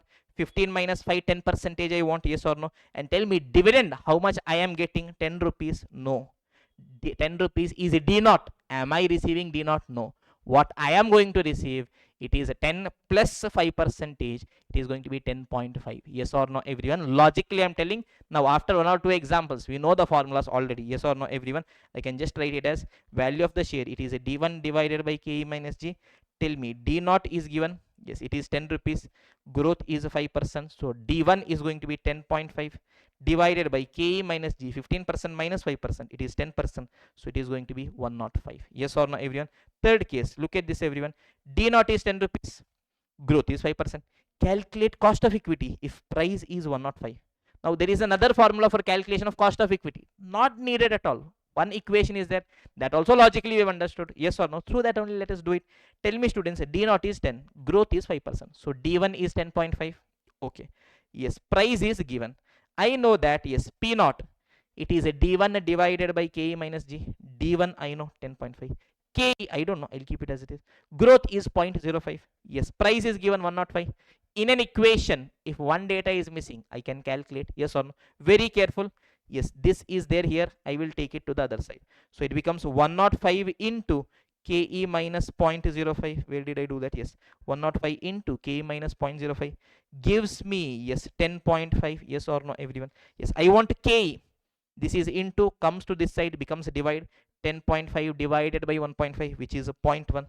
Here there is a minus 0.05, goes to the other side, becomes plus 0.05. Therefore KE is equal to 15%. Or else there is another formula for KE also. Yes, KE is equal to D1 divided by P0 plus G. Yes or no, everyone? Using this also you can do. Tell me, D1 is going to be 10.5. Yes, divided by P0 is 105 plus growth is going to be 0.05. Yes, 0.1 plus 0.15 is 0.15. But why on earth should I try remembering even a single formula when using a simple base thing I can calculate everything? Is this clear, everyone? Yes or no? Yes or no? Yes or no? Okay, fine. Till where we have done? Yes, case 3 we have done. Case number 4. Beautiful, pay attention, students. D0 is 10 rupees. KE is 15%. Calculate growth if price is 105. Now understand one very simple thing, my dear students. Now institute uses the term price and value interchangeably.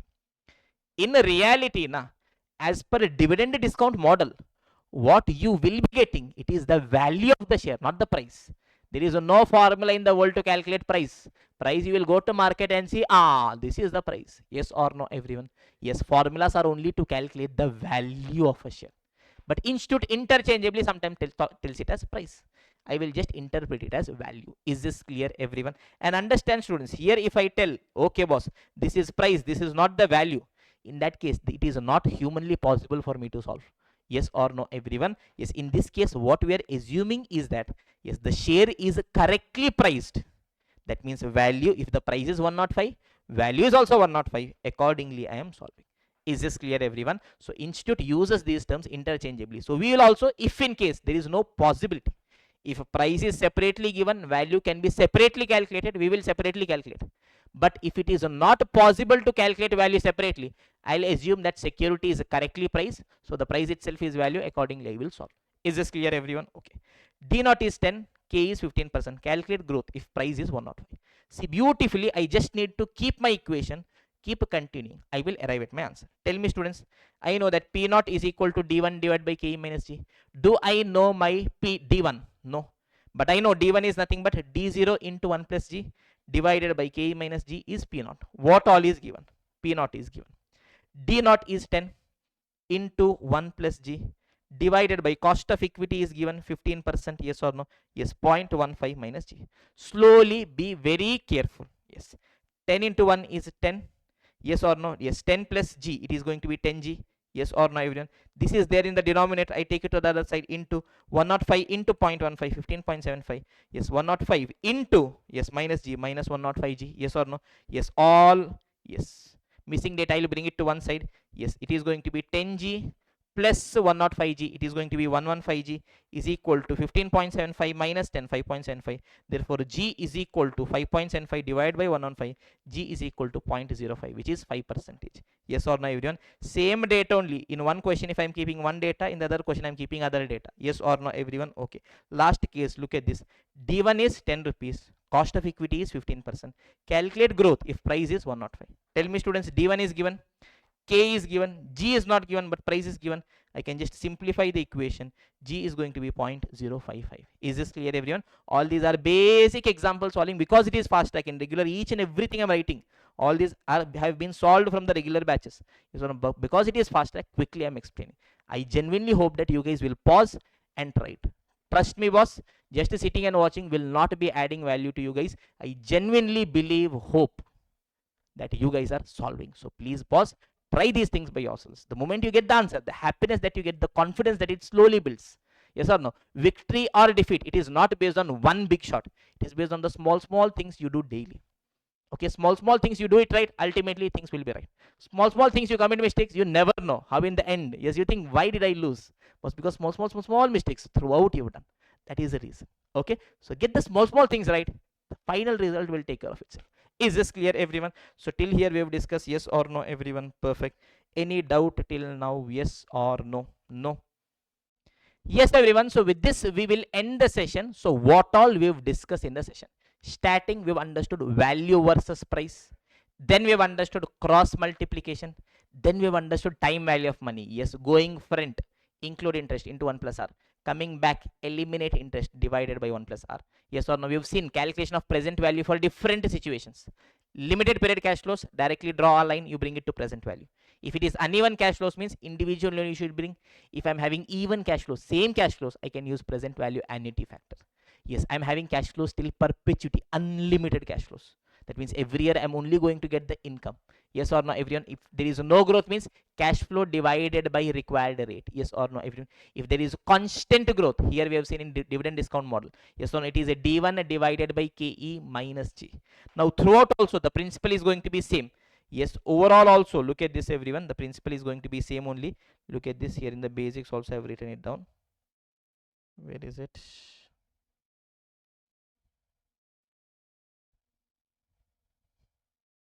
Now this is a principle. This principle is going to remain throughout. Yes, look at this. In case of constant growth, D1, it is the first year cash flow divided by KE, it is a required rate minus growth. Yes or no, everyone? So this, using this formula throughout, if I'm having constant growth, I can be calculating. Then in case of variable growth, that we'll be discussing in the next session.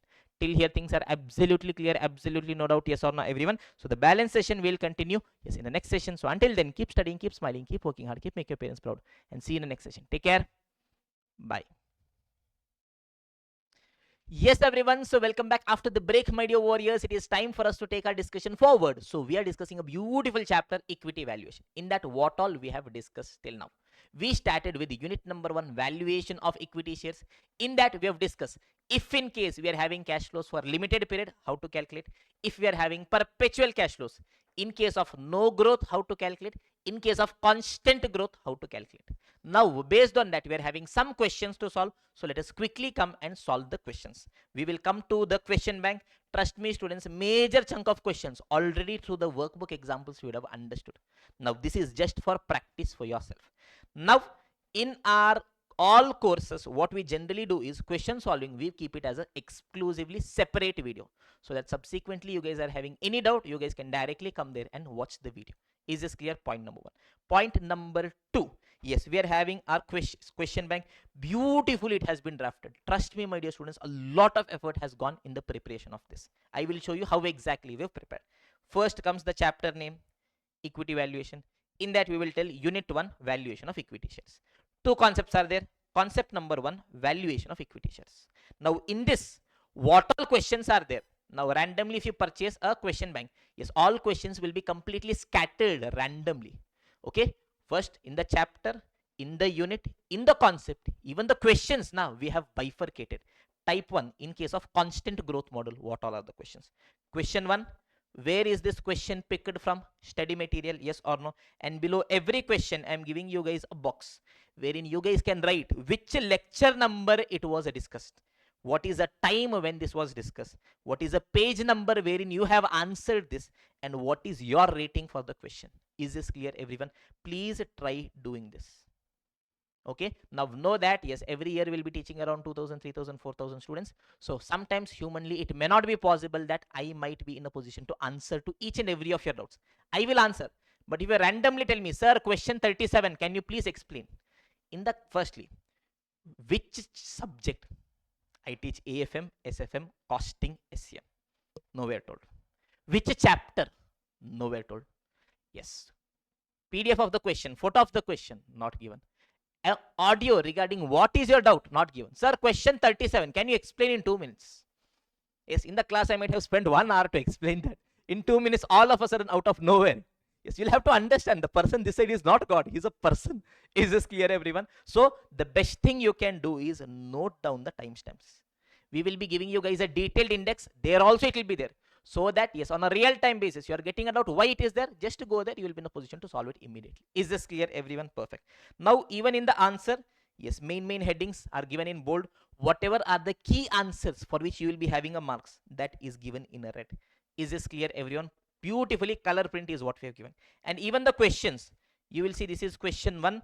After that you will see question 1a. What is question 1a? It is exact replica of question 1 with different numbers. So first time when you are studying, for practice purpose, you guys can try it by yourselves.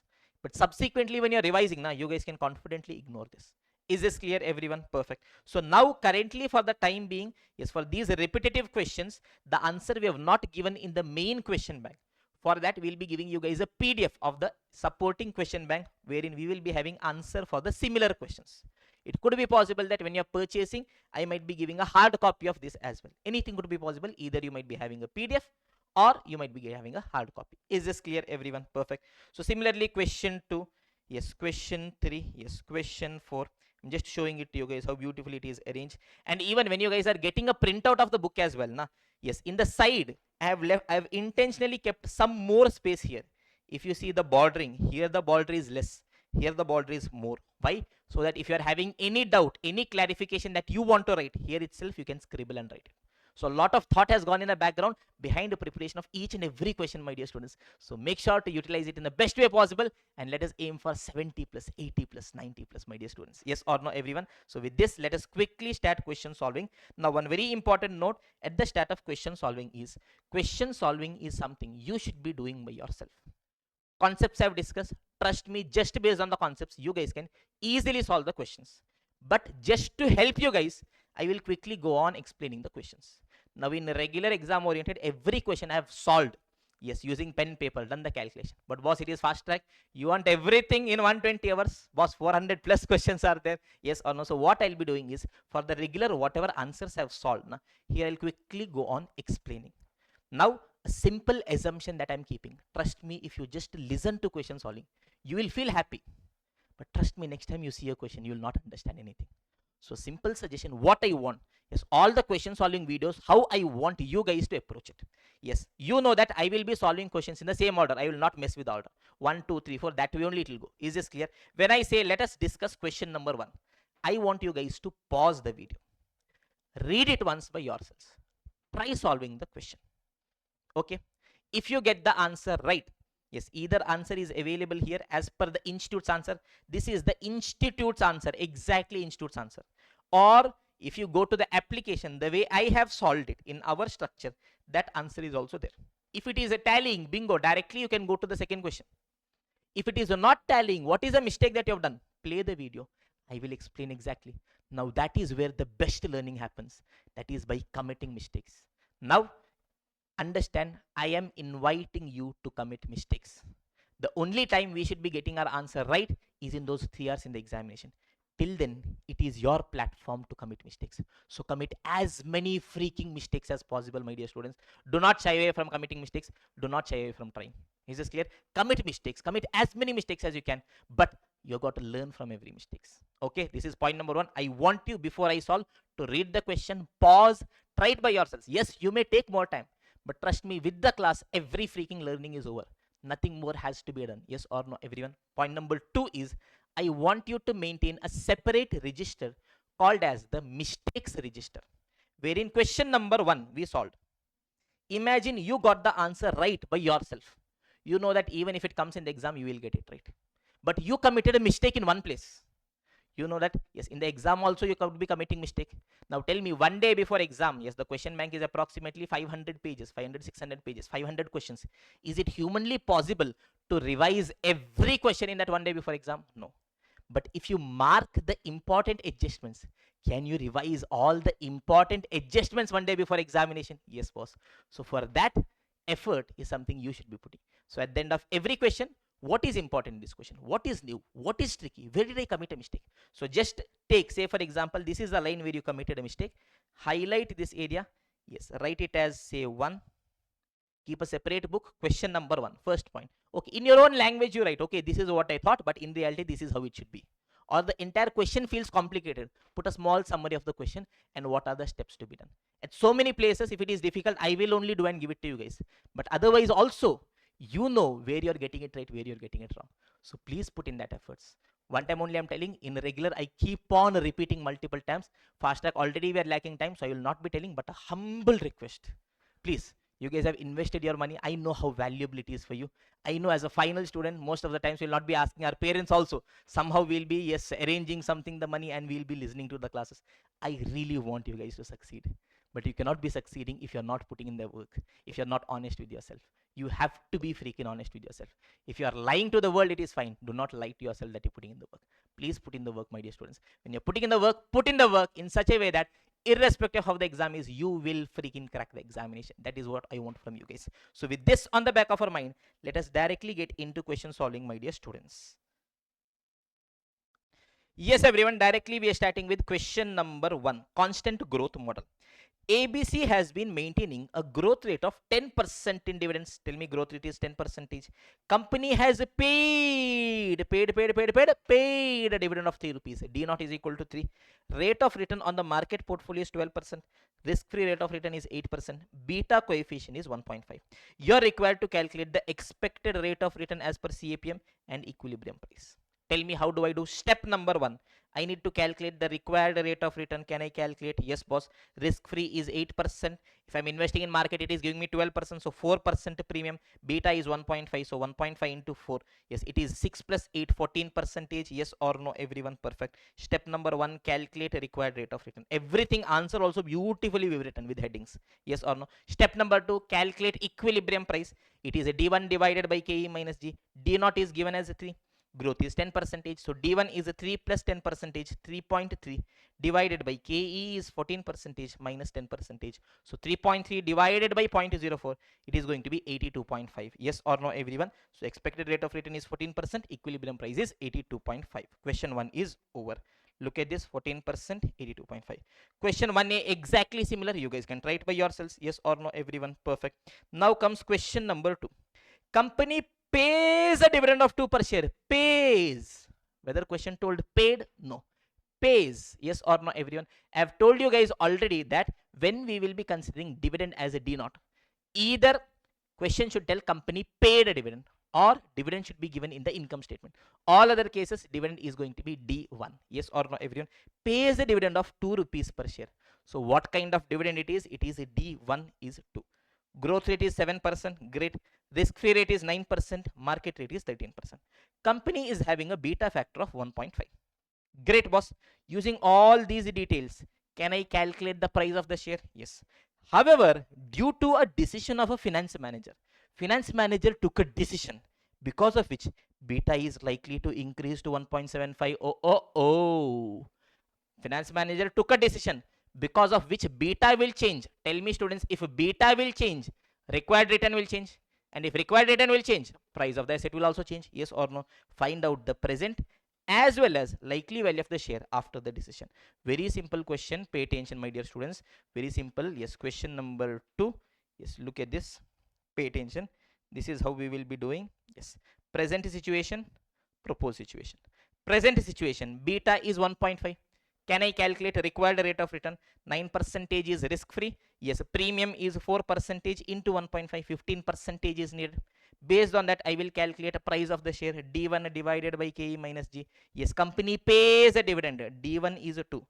2 divided by KE is 15% minus 7%. Yes, it is 25. It is a present price. But was finance manager took a decision because of which what happened? Beta has increased to 1.75. Beta has changed means cost of equity will change. It will become 16%. I am expecting that you guys are trying already. Yes, that means price of the security, it is a D1 divided by KE minus G. KE has changed. Price will change. Price will become 22.22. Yes or no, everyone? This is how we will be doing it. Yes or no, everyone? Look at this answers also. You guys can see existing 15%. Yes, existing price is 25. Yes, new it is going to be 22.22. Yes, wherein it is going to be, I think, 16%. Yes or no, everyone? Yes, question number 2 is done. Done. We are going ahead to question number 3, my dear students. Look at this. X Limited just declared a dividend of 14 per share. Oh, D naught is 14. Mr. B is planning to purchase the share of X Limited, anticipating increase in the growth rate from 8% to 9%, which will continue for 3 years. Now tell me, X Limited has just declared 14 rupees dividend. Yes, Mr. B is planning to purchase the share today. Yes, of X Limited, anticipating increase in the growth rate from 8% to 9%. Till now, how much was the growth rate? 8%. But boss, from today onwards, how much is the growth rate? 9%. So when, yes, Mr. B is purchasing, how much growth he is getting? 9%. So I will be considering 9% growth rate. Yes or no, everyone? Perfect. He also expects market price of the share to be 360 at the end of 3 years. Calculate maximum amount B should pay for the shares if he requires 13% return. Simple. Draw a line. Line should be straight. Yes or no, everyone? Yes. D naught is equal to 14. Yes or no, everyone? Perfect. Tell me what is going to be the growth. 9% growth will be there for 3 years. First year 14 plus 9%, 15.26, plus 9%, 16.63, plus 9%, 18.13. At the end of third year, he is selling at 360. Tell me how much return is needed? 13%. Let me discount the cash flows at 13%. I will arrive at value of the asset as 288.56. Is this clear, everyone? Perfect. Now comes the second requirement. Maximum price B is willing to pay for the share.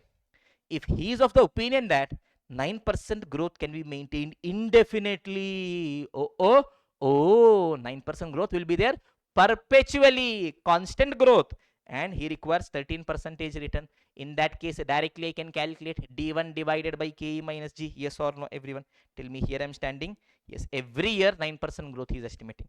So tell me D1 is going to be just declared 14. Yes, plus 9 percentage, 14 into 1.09 divided by cost of equity is 13 percentage minus 0.09 gives me 381.5. Is this clear, everyone? Okay. Then comes the third requirement of the question, which is going to be calculate the price of the share at the end of 3 years. What are they asking? Price of the share when at the end of 3 years. If 9% growth rate is achieved and assuming other conditions remaining same as in 2 above. What was the condition given in 2 above? That 9% growth will be there indefinitely, yes or no, and the required rate is 13 percentage. Now what is the third requirement telling? Yes, it is telling that, boss, I want to calculate the price when I want to calculate the price at the end of third year. Yes, how do I calculate price at the end of third year? Tell me, students. If I want price today, P0, today if I purchase the share, today will I get dividend? No. Next dividend only I will be entitled to D1 divided by KE minus G. Yes or no? If I want price at the end of third year end, I purchase the price. Yes, I purchase the security. Which dividend will I get? Will I get third year dividend? No, boss. Fourth year dividend I will get D4 divided by KE minus G. Yes or no, everyone? Perfect. So tell me, students. Yes, D0 was 14%. First 3 years, 9% growth was there. So first year dividend was 15.26. Second dividend was 16.63. Third dividend was 18.13. Yes or no, everyone? Perfect. What is the question asking? Calculate price of the share at the end of third year. That means here at this point, how much should be the price of the share? Here an investor wants to purchase. How much he is willing to pay? Tell me, investor purchases the share here. What he will get? Will he get first year, second year, third year dividend? No. Fourth year onwards dividend only he is entitled to. Yes or no, everyone? So can I tell price at the end of third year? Yes, it is going to be D4 divided by KE minus G. Yes or no, everyone? Now to calculate fourth year dividend, I want growth rate. For that purpose, what is question telling? Assuming other conditions remaining same as in 2 above. What were the conditions given into that? Growth is going to be 9% and the required rate is going to be 13%. So that means growth is going to be 9%. Yes or no, everyone? Tell me, third year dividend is going to be how much? 18.13. But boss, I will get next year dividend. Growth is going to be 9% into 1.09. Required rate is 13% divided by 0.13 minus 0.09. You are going to get the answer as 494. Is this clear, everyone? Perfect. So with this, question number 3 is also done. Here factors are given. It is better to use those factors. Is this clear, everyone? Then comes question number 4, my dear students. Last question on this type. Risk-free rate of return is 9%. Expected rate of return on the market portfolio, RM is 13%. RM is given. Expected rate of growth for the dividend is 7%. Growth is 7%. Last dividend paid on the equity share is 2 rupees. D0 is given. Beta of Platinum Limited equity share is 1.2. First, they are asking calculate equilibrium price. What are the steps? 2 steps. Step number 1, I will calculate required rate of return. RF plus beta into RM minus RF. Once I've calculated that, I will calculate equilibrium price. Yes or no? D1 divided by KE minus G. Yes, boss. Let us quickly try seeing. Pay attention. Data is given. Step 1. Calculate cost of equity. You will get cost of equity as 13.8%. Based on that, calculate price. Price is going to be 31.47. Is this clear, everyone? This entire PDF of answers will be uploaded in the app as well. So from there, you guys can check and cross verify. Or if you want to write subsequently also, you guys can be doing it. Is this clear, everyone? First one is over. Now comes the second part of the question. This is beautiful, my dear students. Yes, this is an area wherein you guys could be committing mistakes. So it is better you highlight it in your adjustment register. It is better to write it down and keep. First one is simple only. Any person would have done this. Second one. How will the equilibrium price change? How will the equilibrium price change? They are asking how much is the change. Imagine current price is 20. Proposed price is 30. That means what is the change? 10 rupees is the change. They're asking how much will the price change. For that, I want to know the new price as well as the change in the price. When inflation premium increases by 2%, oh, oh, oh, I've told you everything I'm telling has logic, yes or no? I've told you required rate of return, risk-free rate. Why is the risk-free rate given? To combat inflation. Expected growth rate increases by 3%. Beta rises to 1.3. Now, the question is not very clear. Three conditions are given. Yes, does it mean that inflation is increasing by 2% plus growth is increasing by 3% plus beta becomes 1.3? Or is it that situation 1, inflation increases by 2%, situation 2, growth increases by 3%, situation 3, beta rises to 1.3? Question is not very clear, yes or no? Ideally, question should have been more clear. Now, if you see the answer that the institute has done, in this question, they have given both. First, they have given if all three are changing, what is the impact? Second, they are telling if only this is changing, what is it? This is changing, what is it? This is changing, what is it? What we should do? If all three are changing, what is the impact we should be showing? Why, sir? Because exactly similar question, question 4a. It has come in MTP for 4 marks. Look at this. How will the equilibrium price change when changes in the various parameters take place as follows? Inflation premium increases by 2% and expected growth increases by 3% and beta rises to 1.3. Now understand one very simple thing, students. Questions in the study material and questions in the RTP could be ambiguous. But whenever institute drafts a question, either in the MTP or in the past examination, they will try their best to make it as clear as possible. Why? Because if question is ambiguous, multiple answer could be possible. That means the person who is evaluating should be having the knowledge to see multiple answers and answer, give the marks accordingly. But we know how our evaluators are. Institute better knows how their evaluators are. So institute doesn't want to take a risk. What it does, when questions come in the exam, they will try to make it as foolproof as possible. That is why in the exam even present value factors are given. Why? So that rounding off error also will not come. Is this clear, everyone? So whenever question comes in the exam, they will try to make it foolproof. Is this clear, everyone? This is one proof. Throughout we will see study material RTP questions will be ambiguous because those are not getting evaluated. Yes or no? MTP or past paper, you see, as much as possible, vagueness would be eliminated by the institute. Sometimes still it will be vague, nothing can be done. Is this clear, everyone? So what we will do, we will assume that all three are changing together. Accordingly, we will calculate. Pay attention, my dear students. Now look at this. What is it we are going to do? Pay attention. I want to calculate the revised data. Tell me, students, what is my existing risk-free rate? 9%. If inflation increases by 2%, how much is going to be the risk-free rate? 11%. Yes or no, everyone? If inflation increases, risk-free also increases. Market rate also increases. Tell me what was market return? 13%. Now market return will be how much? 15%. Is this clear, everyone? Tell me growth increases by 3%. Right now, what was the growth? 7. That means the revised growth is going to be 10%. Beta of the platinum limited rises to 1.3. Rises to 1.3. That means beta becomes 1.3. Yes or no, everyone? Using this data, I need to calculate what is it? Yes, the price of the share. Yes or no, everyone? First, I will calculate CAPM return. Yes, risk-free 11 plus beta is 1.3 into RM minus RF 15 minus 11 4. Yes or no? 4 5.2 is it? 1.3 into 4 plus 11. It is 16.2%. Yes or no, everyone? Yes. P naught. It is D1 divided by KE minus G. Yes. D naught is given for me. Yes. Last paid dividend is 2. Yes. 2 into 1.10 divided by KE is 0.162 minus growth is 0.10. Yes, 2 into 1.1 divided by 0.062. Is it 35.48? Yes or no, everyone? 35.48 is going to be the answer. Is this clear, everyone? Yes or no, yes or no, yes or no. Here you would have calculated. Now tell me. Yes, institute is ending the answer here. But ideally, what should have been the answer? Did they ask what will be the equilibrium price? No. They ask how will the equilibrium price change? Tell me right now my price was 31.47. It reaches 35.48. Yes, that means my equilibrium price is increasing by 4.01. Yes or no, everyone? Ideally, I should be giving a comment. Okay, boss. Yes, equilibrium price will increase by rupees 4.01.